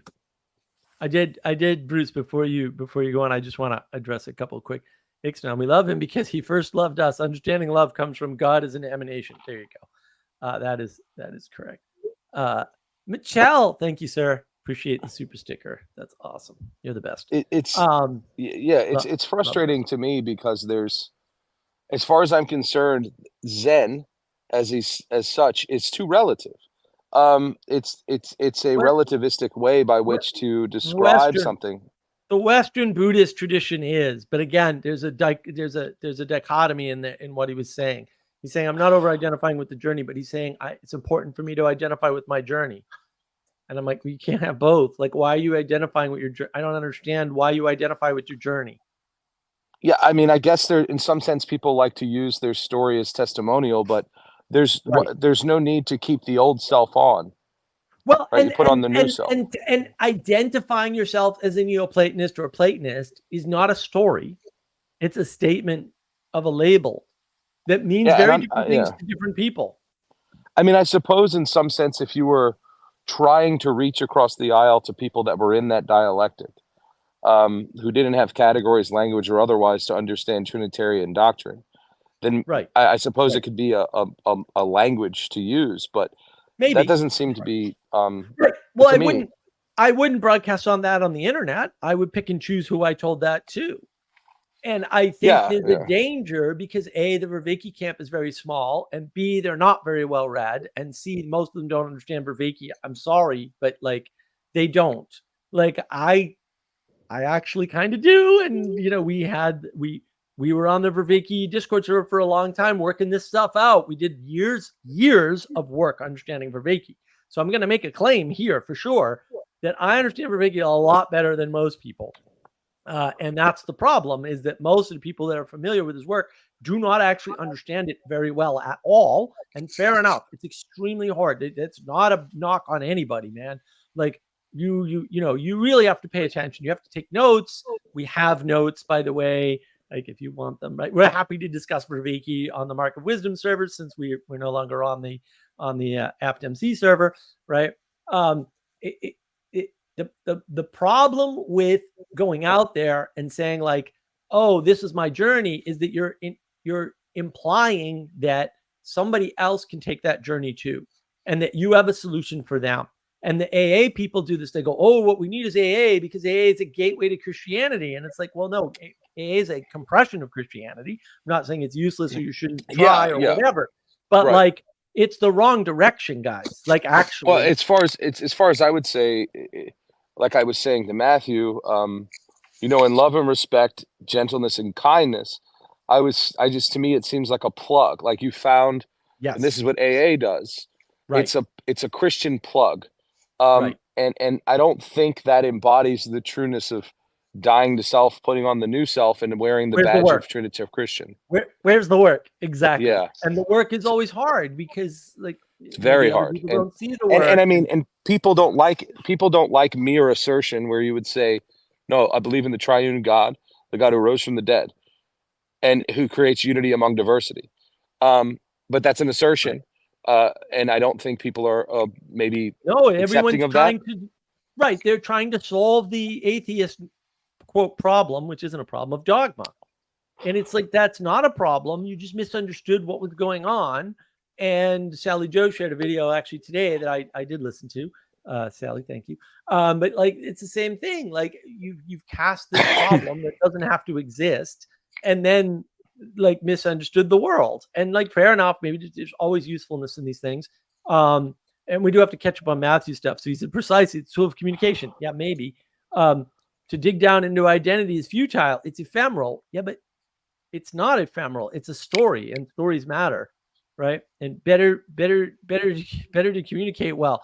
Yeah, but when you say things that don't match, like Neoplatonism, because it's an inherent contradiction, doesn't exist. You're pointing at something that doesn't exist, and so people look at that and they project into it whatever they want. And yeah, Sally Joe's right. A category does not give you influence. That's the problem. In science, it does. In reality, it really kind of doesn't. And in Matthew, it's all metaphor. Well, dogmatic about metaphor helps me not. Yeah, metaphors are anti-dogmatic.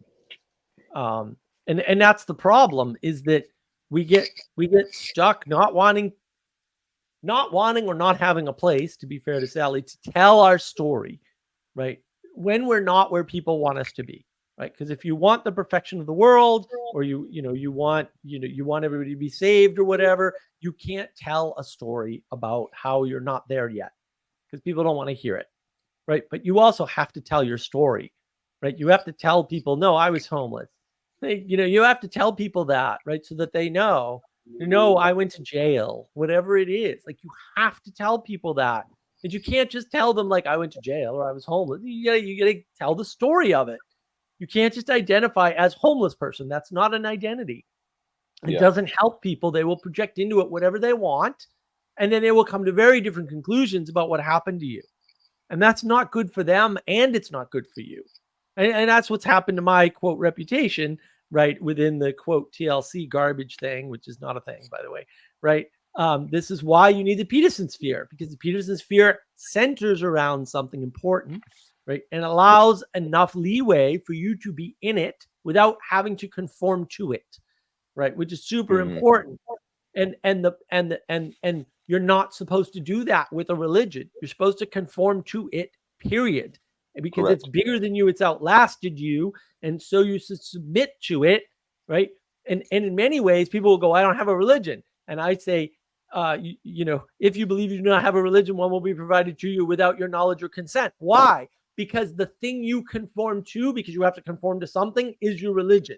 You just don't realize it. That's dangerous. You should know what you're worshiping. You should know what liturgy you're acting out, because you are. You don't have a choice. You're too stupid to develop all this stuff on your own. It's taken thousands of years for humans to figure this out. You're not figuring it out anytime soon, kid. Not you and your 5 smartest friends or the 10 smartest people in the world. It's never happening. Never happening. Thousands of years of cognition wins. It's just dangerous. I mean, it's dangerous even if you're looking towards the patterns of reality and what is true. It's dangerous even then. Like, exactly. It's like, this is not a joke.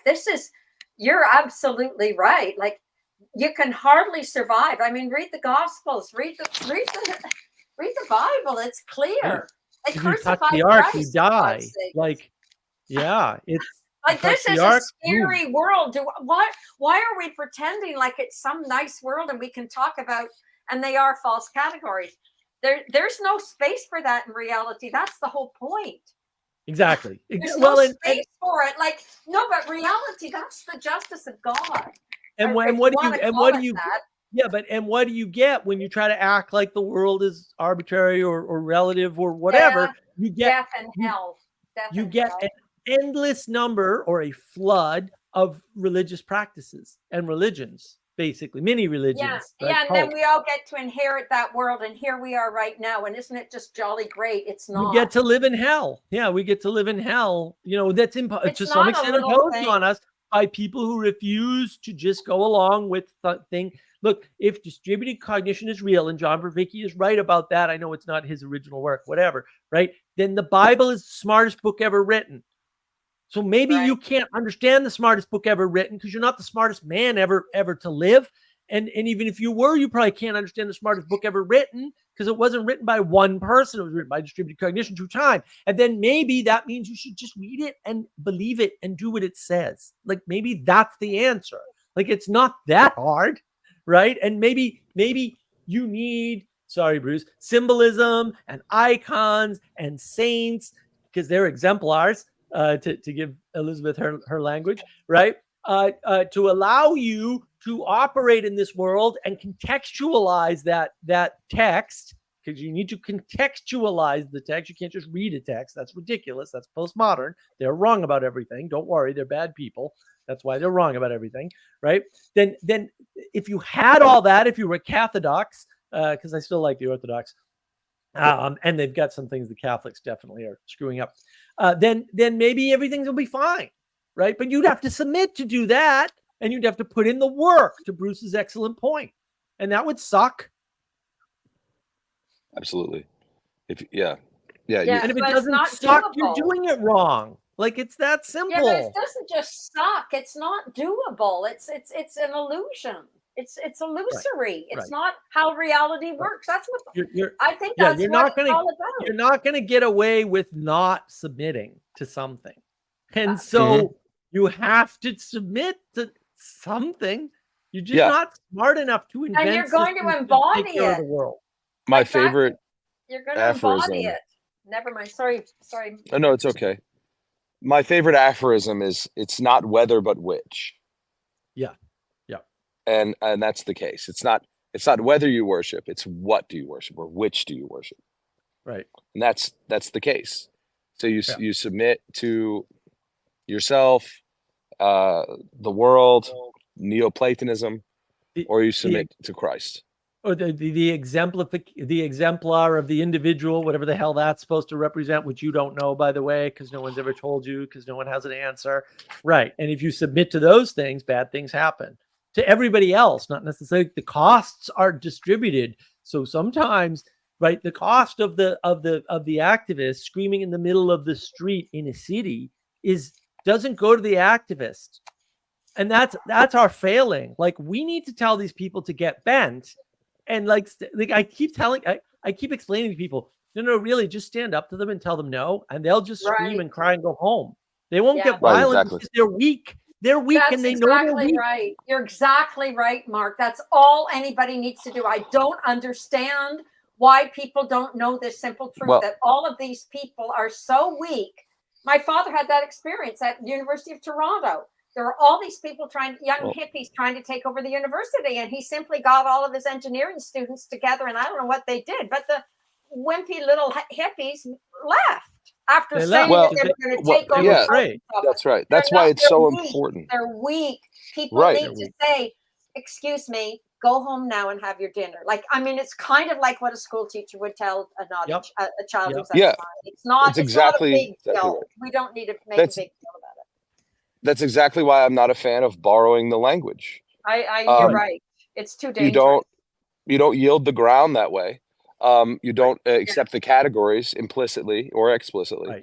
And you stand boldly on that. And unfortunately, well, I shouldn't say unfortunately, I should say providentially, you may be persecuted for such. But that's fair, right? If you're going against the grain. But if you start borrowing things like Platonic form, Zen, love as such in some humanistic form, now you're yielding the ground, and you've decided to get into their worldview and ride along, as opposed to crashing the car, right? So that's what you want to do, and that's what do you say? Christians are for lions, right? So like, you're going to do that. So that's my biggest issue with the sort of philosophical borrowing of categories like the other person was doing. You need to assert the truth, and don't borrow the language. Well, and you can do that if you live in a different world than we find ourselves in today, where there's some consensus of everything, but the world is so confused right now that we don't even know what we're talking about. Even Peterson, we don't know what we're talking about anymore. And so it's so incredibly dangerous to not being extraordinarily careful, because everything's chaotic, like beyond what most people think, in my humble opinion. This world nowadays is way more dangerous and chaotic than most people realize, unless you've been fortunate enough to experience the violence. No, that's true. That's true. Violent world, and we are one step away from untold bloodshed and violence. If people don't know that, they've got. And if you look at the numbers, it's in the numbers. If you actually are a materialist, go look at the freaking numbers. They've been bad for a long time. We broke the world with the fake news virus scam, and now we're suffering for it. And that's accelerating. It's not getting better. And Peterson says this: don't borrow the language of your enemies. Right? Don't use the language of your enemies. Yeah, absolutely not. And the thing is, people ask me, I said, look, I stand up to these people all the time. And you know what happens to me? Nothing. They run away. Run away. And like, you can say, oh, you're mean. I don't care. Like, they need to run away. They need to go Well- away. They need to rethink their lives because they're children and we haven't formed them. And that's on us. Exactly. We need to I form agree. them. Formation is the missing piece. No one's Yeah. talking about formation. Formation is what we haven't been doing to children. And so they have not grown up. I do not care what their age is. I do not care what you think their experience is. I do not care what you think they've been through in their lives. I just don't care. That's not relevant. They're not formed. Because I if they were agree with formed, you. they would be polite. Yes. They would know how to Yes. handle situations of conflict, and they would not scream at the sky. Okay. Right. Because formed people don't act like 3-year-olds all the time. And these people do. And that is the problem. And you can say they were mature once, they have become immature over time. I know people, some of the people who were very good friends of mine, who were very good at so-called critical thinking. I would just call it thinking, who were very good, who trained me in some of the rhetoric that I understand, and logic and reason and rationality, are no longer like that. They have lost those skills. I am sorry. It is very sad. It actually makes me kind of tear up because they were very smart. They're still very smart people, but they're possessed, right? They're doing weird things. Their logic, reason, rationality is not helping them at all. In fact, it's making everything worse, right? And they weren't like that before. And you need to recognize this idea of constant progress towards some ridiculous utopia that doesn't exist is not the world we live in. We can slip back in an instant. That happens to people all the time. And you need to be vigilant, and you need to realize these people are not formed. And by you not backhanding them every once in a while, which I used to do to people all the time, by the way, and they've all thanked me, every single one of them. So don't be thinking that's a bad thing, that you're making the world worse because you're not standing up to them and you're not taking a stance. And when you don't take a principled stance, it's no wonder no one else has any principles. And yeah, I get, they say they want to save the climate. They don't. I can tell by how they act. I don't need their words. I don't need some complicated spreadsheet or numbers. I don't need that. I can just look at them, observe them in the world. I have a live stream on that, right? We're preferring complicated explanations over simple observations of the world, right? There's no reason to get complicated about this. That you can just see what people believe by how they act, and believe how they act. And act on that and not on their words. And the problem will go away. Stand by your principles. Right. And the question would be, somebody that's looking to save the planet. Always the question with these activists or anyone that's in this position is why? Why do you want to save the planet? Why? And if you push somebody, they have no transcendent meaning behind the reasoning for their assertions. There's something They're bored. They're just doing nothing stuff better to do. Or they're measuring fruit as though that's the meaning, right? Look, if you look at your fruit, right, you're going to miss it because now what happens when your fruit isn't ripe, right? Or it's not tasty, or there's not as much of it. The meaning behind their why is amalgamate. It's relativistic. It's you'll have people say, well, I just love people. Why? Like, why do you love people? Why do you care about other people? Why should you care about other people? Exactly. You see, and most people who are making these assertions are merely externalists or pragmatists in that sense, and they'll say, well, I just want people to be happy. They're following right a or dogma. something along those lines. They're following a dogma, right? And they don't realize it. They think it's not a dogma because it's good or something, but it's not good. Right? It's not good. What happens when somebody loses their leg? Yeah. What happens when you get into a car crash and you can no longer see? Yeah. Where's your happiness? Where's your fruit? You see, it's dead end. It's a dead end. Well, then that happens to all of us because it turns out we all grow old and die if we don't have an accident before that. So, yeah, right. It's already but while you're alive, dead end. It's a knowable dead end. You've already given it away. You the thing you want is never going to happen. So, if that's your plan, you need a new plan. I don't know. I just think the real problem is that people do not understand how dangerous life is. People They- just they don't don't- understand that anymore. I agree. so, I agree. So there's no need for attention. If we live in this rosy, progressive world, why do you need to pay attention? Everything's good and everything's getting better. Blah blah blah. Or else then they flip over, like Bruce said, to the climate problem. They do these weird flips. Right. Everything's getting better, but the world is disintegrating. Like there's no common sense. The problem is they're not aware of, they're not willing to actually understand what they're experiencing, because anybody who's living in this world, particularly in North America, knows how bad things are. Things are bad.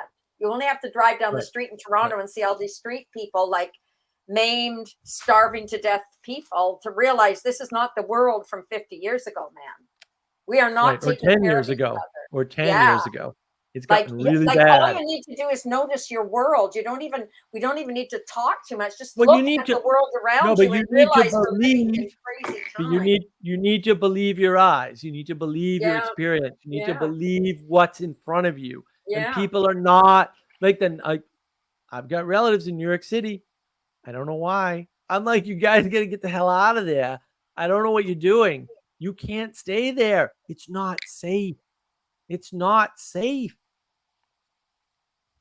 I hear you, Well, Mark. again, if you look at people in New York City, people that are having crises on the streets, and you have no reason why to help them Right. outside of measuring outcomes, Right. Right. it will never last. It will Right. it will die. It will fizzle out. Yeah. And so we may have had small resurgences in the 60s. Maybe you could argue in the early 2000s. But there's never been a solid foundation around the initiatives. They're Right. just looking at outcomes and hoping for happiness. And Right. these people hit a wall and they've had no foundation. Right. Right. You know, and I don't deal with the Exactly. same people Mark deals with very often. Mark is dealing with people without language. I'm usually dealing with people that have hit a massive wall and they're in like spiritual crisis. Right. And that's just the nature of where I live and the people I interact with. And that's because they've never actually addressed the meaning of which they supposedly had, and it was never put together. And so now here we are trying to do Humpty Dumpty to put them back together again. But there was never anything there in the first place. So, Right. you know, you can't put back together something that was never to be put together, you know? Right. So, But that's the overlap between the crisis of faith and the meaning crisis right there. Yeah. Bruce. yeah. We should And do it's a terrible. crisis of faith, meaning crisis conversation. That would be interesting. Yeah, We let's could do that totally do one. that. Can you do that Yeah. next week? I don't know. Maybe. I Potentially. don't know. Potentially. Yeah, that sounds like an interesting idea. No, I mean, that'd there's be definitely some really overlap. Good. Yeah, that would be really useful. That'd be. Yeah, I I would could- love that. I could tease it out. I mean, I did talk about it with Pastor Paul at one point. So I have a conversation with him on it. But really, we could tease it out better with Bruce, because Bruce does the work. Like, he's got the Thursday thing going on. Actually, Bruce, I need to talk to you about that at some point. Remind me, because I want to go up to DC and grab Father Eric and Oh, go. okay, cool. go do That that. might be interesting. Yeah, that'll be worth it. It's a long drive for me, but I'm willing to try it.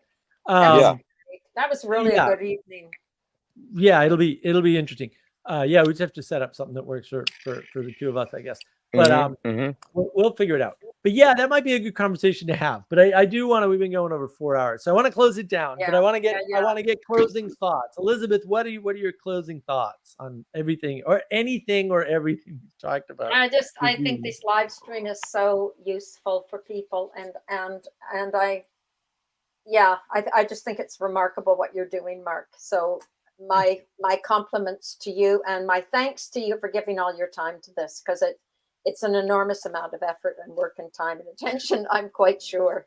And it's really invaluable. And I did miss it in Italy. Oh, well, thank you. I'm glad. I'm sorry that you missed it, but I'm also glad that you missed it in different ways. So that's lovely. I'm glad you're back. I'm glad you had a good time. I'm glad you brought your insights back for us, because it's super important to hear people's experiences on the ground with this stuff. And you do that beautifully. And you're beautiful. So that makes sense. Fractal similarity, right? Self-similar fractal at all levels. Beautiful woman sharing her beautiful experience. she returns back from a beautiful place. So that works. So yeah, thank you. I really do appreciate your support. It's been really helpful to have. Bruce, what do you got for closing thoughts, and then I'll close this out and kill the stream. Yeah, consider the cost of your life, eternal soul, and those around you's eternal soul, and don't consider the temporary cost, but consider the eternal cost. And so, considering the cost is the topic, that's what I would say. Consider the eternal cost, and do not take things lightly. Believe on Christ for all of your strength, and eternity will be yours. Wow, I like that. See, we get a little Christian-y perspective. I still hate the word Christian. I'll go into that someday. Yeah, maybe Bruce, if you get time next Friday, we can do a. I'd love to, instead of just doing monologues, I'd love to do at least one of these where we start out with two people going back and forth. That would be fun. But thank you everybody for watching. I really appreciate it. I'm glad to see Jacob. I'm glad he linked his channels here for me. That's great. Visit Navigating Patterns. There's so much there. And give some feedback. Come to next Friday's stream. I don't think there's any conflicts next Friday, so I should be doing everything. And check out my intimacy crisis videos. I got 2 of them with Catherine. I got one on Andrew with the Bangs channel.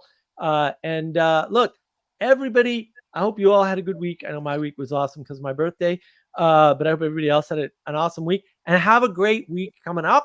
If you want to see more, I'm probably going to be on Father Eric's stream on Sundays because I'm usually there in case nobody shows up. And of course the whole channel, markofwisdom.org website, and the Mark of Wisdom Discord server. Those are other ways to interact with the work. And petersonsphere.com if you want to check out the Peterson timeline and stuff. Thank you very much. I hope to see everybody next week. Have a wonderful time, and we'll see you later. Enjoy everything. Bye.